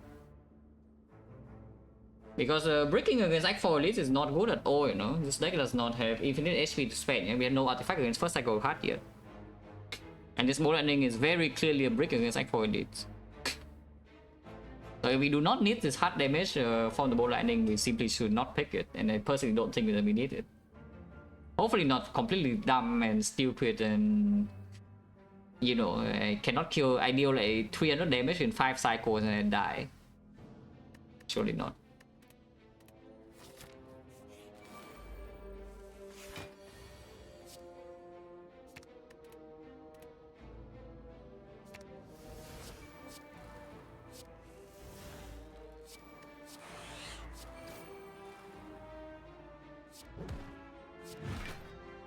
Don't need to. Maybe it's already too over eager, but probably fine. And don't need to double my algo before leaving.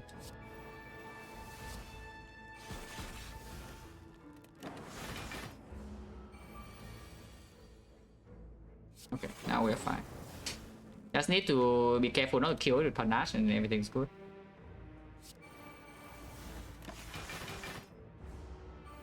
No set relic, yeah.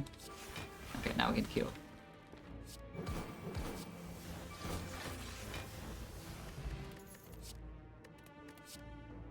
Okay, okay, apologize. Anybody who doubted prayer will apologize right now.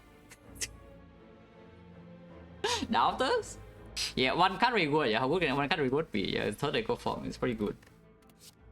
Hit things, I think we take second one too. But yeah, apologize right now, like any doubters. I don't even know who you are, but like, if you doubted prayer wheel, well, you're wrong. You're just wrong and bad. I hope that's actually better than Glacier, by the way, because it was also a Glacier that was kind of good.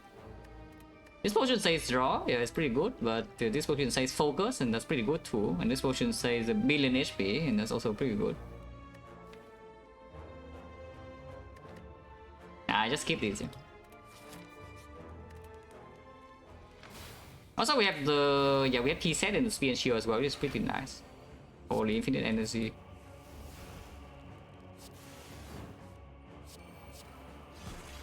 Tech puzzle here should be good. Tech puzzle.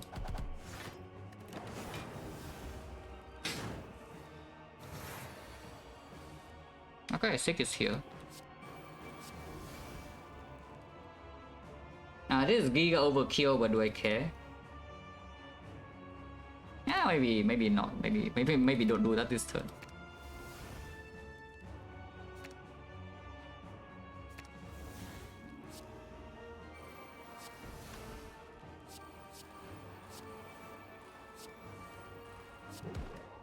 Have we equip or not? No. Can make energy though. I like energy. We will double play this probably. Can play the consume first. Can still play that. I can play this too, why not?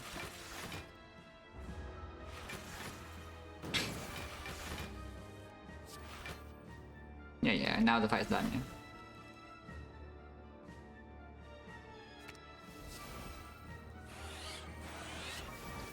Energy. Oh, I like energy. We also have pyramid.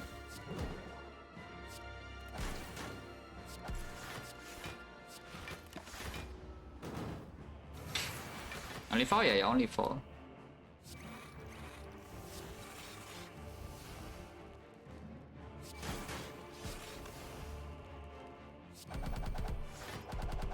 damage. Equate this. We are still retaining, so yeah, I can just double this next turn.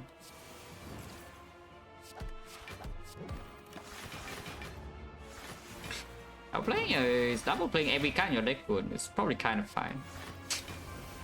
In the meantime, when you play 5 cards, you also deal say 14 damage, so it comes to 2.8 damage per card play. It's probably quite strong. No set of relics, so very comfy. We can just do whatever we want. Yeah, it's a pretty long relic bar, but there's nothing to set up here. That's kind of cool.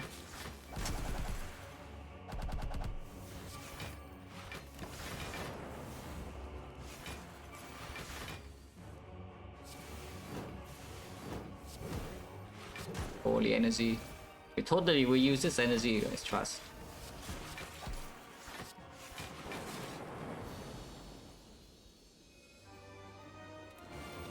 We play like 1 billion powers. So maybe we should play less than 1 billion powers in this fight specifically. We still play a lot though. But we can calm down a little bit because, you know, second hissing doesn't need to be played, Hello World doesn't need to be played. Double capacitor, double loop. Some consumes, yeah, that's probably what we play. Like 4 we do have rest, so it doesn't matter too much, yeah. Like puzzle now. Ow. Hissing is already in play, but these powers I don't actually want to. So let's do something like this instead.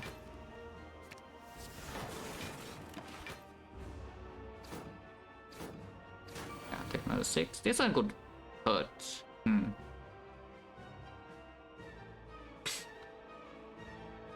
That's a bit dangerous. I mean, we do draw a lot, but that's making it stronger as well.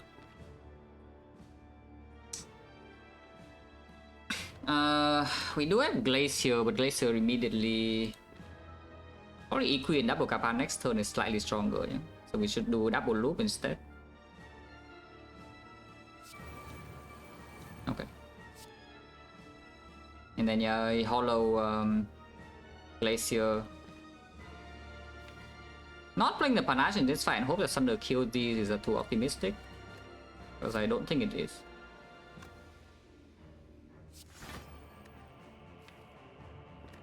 How big is this hit, by the way? It's 64. That's quite big. 64 and this is 11, so we are facing 86, yeah? 86, Glacier, not actually blocking that much. That is still fine.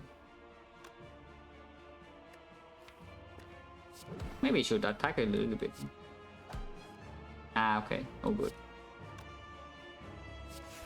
That's full block, and then now... Next turn we double capacitor and whatever, yeah, store some energy. And we do have loop to block. And about this. That. 3 echo forms, so just single play this. And then double this instead. And then equip. Yeah, that's fine.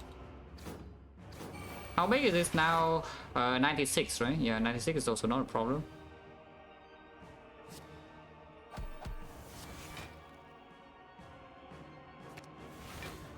Now both the cultists are dead.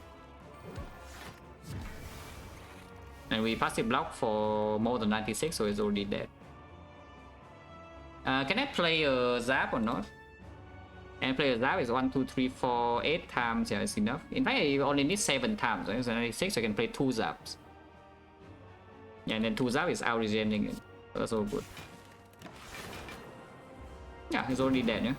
Cannot do anything anymore. I mean, you can play this for fun as well, but probably a bad idea.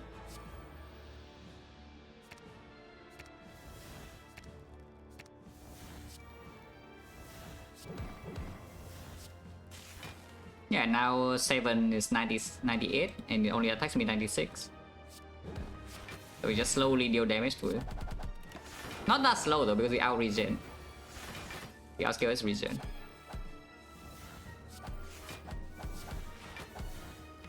Yeah, how slow can that be when you play every single strike, you know? We'll play these. Like for your full HP, that doesn't matter, it's a repair, but no reason to play these right now either.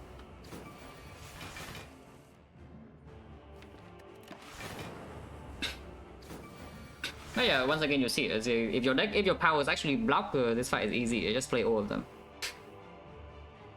If your powers don't block, for example, if your deck is entirely like some heat sinks or some I don't know, like static discharge or some whatever, then you can get good. When your powers actually block, like the the capacitor, the loop, the echo form, yeah, then all of them are good.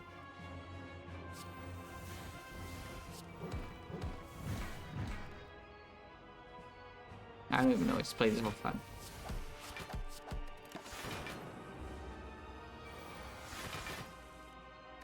Holy, that's like 1 billion damage.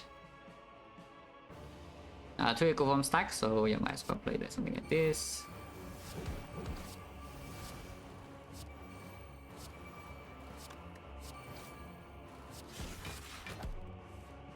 Yeah, that's a lot of damage.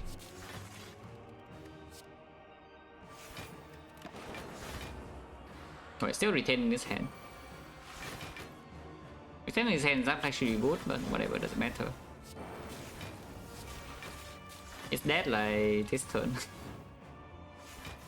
Only play Algo, only double repair, not double repair matters. Yes, dead.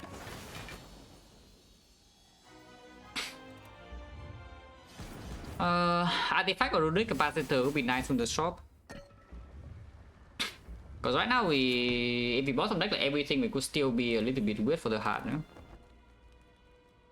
Because we do play a lot for a bit of death. Yeah, that's definitely not one of those. And the power slot in here is also empty. So we just remove and maybe buy blind. Is blind good or not? We do have beam cell, and we do have 1 billion echo form, so yes, it will be a strip artifact. And the first cycle weaken is also not the worst. You can also take the X cost. But yeah, probably take the blind, yeah. Remove. I mean, defense are freaking hot garbage now with the ice cream. Strike, at least if we're already blocking excessively, then you can still play for some damage with the beam cell.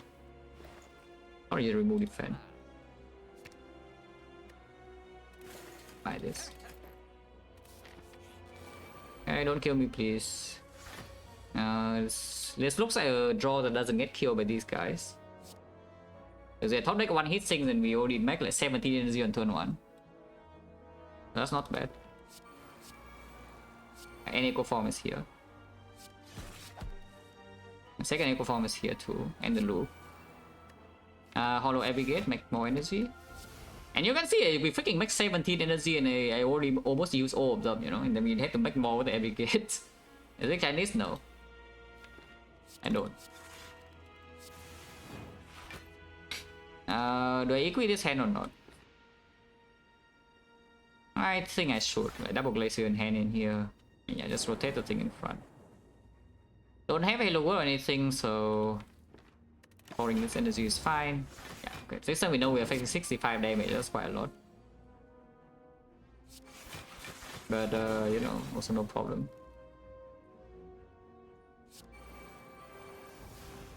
Two echo forms already in play. Energy is gone, by the way, already.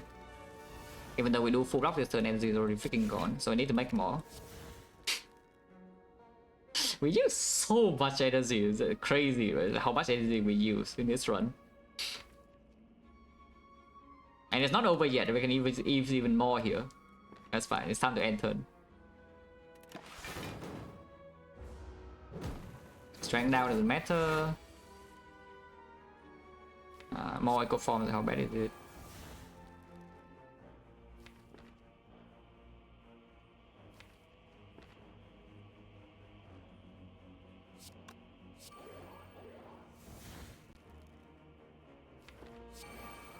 Okay, I want to double this. If I double that, I do not need to double this capacitor. A single play is fine. This thing is freaking 6 here. I guess I can still double everything if I want to. But maybe I don't want to, you know. Have considered I don't actually want to. 8 energy.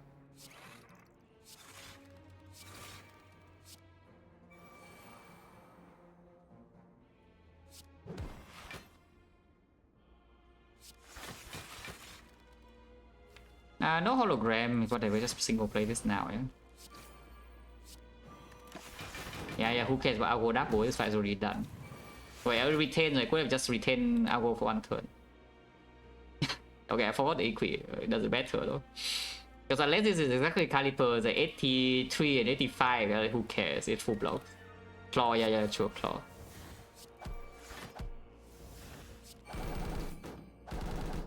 That guy is dead.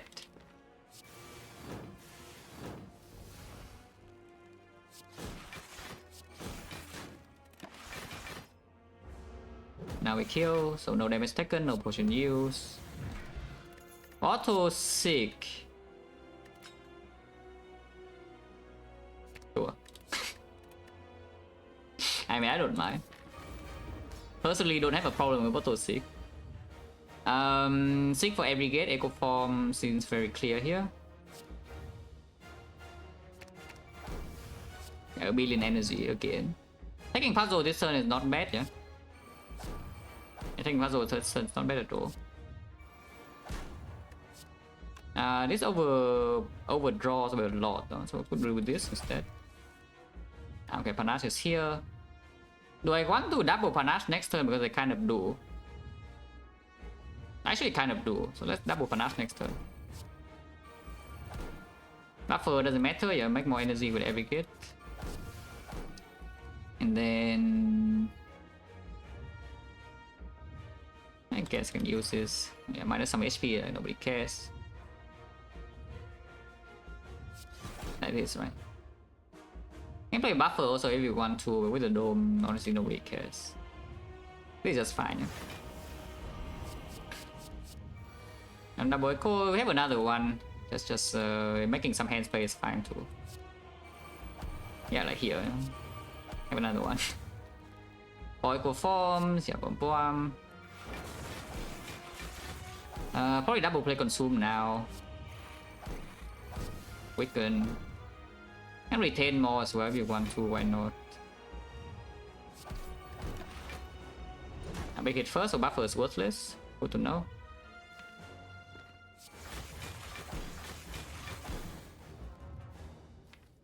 I still play it though.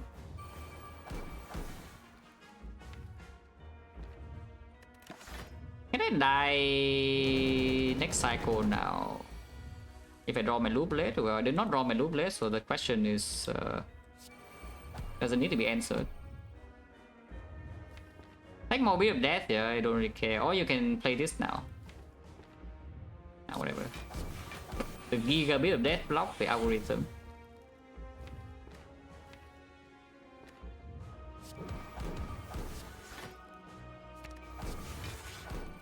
Okay, so now we just do whatever. It's only maximum 60 damage here. I can strip artifact first. And now the panache damage is going in. It's vulnerable and weakened forever soon.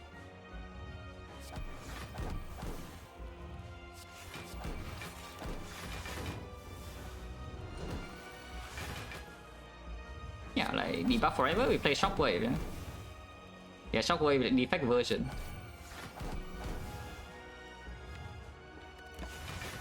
And our damage is no problem whatsoever because of the thing, and we can lock 4 cycles easily. It's permavon. Holy streamline, holy zap. Yeah, vulnerable forever. So panache.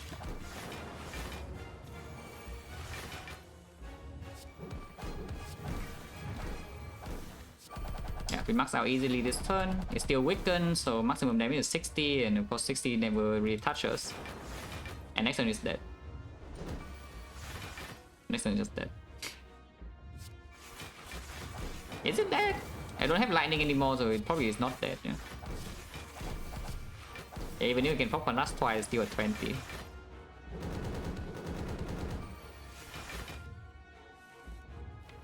Is there anything to do here to humiliate the heart? No. Let's just kill it. But yeah, again, the effect is just super relaxing. Yeah? Nothing really bad happened this run ever. Like, what was even the bad thing? I guess the bad thing is that Gremlin Gang on floor 4. That's about it. Yeah, that's literally the only bad thing that has happened this run, yeah? That we saw no damage in the first 3 floors, and they got a Gremlin Gang with Wizard and whatever on floor 4. After that, everything is just kind of free, you know. It's like we have Echo Form, we have Cell Repair, we have Damage Thunder, always have potions, Elite went well. And then yeah, Fusion Hammer is completely free. And then we draw like a billion cards, deal a billion damage, have like infinite energy, have bottle 6+. Yeah. Our run have been with consume and no upgrade on it. I mean, you can see the fight and you tell me like how it would go. If we have I double check, -2 focus. Yeah, what do you think this like would look like if this says 6 instead of 8? I think we're dead. Yeah, I think if the focus says 6 instead of 8, we would die. But yeah, of course it's not even close. This deck is simply just way too strong, yeah, for the heart to do anything. Now without the consume altogether though, if the focus only says 2, then it could be a little bit more annoying, but I'm pretty sure there's still no problem because the heart is debuffed forever. And if you can actually have perma weak on Defect, the heart doesn't deal damage ever. You know, it takes so freaking long to deal damage if it's perma weak. So the first 3 cycles is completely safe, and then 4th cycle we probably still kill in time anyway. So if you also don't have a focus pot, then maybe something could happen. It's like, for example, you enter Act 4 with no potions somehow, yeah, with the White Beast. And also no consume. Then, yeah, maybe it could get a little bit weird. But even then, we probably could still win because it could just save my algo, you know? It's like we perma weak, and we block with, we deal damage with double panache. And the barrage is still like maxing out pretty easily even without focus. And then you block one time with the algorithm 4. And another time with the with the reinforced body also full, so you get like 2 get out free full block whenever you want. In fact, you can even double, you can full block with reinforced body one time and then build up your energy with every game and do it again in the future cycle. And with the double equilibrium, you can probably just control that anyway. So I'm pretty sure this fight is winnable even without any focus at all. It's just going to be a little bit annoying. Focus at 2 burst super annoying, is it? I mean, I would just not play all my powers, that's the difference. But yeah, it would be a bit annoying. For sure.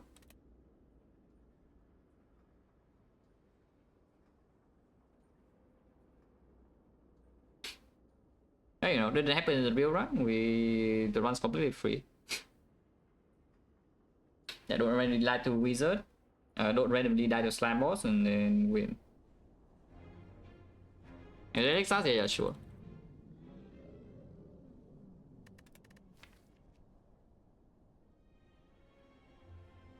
Yeah, I mean, like, Final Stone is just freaking garbage, yeah? I know, the last one we just speak Final Stone, but Final Stone on this character is a little bit worse than on Ironclad. Especially when you have a deck that doesn't deal damage in Act 2. We don't have damage in this Act 2, yeah? We actually just block a little bit, and then at some point Echo Form is down, and then we double play Thunder, and then things die. So it takes quite a few turns. And then you can see Dome downside later on, yeah, nothing, we are way too strong. Okay, how far do we go? Maybe start of last year, like this. Ah. See, I told you, they're equal. And then your pick rate, yeah? Pick rate is only Reapers higher, and some Reapers are also just bad. Like nowadays, I couldn't say I pick Reaper this much on Defect anymore compared to Hammer. Because this is going back like pretty long ago already. And then you can see it's an upgrade character, by the way. A complete free energy. Yeah, Hammer on Defect is I think people need to the main thing if you hate Fusion Hammer on Defect, you're missing something is a lot of the times you have no choice except resting. Like this happens so freaking often on Defect in Act 2. And then later on, like how, okay, what upgrades are you actually missing from way later? Because you know, you think the Fusion Hammer is like so bad later because you miss upgrades. So how many upgrades do you miss? And what upgrades are they? Because all the damage upgrades are mostly irrelevant. Like Thunder upgrade, even after you leave Act 2, is no longer like anything. So like what's that? Defect? Yeah, 1 focus, pretty cool. If you cannot double that with your Echo Form, 1 focus is whatever, you know, it's like fine. There's a defect plus feels good to play, defect minus feels bad to play, but the difference in performance, if you cannot double it, is not so big. And then yeah, loop minus. Loop is actually a bigger upgrade than the defect, I would say. A lot of times, loop is actually a much bigger upgrade than the defect. But I don't hear anybody say that, okay, you don't take a fusion hammer because the loop is not green. But the numbers you lose only maybe around 6 block per turn, maybe 8 block per turn, you can say, with the defect or the loop upgrade. In the meantime, you get to path differently, yeah?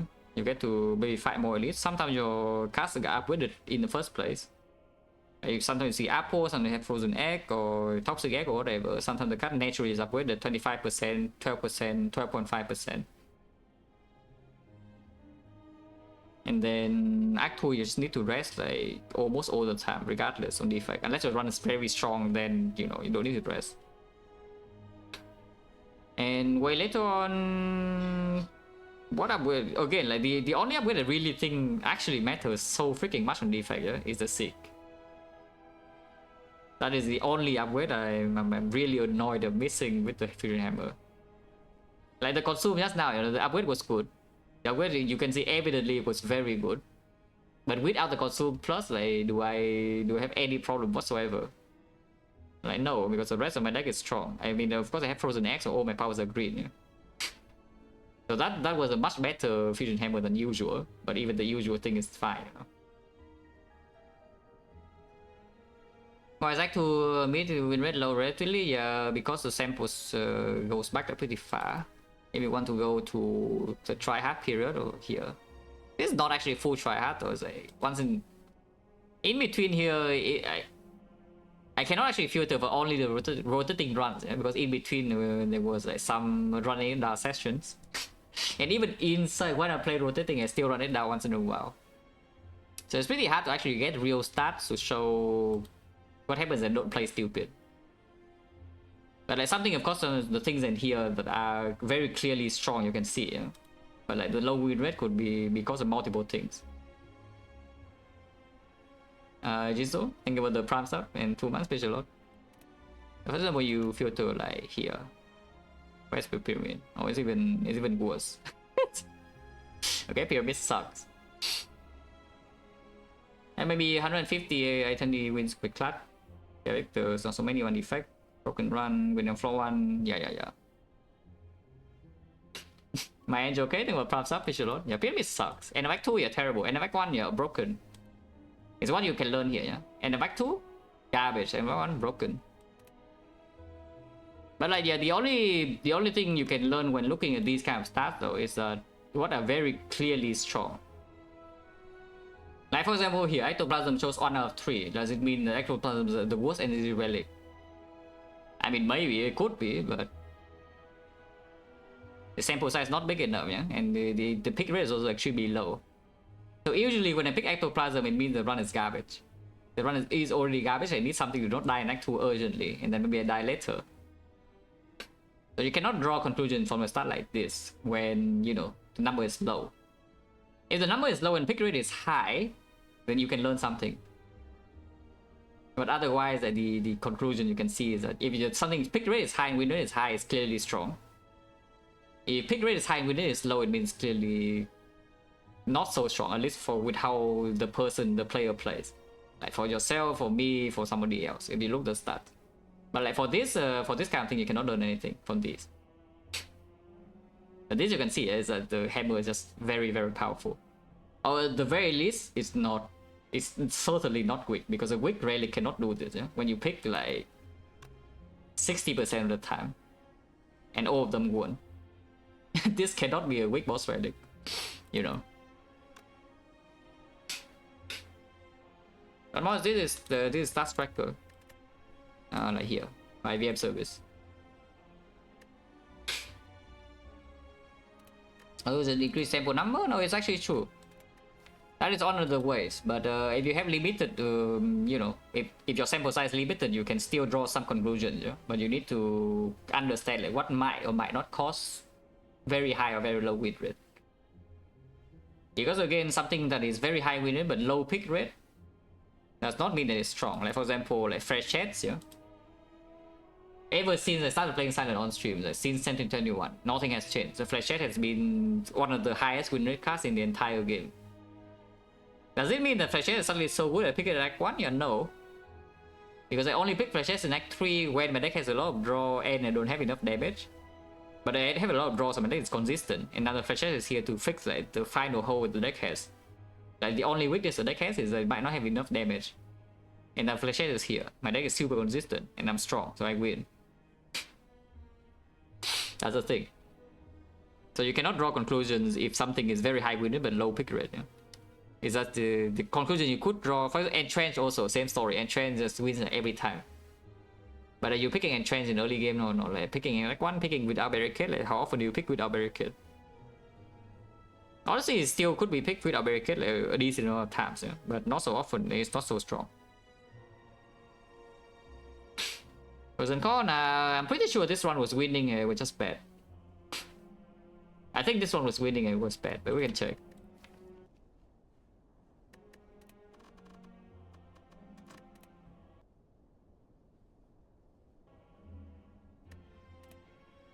Was it this? No. Okay, this was the run that was winning and was bad. I remember this one. Oh, actually, no, it was not bad. I remember this was a blizzard, right? Anyway, maybe it was not that bad.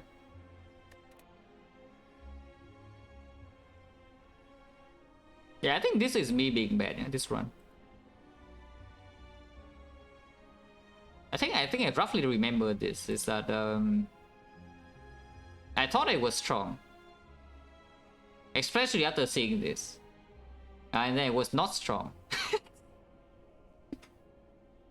Yeah, overextending Act 2, yeah, the classic way for Defect to die. As I look at this, I'm freaking full HP after the whole way fight, you know, and they mentioned writing everything is freaking green. Oh, I'm broken. I'm giga broken. The relics are good, sustain is here, my entire base deck is green. How bad can it be? Yeah, I die in 2 fights. Wow. Thank you. Yep, overextending Act 2. And Cage run? Cage is like whatever, you know. Holy Ironclad. Holy Ironclad. Watcher sucks. Yeah, this is a run, right? Crow and Snecko. What was the deck?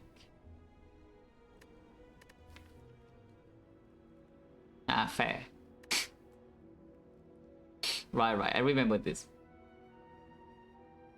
Defect die? No, of course not. I mean, you can see here, Defect did not die. If Defect die, this is 0, yeah, but it's not. Nah, yeah, it's fair. Like, this is not because Cage is good, but because I don't want the other 2 relics. Cage is okay though. Cage in this spot is okay. Because just drawing into 6 or Apple faster means we have enough output. Oh, actually, was it Act 1 Cage? Okay. Act 1 Cage, then it's not that run, yeah. Let's do Defect, and then, yeah, Cage is still here. What is it then? Swap? Also swap? Yeah, Act 1 Cage should be very rare. Yeah, like here.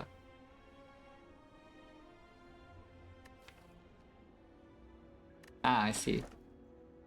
So once again, it's the case if I don't want the other 2. And I don't need the energy so urgently because you can see the deck is cheap as hell.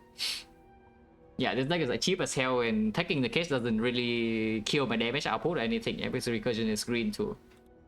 So I just don't want the other 2 to pick the Cage. It's not that we are like going infinite or anything. As I call you Ectoplasm, Battleground, and Effect 1 deck is giga cheap, it doesn't need energy real damage. Just second thing. Okay, so what happened today? Yeah, this one is free, and what happened with this one? Yeah, also free. Very cool. This one is, I wouldn't say it's very nice though. I mean, it would be very nice if we actually stick to this strength thing. With like 3 in flames and, you know, the Giga Twin Strike and the vulnerable and such. But at the end of the day, we are just cringe infinite. Yeah, bottle Dark Embrace, go infinite on turn 1 and then win. Wow. I don't know, of course, I bought like basically everything. And today I bought like some of the things that are pretty freaking rarely bought, yeah, but I did buy them. Like for example, here Matryoshka, and then here calipers. I mean, calipers buy is not so unusual, but only usually it's like around here where you buy calipers, and also it's usually on Defect, not an Ironclad. But we just walk into here buy calipers because you know, like too rich. And then yeah, bottle Tornado, and then strawberry also, yes. Alright, yeah, top deck go for mirror from here. So let's say we ignore the mirror and just buy the hit sinks.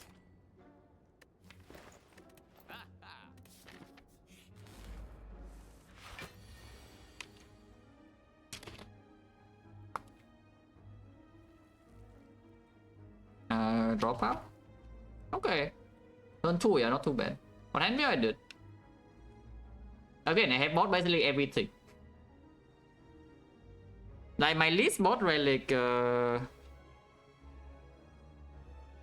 it's probably just Milan's, you know? It's probably just Milan's, but even that will have been bought.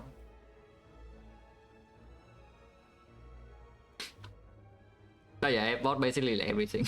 Bottle Flame, Darkstone Period, whatever. And really, it's probably pretty long ago. Yeah, let's go over here and see what happened in the act a little bit. Now plus sure. With 6 sure.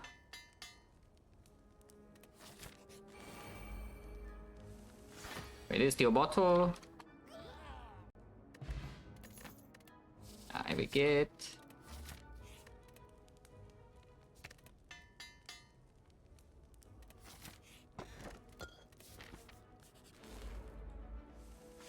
Oh, this is even better. Because now we all 7-6.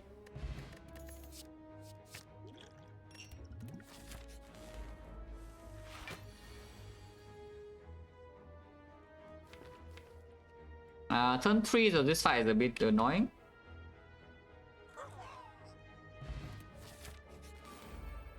Yeah, legit just not at cast, yeah, top deck. Okay, never mind, mirror sucks. Yeah, because apparently without the mirror, you just also top deck your echo form every turn. Every single fight. Then I guess mirror just sucks. And this act 2 is easy no matter what, yeah? If every single fight you draw echo form on turn 1, you know, then nothing bad ever happened. But yeah, Henryu should probably be pretty long ago, because I don't remember buying it in last year or so. You know, I lied apparently, because yeah, here's I guess another instance of us being way too rich. So this is not a real buy. This is just buy being bought because, you know, I have too much gold and don't have anything else to do. So this Henryu is fake. That was the next one. Yeah, next one is last year. This was fairly early on, but it's probably a situation with too much gold again. I mean, certainly looks like a situation of too much gold, but like, what is the boss? Yeah, the champ. Okay, fine, the champ. So buy Henryu. Ah, Burn Elite, right? Of course, I remember now. Yes, yes, Burn Elite. So we buy Henryu for the metallicized Burn Elite and also the champ, yeah? And they have too much gold. With the membership card and Golden Idol, we know that after these 3 lists, they have enough gold for this shop anyway. So I just spend. Yeah, because metallicized Burn Elite here could be possible. Yeah, usually Henryu is just like that. It's like you're too rich. It's pretty rare that you buy Henryu for what it actually does. Yeah, this is certainly sees as too rich moment. Yeah, 700 gold. There's no membership card, but it's freaking 730 gold and there's nothing to do. Rich. What is this? Yeah, same situation. Actually, no, this is not this shop. It's this shop. Ah. 964. I see. I mean, you can see the pattern, right? You can see the pattern, like when the Henryu is bought, yeah? So what about this? This is a way further. Oh, this is before run history plus, but you can still see the goal. Yeah, 1,300.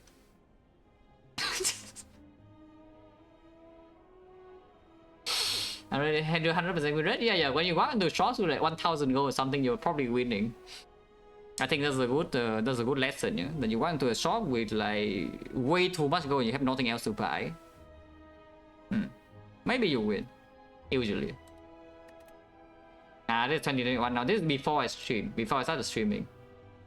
So when was the hand reel? I don't even know, like probably this shop. 866. Yep, that's a hand reel on stream. Has never lost, yes, because apparently when you have like a million gold, you probably win the run. And you know, sure.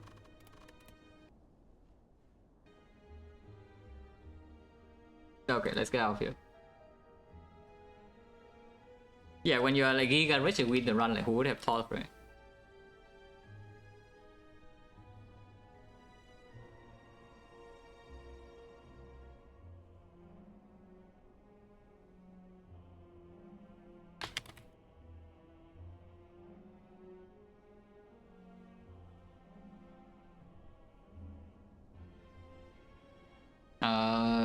Apparently bad timing. Actually, no, he's going again. Yeah, thanks for watching us as always. See you.